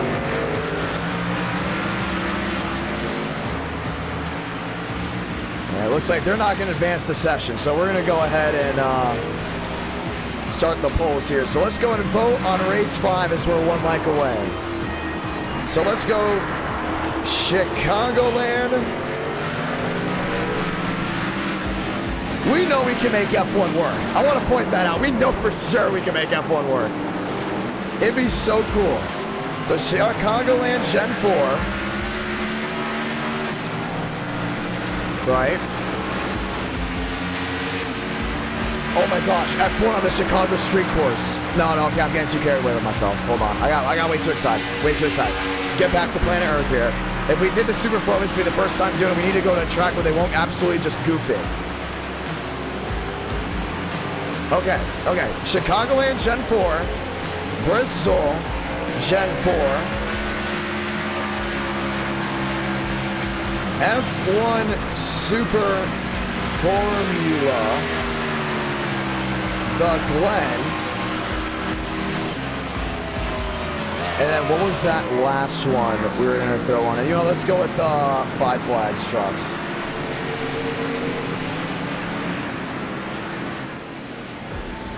Let's see.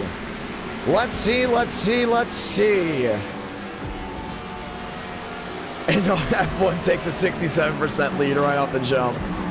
That would be pretty cool. And I know we have European viewers and Australian viewers that watch really late night with us.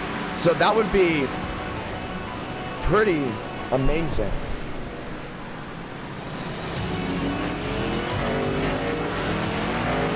What would you guys think? You guys want it? F1 for 800, Alex.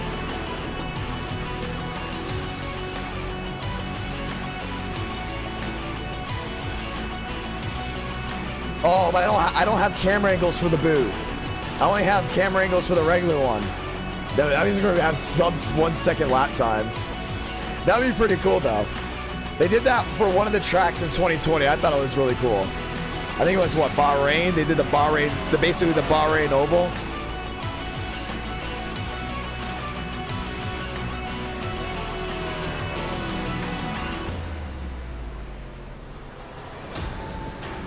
Let's get ready to go green. Joseph Armstrong. And the drivers that have set down a time.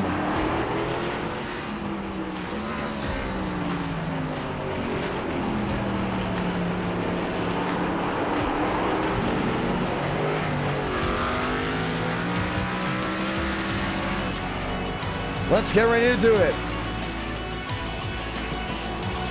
And we'll do this. If F1 wins, we'll have a revote on the tracks.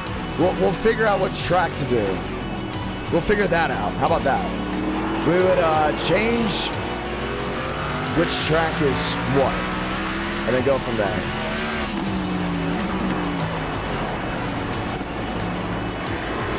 But I think the Glen is going to be cool.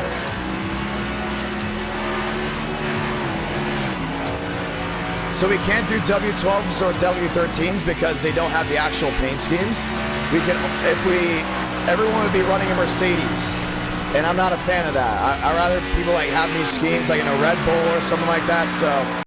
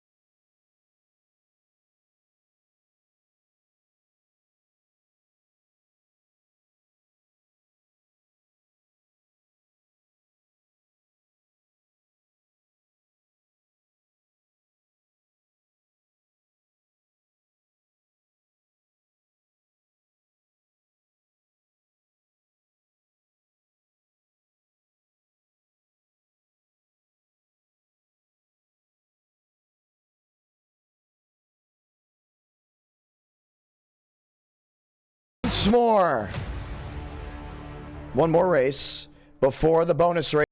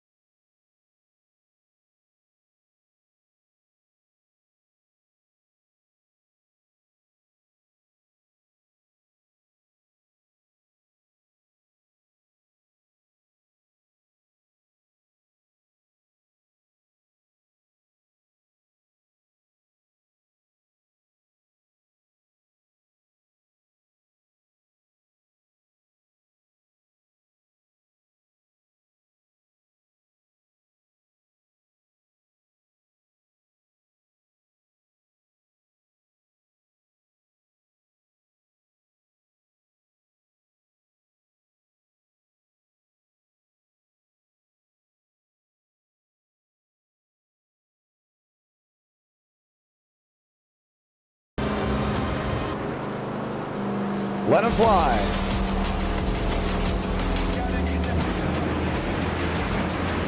Road course racing.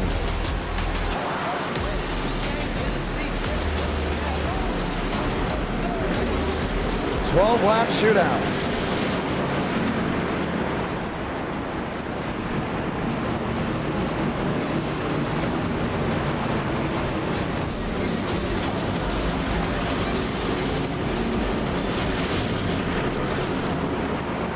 Toyota versus Chevy, all lined in.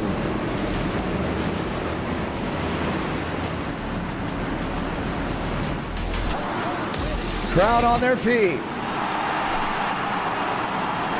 Pace car makes a hard left on the pit road, and we will get ready to fly just one more time as we light the fuse from the road course at the Daytona International Speedway.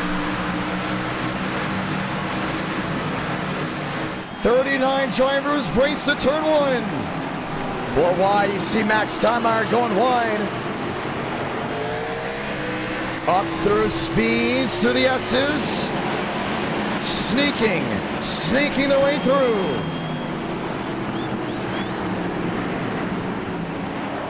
Basin making up that speed on the outside. He's there in the Ford. Basin to second. Mosteller back to third.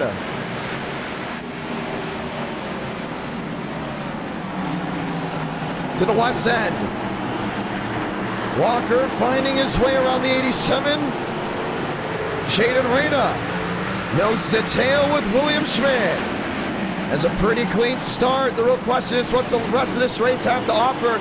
You really just never know. Right side of your screen, you can see where all 40, or should we say 39 machines are rolling around this racetrack. Joseph Armstrong way ahead of Basin. Basin now on the draft. How fast are they going on this road course? 187, 193, 195 before the hard braking zone of the backstretch. 80 miles per hour, sneaking their way through. Basin, great run, now jumps to the outside. Joe keeps him at bay. Through NASCAR 3 and 4, Basin around the outside. The brace for the front stretch chicane. In, out, Dylan Basin. Holds top of the board. Armstrong fights back on the inside. He got him. Sticks on the board. 11 to go. Joseph Armstrong led that lap. Big lockup down into turn one. The S's. Mosteller goes wide. Drivers focus on navigating this track. Basin continues to look for a way around. You can see him right back to the inside of Joe. What a race we have here. To the west side horseshoe. Basin, man, bringing that speed, and Joe had to be ready for it. Wide arc to the back end of the Toyota. Armstrong keeping his distance. Oh, Aiden Walker, Jaden Reyna joining the show. Why am I not shocked that these four drivers are up front dueling it out? Walker to NASCAR 1 and 2.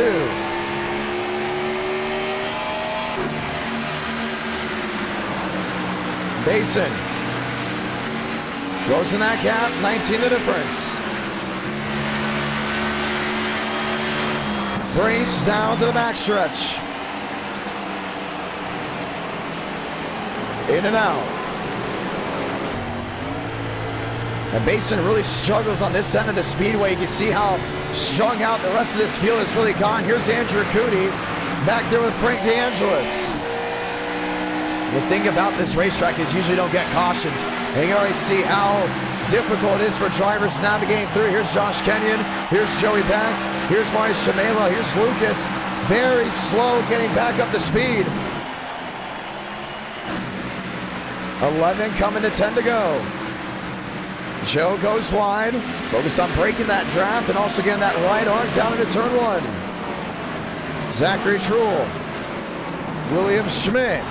Schmidt to the inside of Reyna. Forces Reyna into the gray. It's a little bit of a get out of my way moment. Josh Lilly has now found his way up the fifth. Basin, I think he just went off Noah Blinkout. Keeps it straight. Walker P3. This 12 machine has not gone quietly into the night, and that's what we love to see right here. A driver that's willing to put it all on the line and just let one hang. 3-6 the difference, Joe. Some stout competitions. Now, originally, the Daytona road course wasn't loved by viewers of NR Night, nor the drivers. When we had those road course ringers coming in, they used to come in and win by, 10 seconds.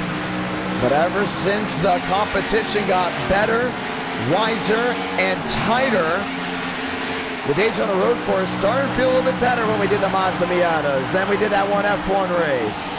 Now here we are doing this for the first time in a long time. Gen 6 at this racetrack. Mason trying to sneak through. And already shown to be well loved by the viewers and the drivers. Top two can't get away from each other. And they have to break right by that Daytona sign. Really tough to get those guys all the way down. Walker under a second. And he has closed the gap to Basin. Basin has closed the gap to Armstrong. Dogfight heading down to turn one. Basin to the outside. Switchback. Basin to the inside.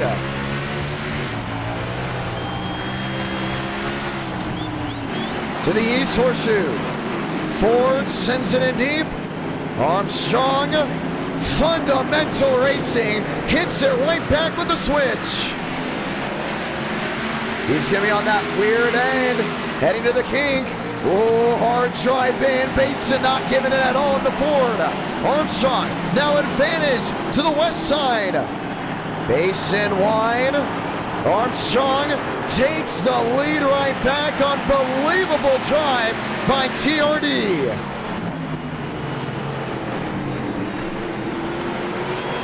Look at Basin going at it again. Now to the inside. Basin known for being a better oval racer statistically than Joseph Armstrong, but Joe is the wiser road course driver. Give them a road-less track like this, and you got one heck of a race. 9 to go, headed 8.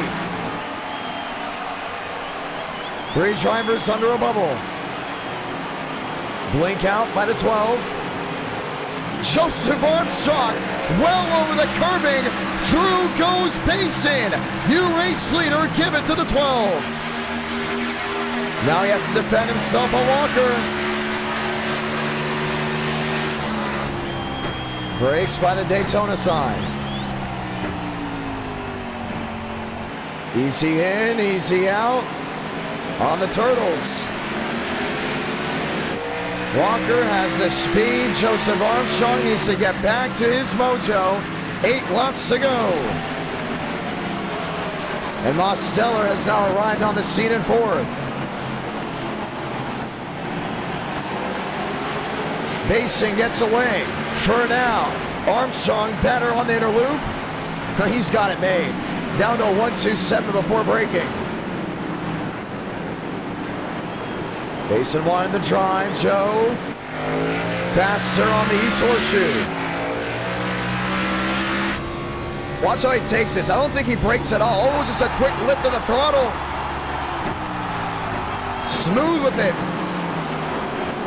Into the west side of the track. Dylan Basin has not been to victory lane tonight. Mosteller closes on in. Walker closes on in. 4 drivers, maybe under a blanket. Man, he wheel hopped big time. Heading to NASCAR 1, the entire left side. And Joe can make up all that time on the Dylan Basin machine. Mosteller and Josh Lilly arriving on the scene. Now Josh is up to 5th right now, 3 seconds back. Put that tweet out, a lot of people felt for him. Some wondered if that caution was controversial. Personally, I still stand by. I think that caution was very much well-deserved after what happened.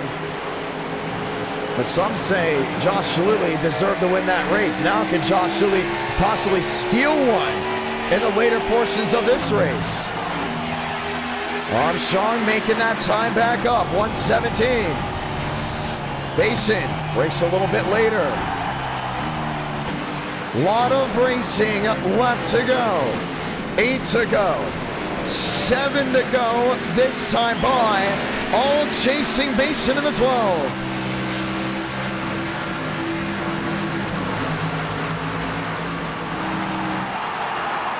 One second the difference. There's Josh in the 43. Demos let to pick and choose his way around Aiden Walker. Walker is hungry for that second spot. Look how dominant and strong Basin, or should we say Demos, is down into turn 1. Basin, a big mistake on the east horseshoe. He's fading to an 8-1. Gotta be smart here. Armstrong sizes up the gap. Demos trying to make up that ground.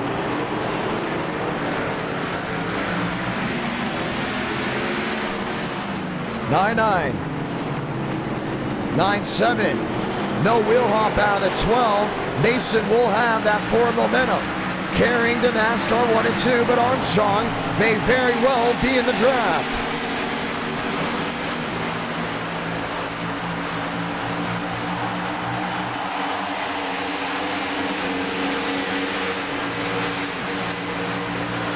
Eight. Entry to the bus stop. One back, maybe two, maybe less. Huge jump for Basin. Loses all forward momentum. Joe's going to try to make up as much ground as possible before that front stretch chicane.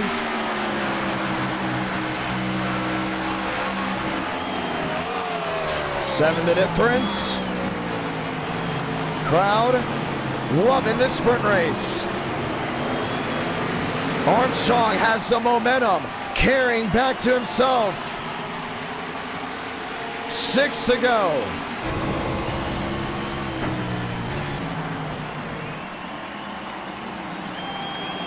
Calm, steady, down into turn 1. Wiggle in the rear. Lot traffic soon may become an issue. Walker, oh, he's closing in as well. Mainly because Joseph Armstrong did not get a good set of corners earlier in this run. And so there's Joe now cutting the grass. Man, it's a huge pickup. Mason able to maintain pace. 6 to go will come to 5 to go. This time by one spun, Connor Murphy. Back there in that 19th position. What does Demos do to make this work? Walker P3.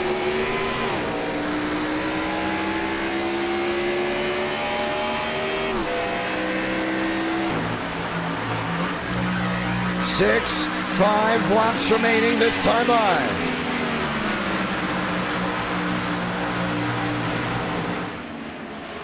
Bus stop. Once again, Basin. Last time made a big mistake here. Goes wide and makes it even worse. Basin jumps the curbing twice in a row. Here comes Armstrong. No. Here comes Zeta Walker. Got him on that outside. He can't fight too long. Walker a harder drive. Down and in, Basin, all over the Turtles. Top 2, top 3, big mistakes. Through goes Mosteller. Through goes Lilly.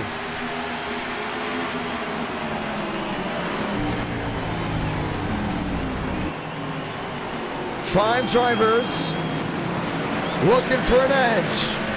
It's so tough to navigate the Turtles. You just saw it there. I mean, almost impossible to hold on to. Basin has Walker now breathing down the rear. What happens here? Both drivers nose to tail, the kink. Basin loose, no forward momentum. Here comes Walker on the west end to the outside. Oh, he's looking for the cross to the bottom. No give, no take, nose to tail.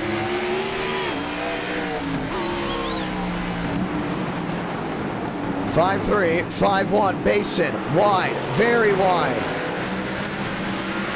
Walker, still no advantage. Basin holding on by a thread.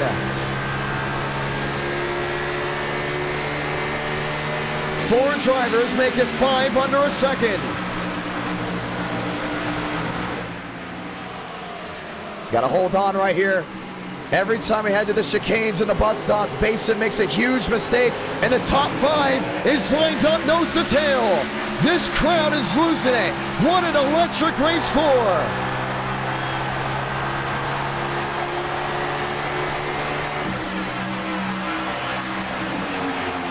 Here's the move. 6th and 7th, way on back. You know how this track works. Track map goes away with 4 to go. Walker to the bottom. Payson leads that one. Mosteller on the outside, 3 wide looking. Oh man, Payson locked him up. And Walker will sneak on through. Mosteller hit to the inside wall, 3 wide still. They just will not give this up. Mason trying everything he can to keep these machines behind. And then there was 4s, no, still 5. The lunge, the look, the run to the inside. Chevy, Ford, 2 more Chevys and a Toyota. The best of the rest with 4 laps remaining. Walker can get him on this end of the speedway right here. He knows he can get him. Holding their breath.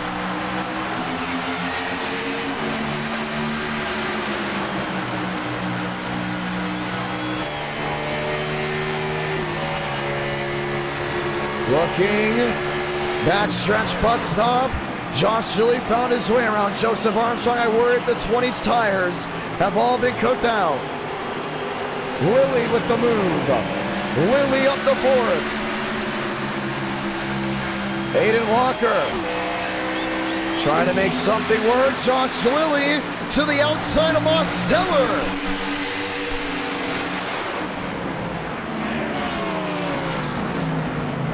Oh, it's going to be tight. Lap traffic will make the difference. What a move. Josh Lilly. Lilly to 3rd.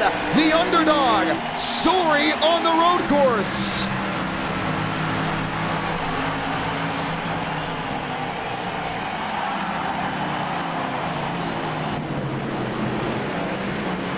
Basin. A 7 gap. Should we say 2 lap machines right in front of them. Ray Connell jumps out of the way. Crowd loves it. Let these drivers race it out. Half a second for Aiden Walker. Jumping the curb and trying everything he can just to put himself in a better position. I think Walker may be a little bit better than Basin in the infield road course part of this track. But once you get on the oval, that's where things change. If you can minimize the mistakes, that being the 12 on the bus stop and the front stretch chicane, this race is going to go over its head. Josh Lilly 1-6 back. Josh Lilly hoping for a dogfight for the lead to gain momentum. Branch better on pizza. Cooper Nash, thank you for the 2. Basin. Oh, easy in. Ready to hang out. 3 to go.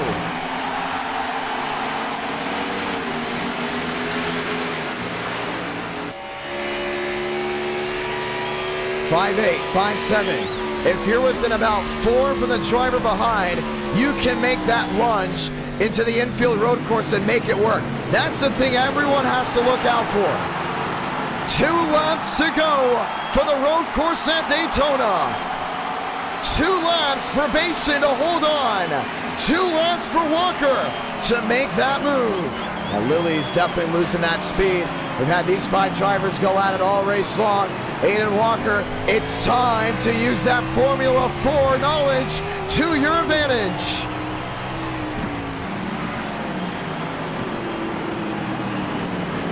Hugging the bottom. The drive off, 6 back, 6.5, 6.3, maybe a 6.2. Basin driving like he stole it. Walker deep into the west end. He's driving like a pissed off teenager, that being the 93.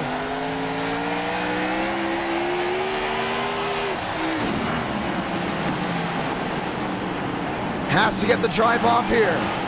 5 back. Still looking. 5-4. 5-3. He's closing in. It's going to be a 2-horse race to see who wins on the road course in Daytona. To the backstretch bus stop. Ford on Chevy. 5-1. 5-5. Basin drive off, but the wiggle loses the momentum to the high banks. That's been his Achilles heel all race long. The bus stops, the chicanes, just been eating him alive. Walker licking the chops. Look at the crowd he made up, just being 5 back. He can make the lunge if he needs to. It's gonna come down to the final lap here at Daytona. Salamanca, 1 to go on the road course. Armstrong around Lilly. Joe, dogfights there for 3rd. 1 around, that's the 19. Forces Walker wide. No caution. We stay green, but it costs Walker that extra bit of real estate. Basin needs to be perfect in the infield portion of this track. 6 back. 6-2 back, jump in the curbing. Walker, oh, just a little bit better on the west end. Crowd on their feet. This is gonna be it. He's there, he can make that move. Basin, wide on entry, loose off exit. Moving those rear tires around.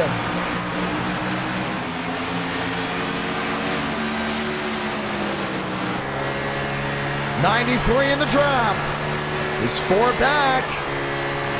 Gonna be 3 back. The drive into the bus stop. Easy in, no issues. Walker goes wide. What a run, but it's gonna cost him time.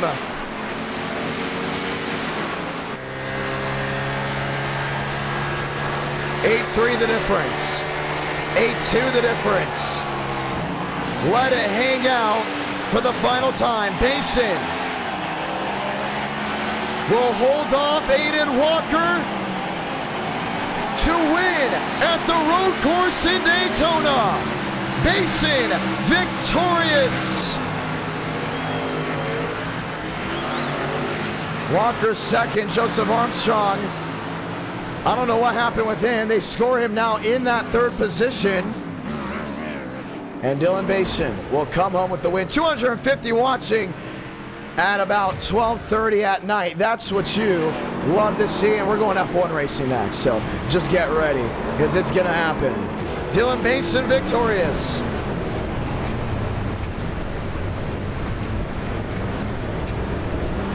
Six different winners. If you count the duels. Hey, he's gonna go mudding. Mason gets it done. Oh, quick blink out. His internet's been acting up all night long. But he will come out the winner. Let's go talk to him. Oh, let me phrase that. 5 different winners. Basin won Daytona. What am I saying? Let's go give him an interview.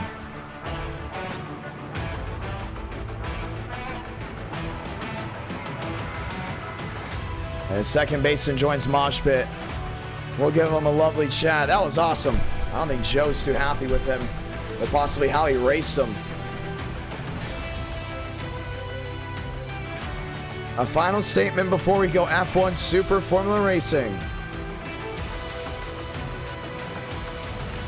I want to point out, Joseph Armstrong did make cutting the front stretch chicane work. He still had to do the slowdown. Hey, I would have still black flagged him. I want to point that out. I still would have made sure he didn't win the race. We're not going to let that happen.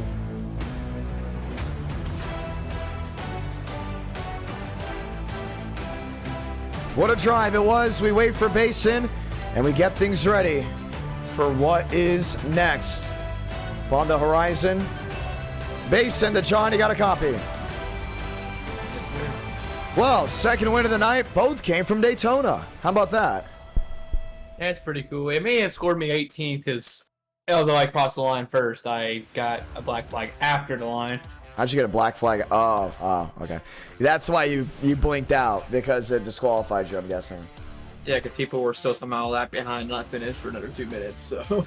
Oh, well, you still won the race. I mean, for us, we saw you cross the line first, obviously, so no matter how it scores you, you did win. So, walk me through it. That looked fun. We still had 255 watching that thing towards the end. What'd you think? The front tires were absolutely non-existent the whole time. Oh, really? You try to turn, nothing. Rear end? It must have been fun, though. I mean, for you, it probably was annoying, but at least for us, it was fun. For the 255 plus the John, I mean, I thought it was amazing. I think we have to do this more often.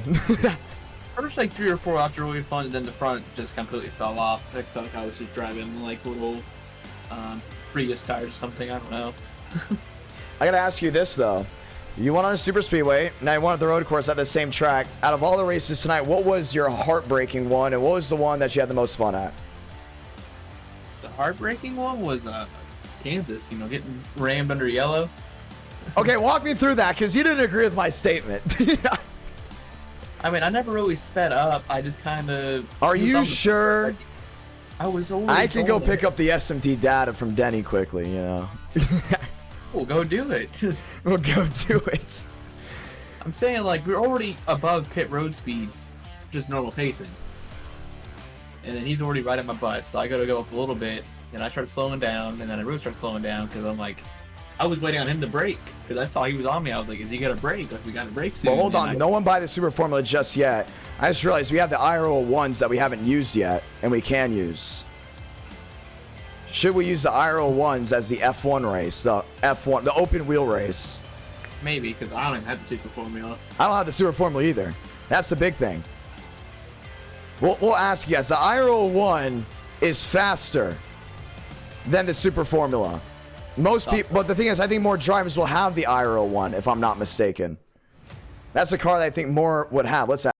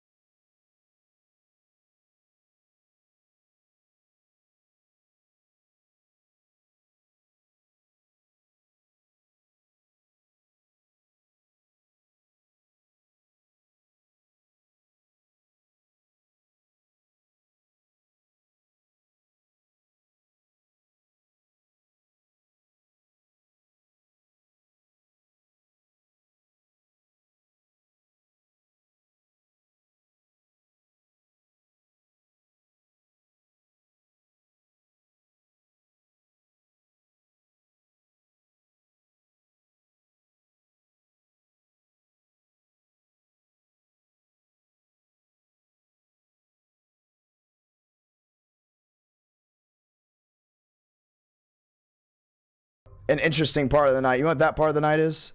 It is the great, amazing round 5 race. We are here.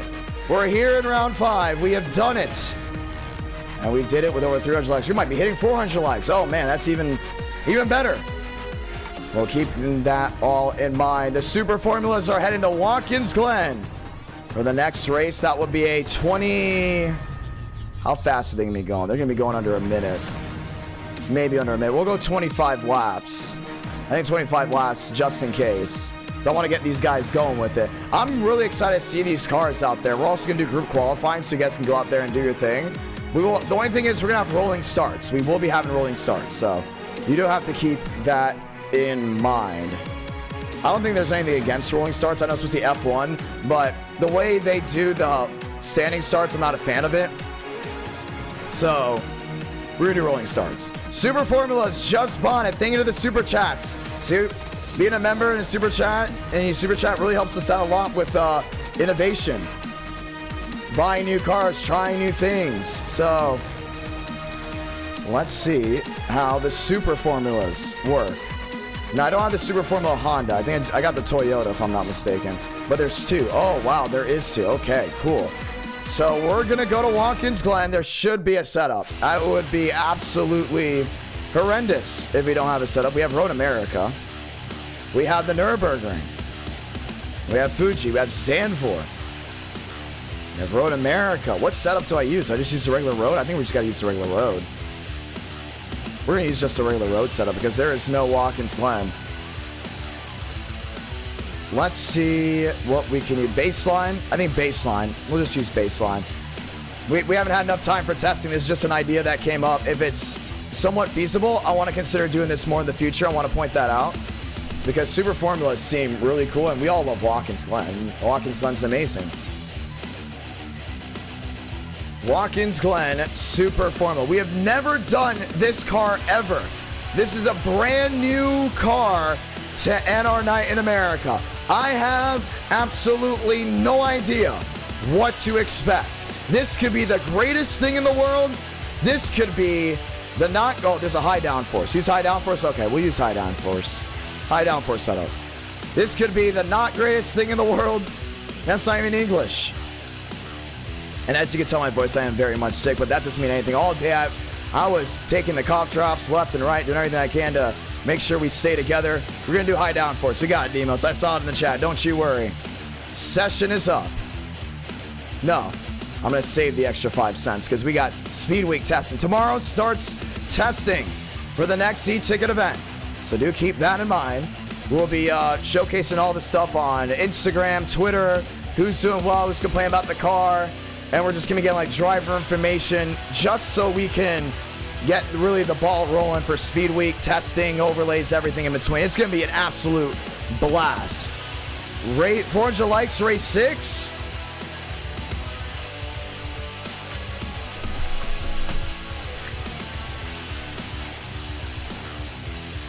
We had 250 watching at 12:30 at night. We have 221 watching.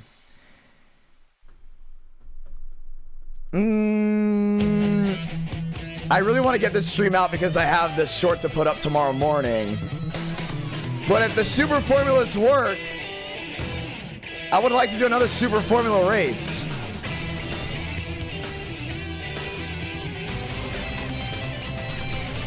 Session's up, by the way, if you haven't already noticed. I'm thinking, do we dare do a race 6? When was the last time we did a race 6? Ooh, I don't know. What do you guys think? Do you want a race 6? Let me see if you would want a race 6 tonight. We would have to go for the home run shot. You know, I mean, it'd have to be 400 likes. And that used to be the race 5 shot, you know, but with fall coming in and it being the off season, we lowered the 300 for our hardcore viewers, and we love the hardcore viewers. If we get 300 concurrent watching the Super Formula race, or if we hit 400 likes, we will do a race 6. There we go. Because if we get 300 watching at 12:30 or 1 o'clock in the morning, we need a race 6. Because the viewers are still there, you know what I mean?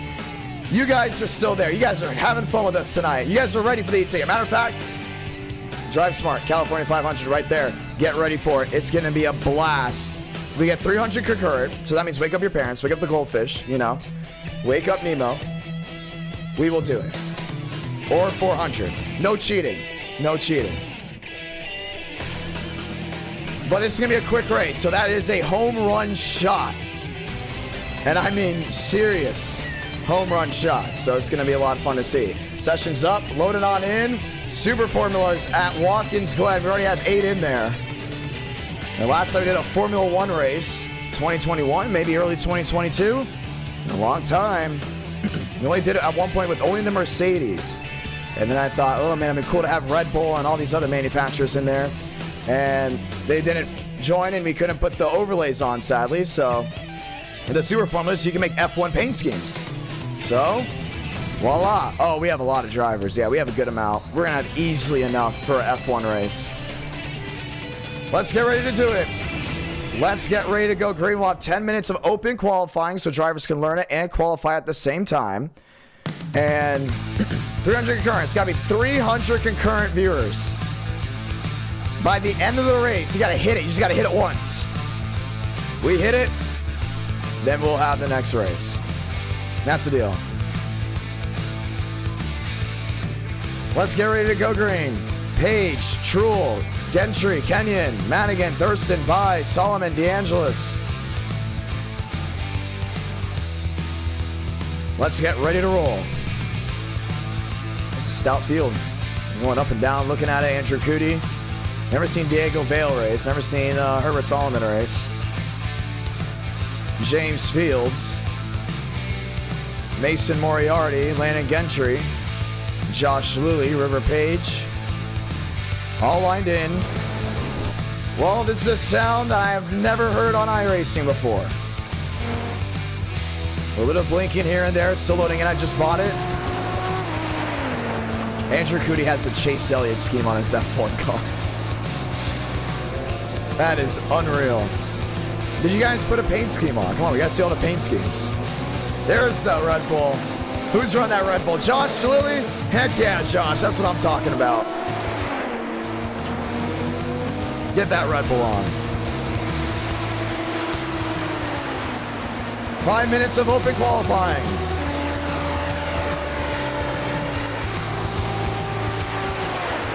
Let's go learn some of these drivers and their paint schemes. So that's Josh Lilly. This is Aiden Walker.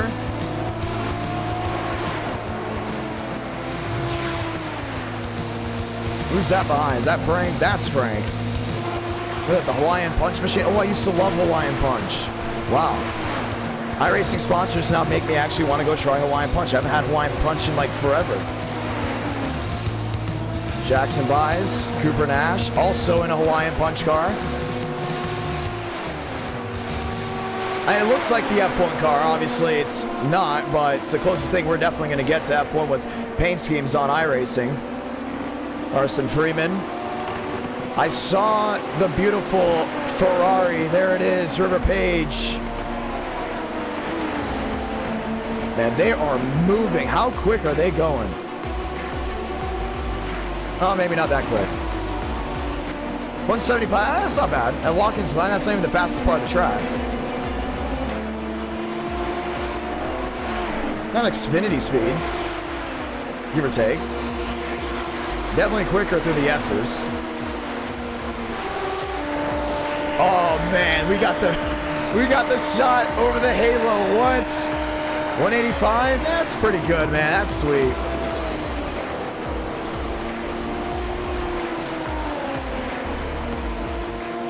So I believe we're gonna have about 30 of them rolling around. Aiden Walker, top of the board. Daniel Mosteller, and that 87 Ferrari.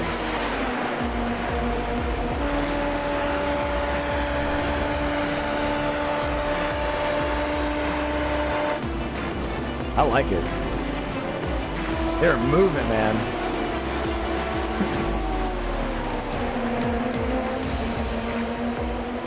3 minutes left of qualifying. And yes, we do have this as open queue.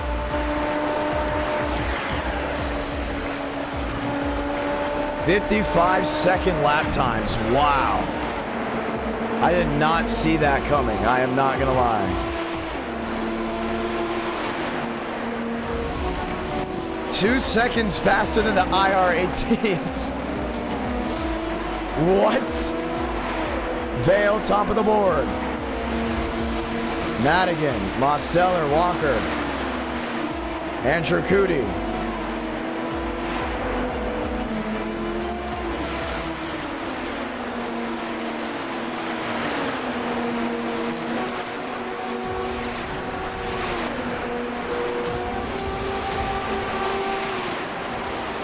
Thurston to second, Madigan to third, Mosteller into fourth.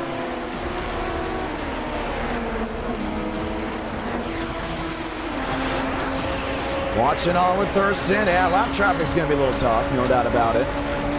Not surprised about that one. This is going to be a cool race. If you're thinking of going to bed, don't. This is going to be really cool. We have never tried this before. I'm going to be learning with you. Cootie, top of the board of 55.02. Walker to fifth. Now they are having toe laps. Keep that in mind. There's Basin. Basin said he wasn't going to race. He's like, they look way too cool. We got to race it. Page of 54 or 54.9. Oh man, this is sweet.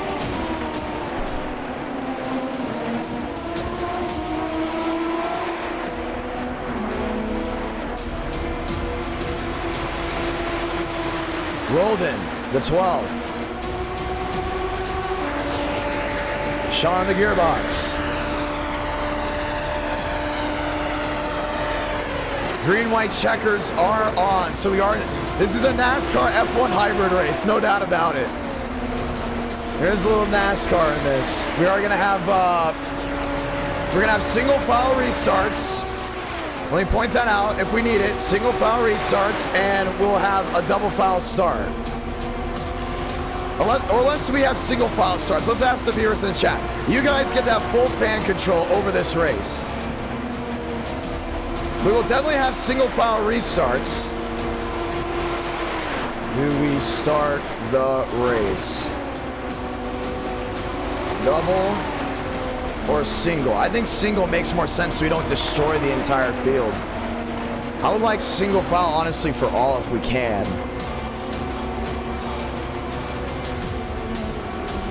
Personally. Page, top of the board. Here's Herbert Solomon. Okay, so we'll have 26 F1 cars.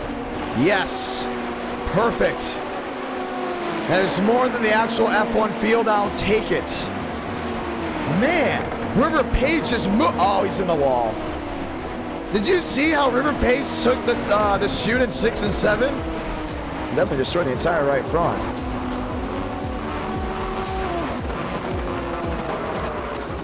And the damage model is pristine. I'll give it that. Let's get ready to go green.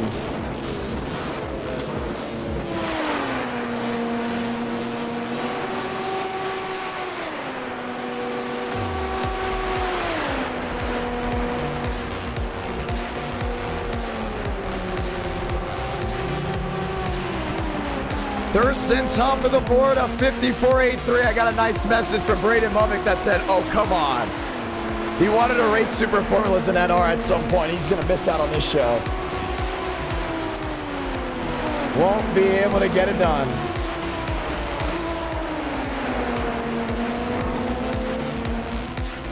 Let's get ready to roll. Remember, we got to get it under a 6-hour stream because of certain reasons. But we are excited to see how this will go. We know the damage model works, no doubt about it. Eric W. Well, what do you guys think in the chat? All right, we have 215 watching live right now. It's only 1 in the morning on the East Coast. I'm loving this. I'm excited. I really am excited. I think we got to do more of these different races. If this works, then we got to probably try GTs and NR. I have to say it. Then we got to at some point try it. Because this is cool, man. I love this. I'm excited. I kind of turned into a little bit of a viewer there for the moment. It's like, okay, I kind of want to watch and see what it's all about. And I like it. I like it a lot. So we're going to go double file start, single file restarts, and that's how it will roll.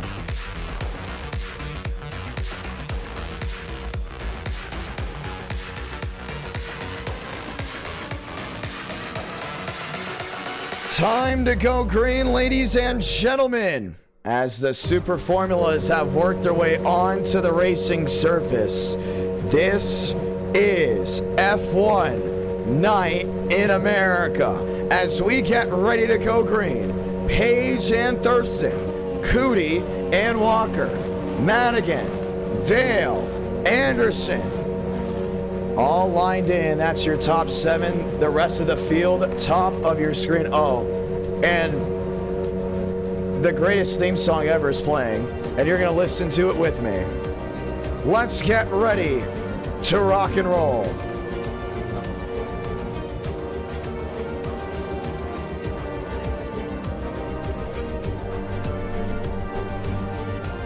Do you fear turn 1? Kind of. Kind of yes, kind of no. Kind of in the middle. How I feel about it. They have confirmed single file restarts, as they have all lined up 2 by 2 for us ready to get this start underway.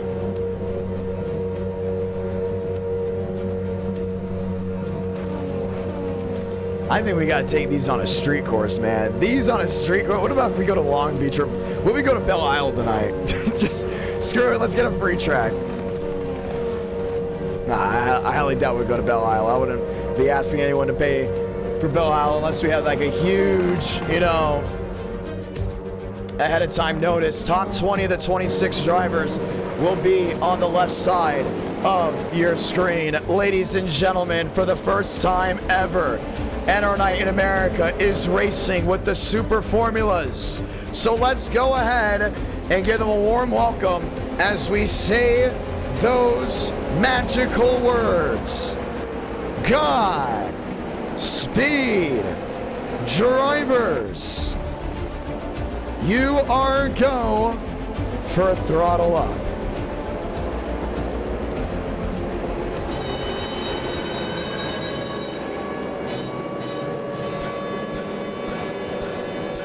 Let's ride.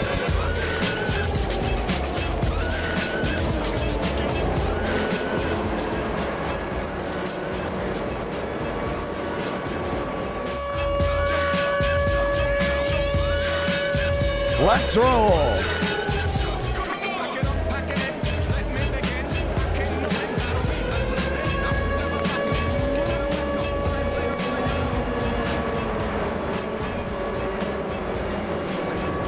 Well, I didn't expect to do this car track combo tonight, but we are ready to give it its all. Ladies and gentlemen, a sold out Watkins Glen virtual crowd.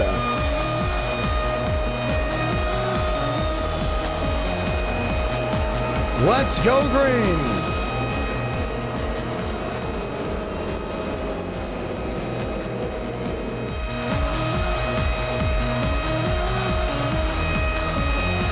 Lined up 2 by 2. You are witnessing a first of many, or a one and done show. Only time will tell. But as the F1 Super Formulas work their way 2 by 2, and that pace car makes a hard left onto pit road, we turn up the red, white, and blue. We turn up the patriotism as we go racing in upstate New York. Light the fuse from Watkins Glen. The brace for turn 1. All get through. James Thurston runs away to the S's. River Page is going to be right behind him. Joseph Madigan, Andrew Cootie, fast 4. Here comes Aiden Walker in the Red Bull. Lined up, nose to tail. All get through without an issue. Thurston's had a rocket ship start. River Page breathing down the rear. Oh, there goes Madigan. Hard into the outside wall. Couple Red Bulls spin with him. James Thurston, one of those involved. Oh no, unbelievable. Your race leader is out of the race. Caution's gonna wave.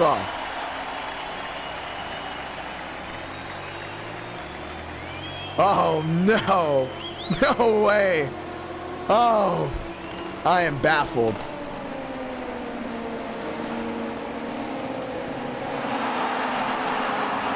And remember, they do have push to pass. And for James Thurston, his Super Formula run ends with a big bang. Let's watch back.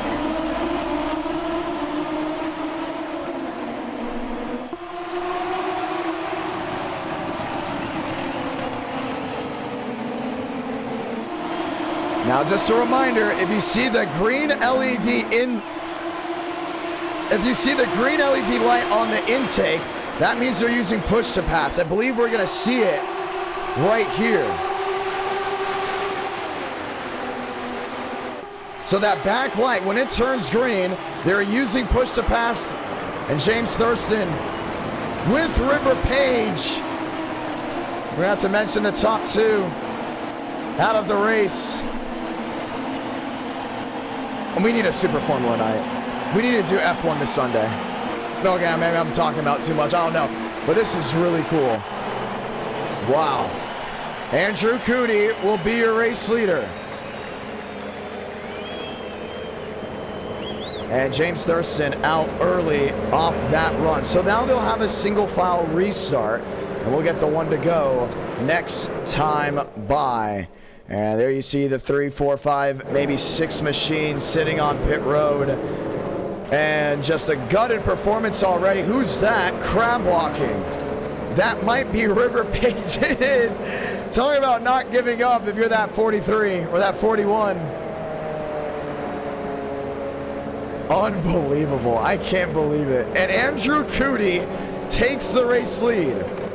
We'll have 23 laps to go this time, and we'll get the one to go. So it'll be Cootie, Walker, Vale, and Anderson. Down is your fast four as we get ready to try this again. You know, I think Super Formulas have a place in NR. I'm gonna say, I think they have a place. Like just that opening lap alone, they really did their inner Daytona, you know? So the leaders wreck out. And we'll try this again.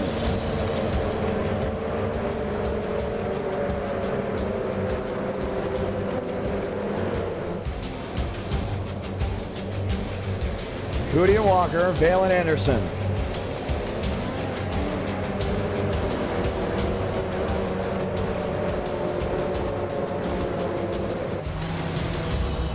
Red Bulls. Lined in, Andrew Cootie in the NASCAR paint scheme. Lined up and ready to go green.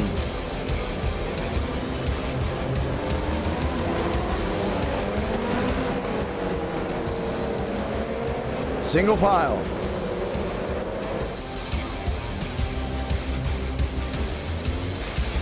So they're gonna have a safety car reset. So basically when the pace car comes to pit road, then they will go green. So that's gonna be a little interesting to see how it goes. Kind of like F1.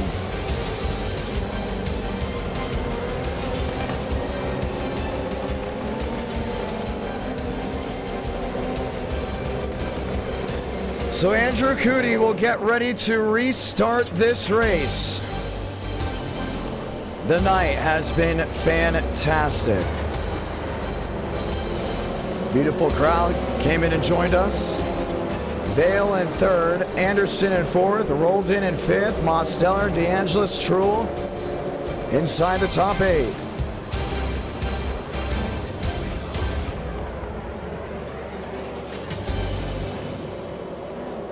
So they're taking their time back to turn 6 and 7. Andrew Cootie will restart this race.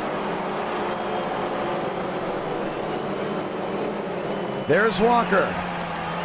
Lined up, that 9 will go once he gets that light. Off turn 7. Cootie with the drive down off, and we're back underway from Watkins Glen.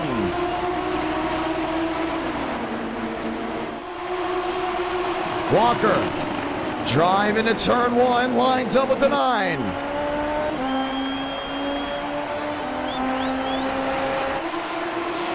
That Red Bull's got some speed. You can see Cootie doing everything he can to defend.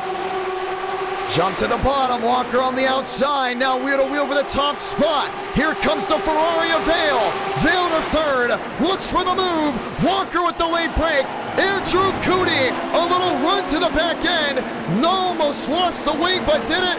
New race leader, Hayden Walker. What does Vale do there in second? Jumps to the bottom.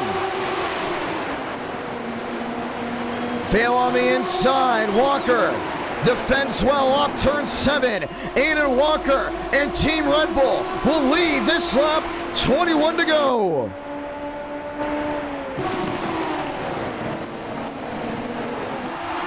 Going wide. Cootie watching on from third. Here's the battle for fourth. Anderson. Roldan, DeAngelis on the outside, Vale down to a 7, looks to the outside, heading to the bus stop. Ferrari on Red Bull, new race leader Diego Vale, top of the board. Oh, DeAngelis off and into the grass. Nearly had his race just ended there as Diego Vale with the push to pass goes top of the board.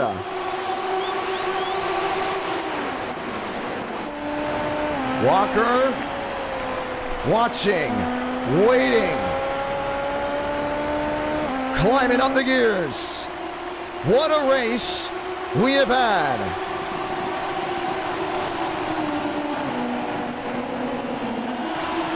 And we are getting the correct pronunciation. It's Valley. Diego Valley. Ahead by a 2A, we've seen the backstretch be the perfect opportunity for the push to pass.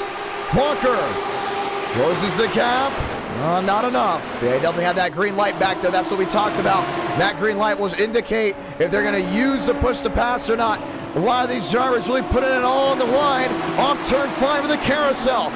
Ferrari goes wide.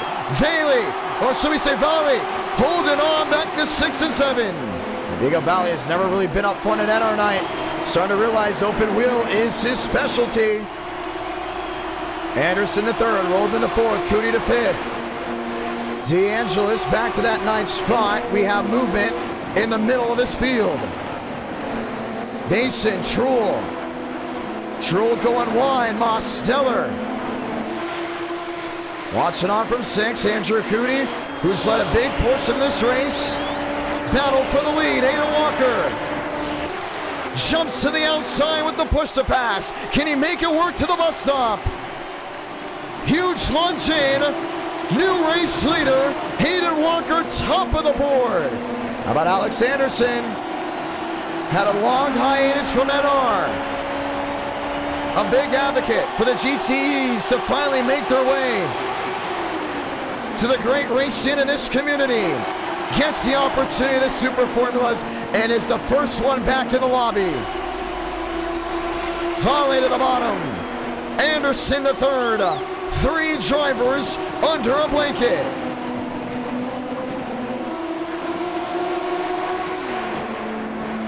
$18 laps to go. Roldan to fourth. Moss Stellar to fifth. Here's the move. Volley to the bottom. Volley to the lead. Red Bull in the grass. Hayden Walker loses 1, loses 2. Will lose a 3rd spot to Moss Stellar. And Alex Anderson now sits Catburn. Will be looking for his first win since we believe 2021. Smooth hands to the shoot of 6 and 7. A lot riding on the line, 17 to go.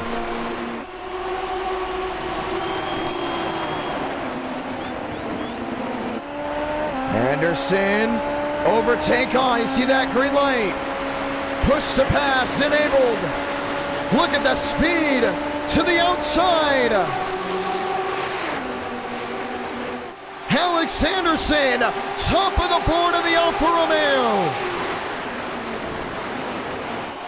And Vale's gonna be right there, stalking his prey. Mosteller in third. Walker back to fourth.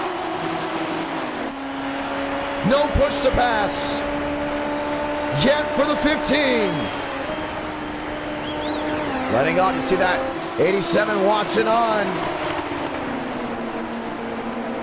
17, 16 laps to go. Valley down to the inside.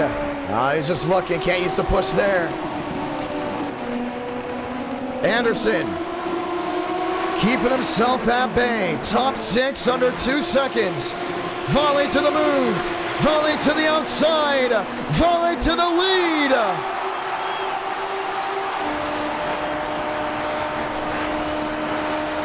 Anderson, early break into the bus stop. Mosteller watching and waiting with 16 laps to go.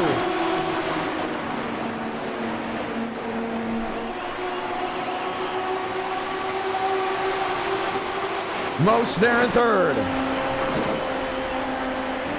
He thought about it again.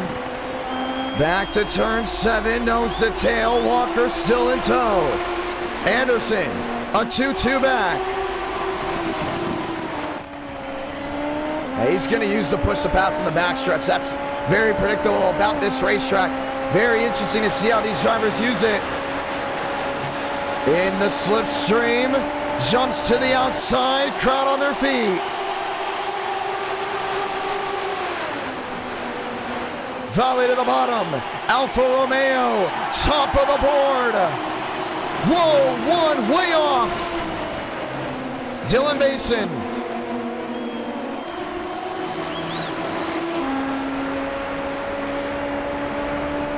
Head into turn 6. And DeAngelis is closing in as well. He's back there in 7th. 14 laps to go in this race. 19 back. 15 back. Finally looking at the bottom. Mosteller sitting in that 3rd position. When does he use the push?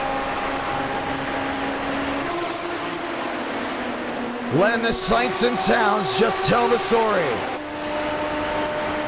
No green indicator, just the slipstream. Trying to make up all that time on entry, on exit.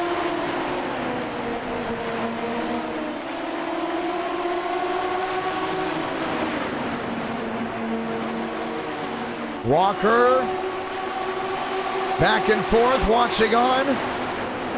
Mosteller sitting in 3rd. Also found out blinking green light does very much mean push to pass is on. There's Basin at 6. He's been battling Frank. Mostly watching this top 5. The first Super Formula F1 race in NR night. Is it going to be Alfa Romeo? Is it going to be Ferrari? Is it going to be Red Bull? Volley to the outside. Volley to the lead.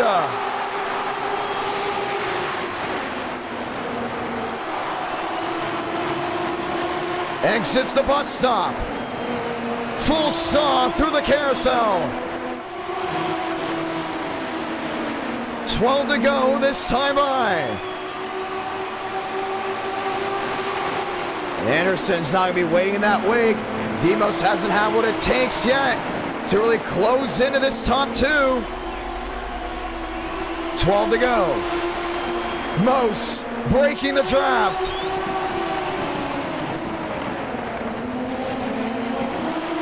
Anderson all lost speed off turn 1.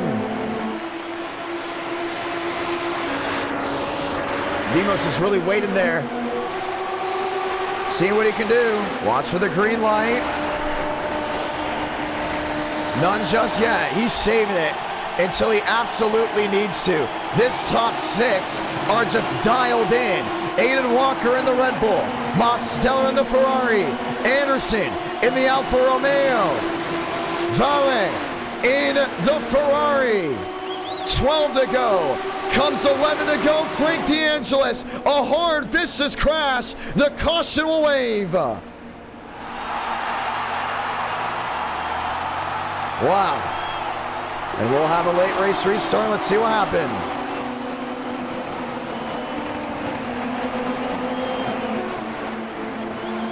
And it happened just this lap.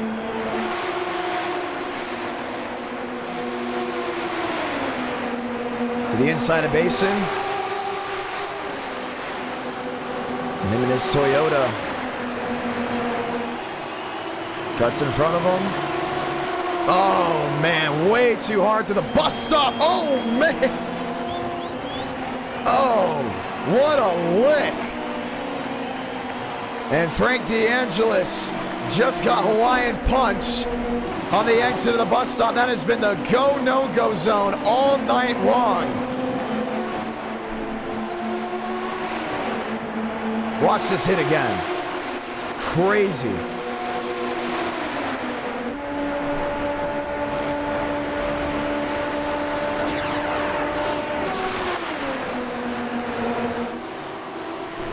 Dylan Basin, 2 wins on the night.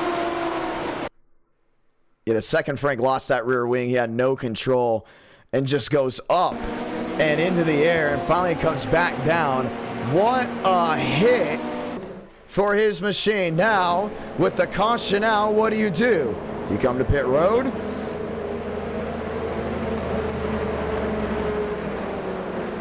Or do you go ahead and continue your way around this racetrack? I mean, track position, I don't know if it would really mean anything. I think if the leader pits, you're going to come in as well. That's what I would say.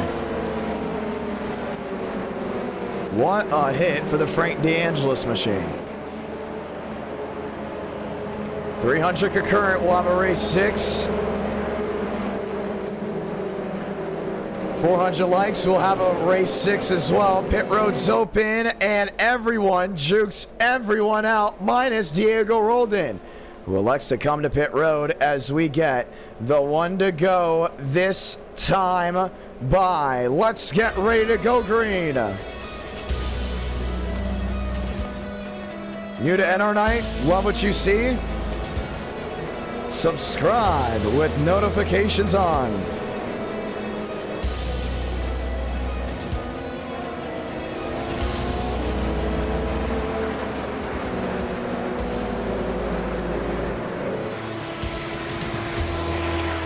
Let's go green.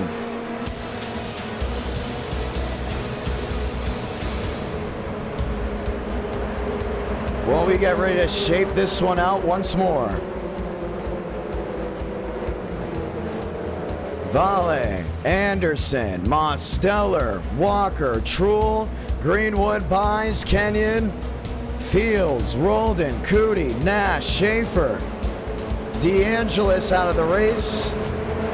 And we get ready to end this night off with a great finish. 9 laps to get it done. Single file restart.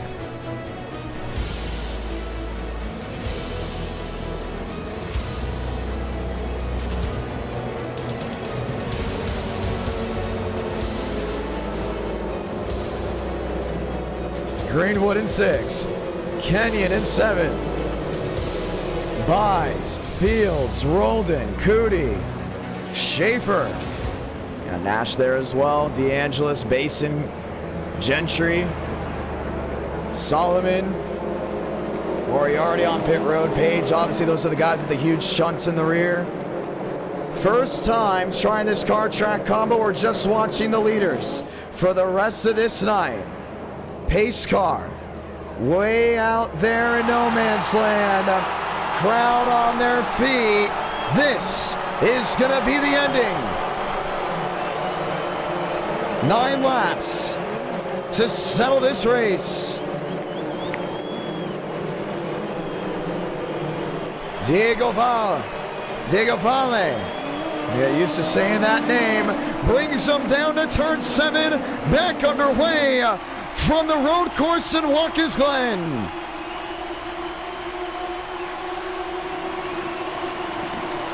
Big advantage. Push to pass on Alex Anderson.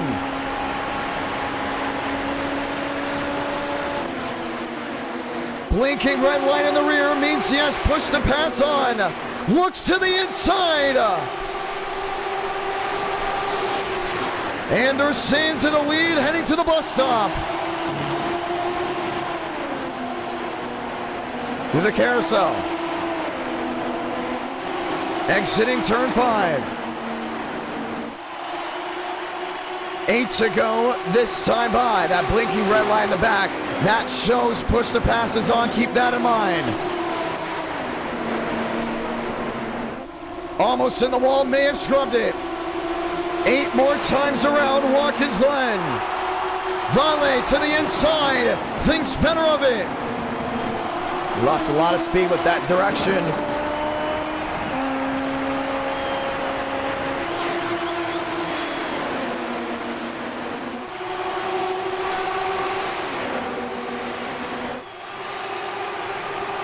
To the bottom. Vale right back to the lead. Anderson's waiting. He's looking. 8 to go. Walker in 3rd. There's Mosteller in 4th. Top 2 in a world of their own.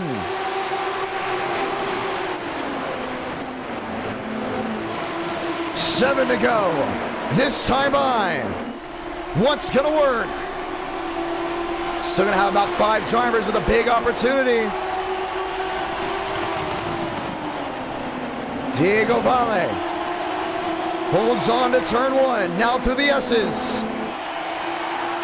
Watkins Glen in F1. You've got to love it.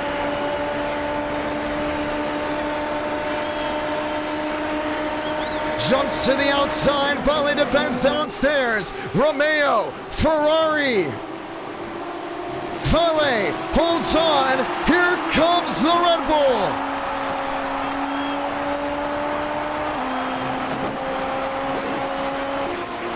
Watching and waiting.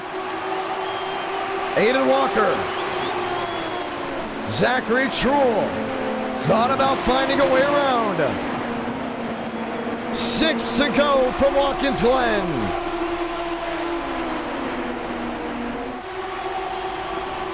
Mosteller under fire. Truhl to the bottom. Battle for 4th. Most might be out of this race. Alex Anderson losing time. Walker in tow, waiting. There's the blinking red light we saw in the rear. Push to pass was on. He closed on in. 6 more times around, coming to 5. Didn't cut it. Heading to 6 and 7. Can Alex Anderson in the Romeo make the move there on the driver in front of him? Diego Vale has never won a race in NR Night in America, let alone F1 Night in America. Has the opportunity to win his first ever Super Formula race and the first ever Super Formula race in NR. Here comes Walker. Around the outside, gets blocked. 3 drivers under a blanket. Vale to the bottom. Anderson contact, wheel to wheel. Vale sneaks through.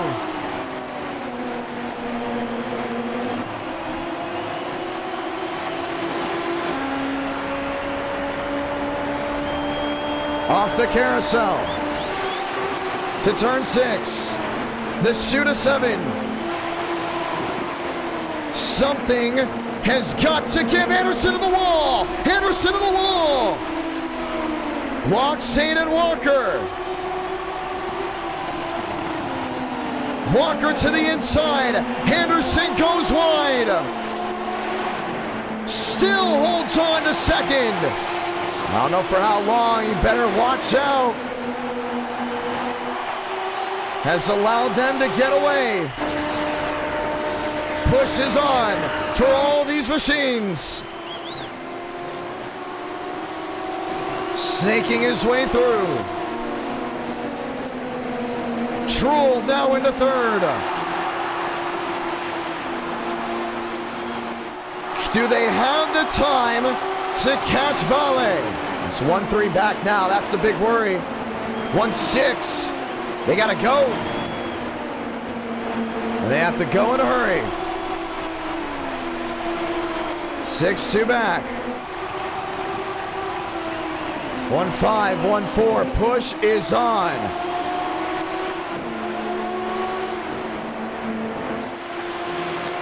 One 4-9. Trying everything to make up time. Troll blocked in the grass. Anderson is racing like a pissed off teenager. Walker can't even get by. He touches him. He goes around. Anderson takes out about 3 other machines, and the caution is going to wave. Oh, and there's the Red Bull.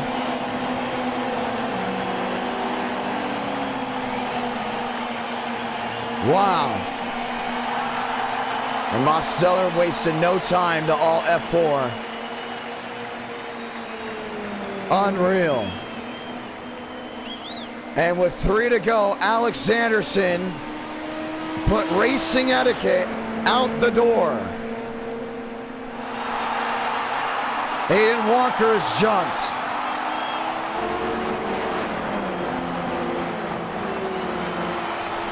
Puts Andrew Cootie to 3rd.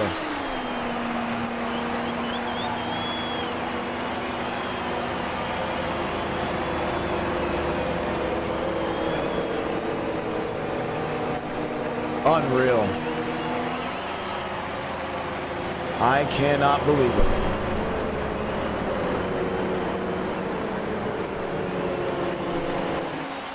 And the caution will wave once again. Let's watch back to see what happened. Just would not let him by.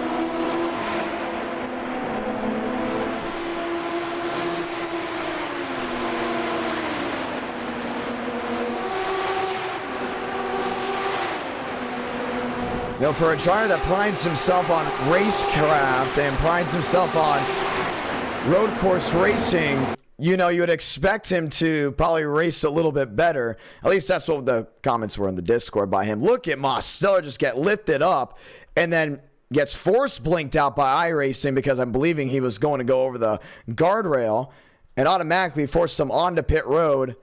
And for Aiden Walker, an opportunity to win just goes right out the door. Same with Zachary Truel.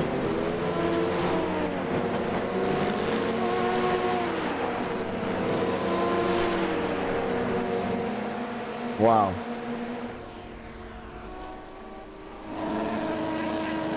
There's Aiden Walker. Uh-oh. Little NASCAR retaliation. We will get the 1 to go this time by, and we will have our green-white checker. There it is. That's the only thing. We do have NASCAR rules still enabled. So it will be a green-white checkered. Anderson has been awarded an L1 penalty, which means he'll start from the tail end of the longest line.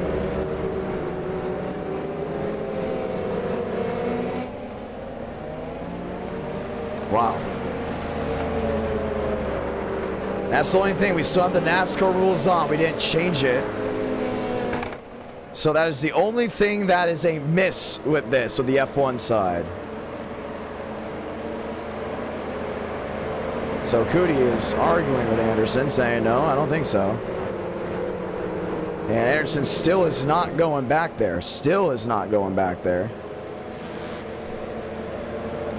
Still isn't going back there. He's going to argue this, and he's not going to be racing at all if he doesn't go back.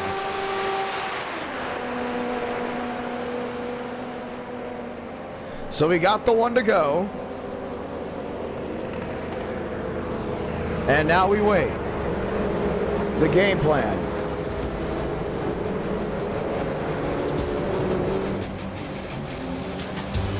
Alex Anderson has been awarded L5 for his actions. He didn't want to answer to the L1 penalty.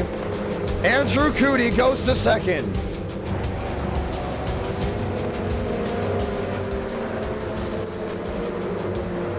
Yep. Didn't want to answer the L1 for his blocking mishaps, and Alex Anderson will not finish this race. Now, he was blocking hard, and, you know, that's where it comes down to. Final laps, Fields rolled in, Cootie and Vale.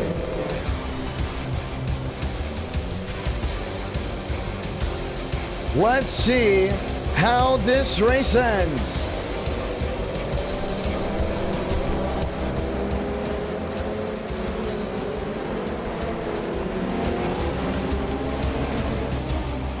Two-lap dash.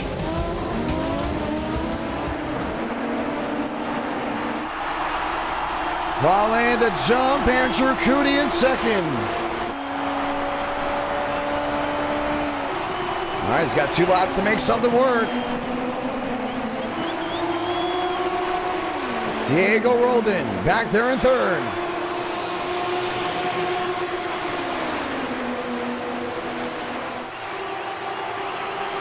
Rolled into the bottom.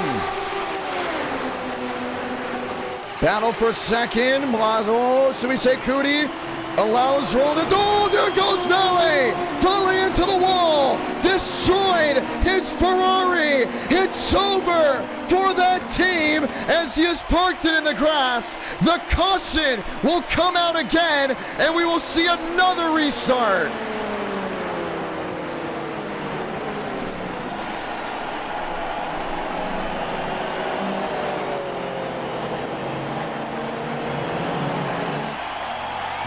The exit of the bus stop has been catching drivers all night long. Cootie and Roldan.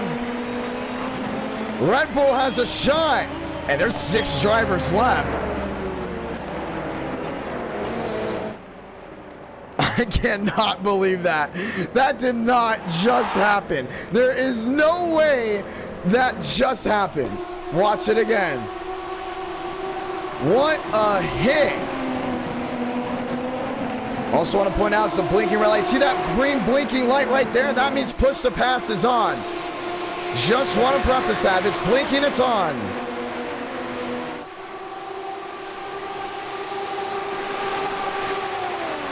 And this is our first Super Formula race. We're definitely having more in the future. Unbelievable.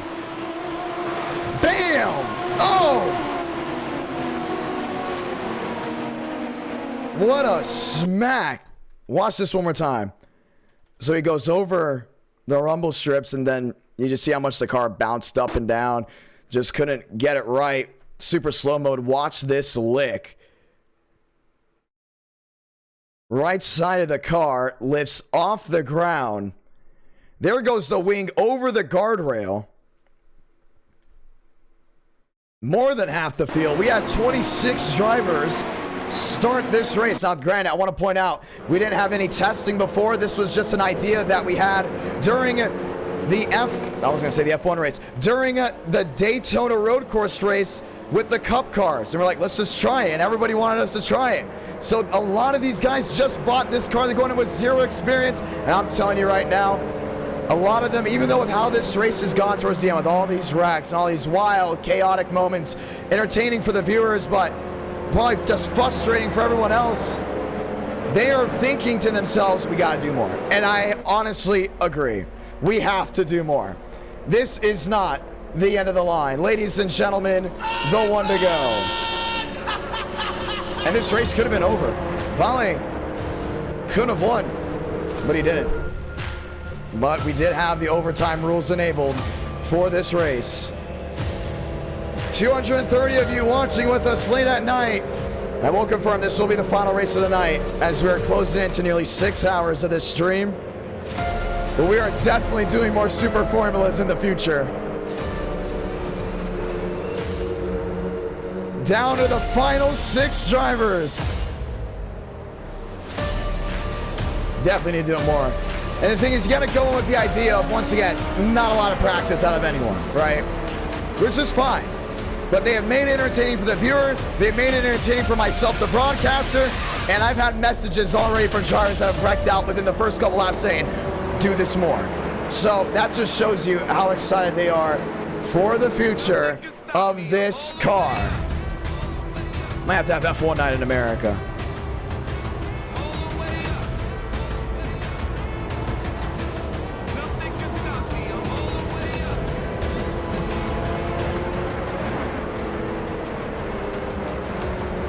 Three to go.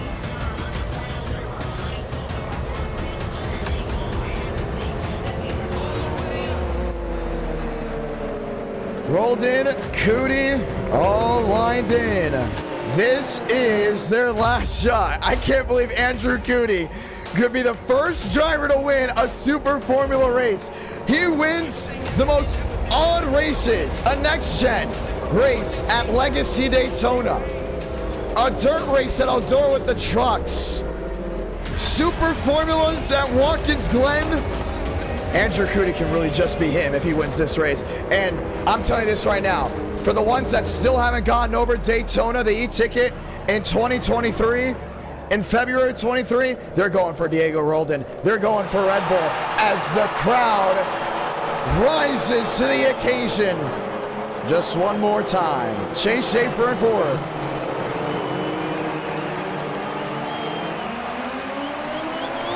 Roldan off and away. 2 laps to settle it. Breaking the draft. Andrew Cootie. In second, no change just yet. Overtake on, let her rip. Fight for third, Fields and Schaefer. Rolled in. Oh, caught the grass, enters the bus stop. Oh, nearly lost the rear end. Schaefer goes around, single car spin. It will come down to these final 2 drivers. Cootie's got to go, he's got to get up there. Rolled in the leader to turn 7. Salamanca, 1 to go from Watkins Glen.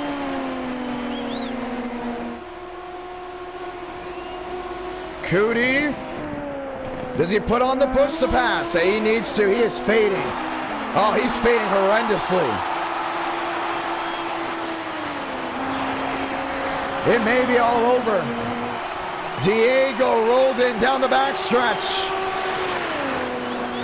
And heading to 3 and 4. Should we say 3 and 4 as the bus stop?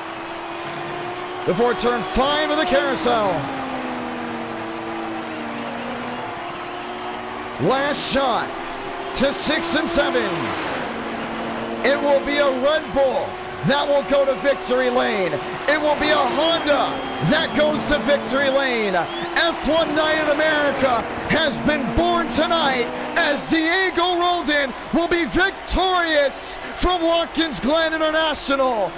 Cootie in second, Jackson Buys in third. Chase Schaefer will come home fourth. Josh Kenyon will limp to a 5th place outing. And that is how the night will end.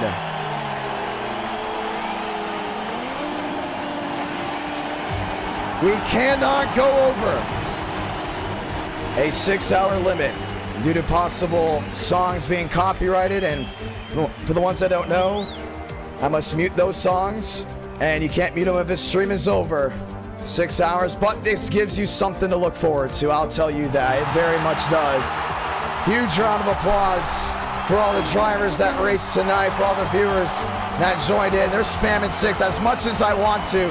We just cannot, and I'm telling you, it is not BS, because I've had to fill out as many legal forms as possible on Black Friday. Over 23 live streams of NR Night got hit with copyright in just a couple of months, and a bunch of them were over the 2-hour, the 6-hour mark, and I had to send deals to some of these companies. So to avoid that issue in the future, we do have to keep it under 6 hours. But, oh man, I hate to leave 230 hanging. As much as I'd hate to leave 230 hanging, we have to put this stream to publish for YouTube Shorts and everything in the future. But we will be back this Tuesday night. You want to see this? Do you want to see Super Formula Night in America? Tune into the next stream. Tune in Friday night next week, because F1 Night in America will be just around the corner.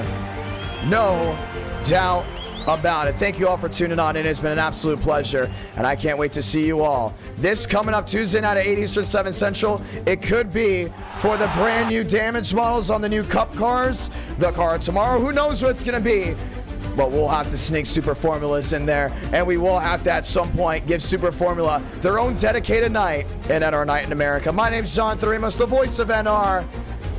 Say hello to the future. Be ready Friday, December 15th at 8 Eastern, 7 Central for the Drive Smart California 500, and get ready for a new era of NR Night in America. So long, ladies and gentlemen. We'll see you all Tuesday night at 8 Eastern, 7 Central for some more NR Night in America.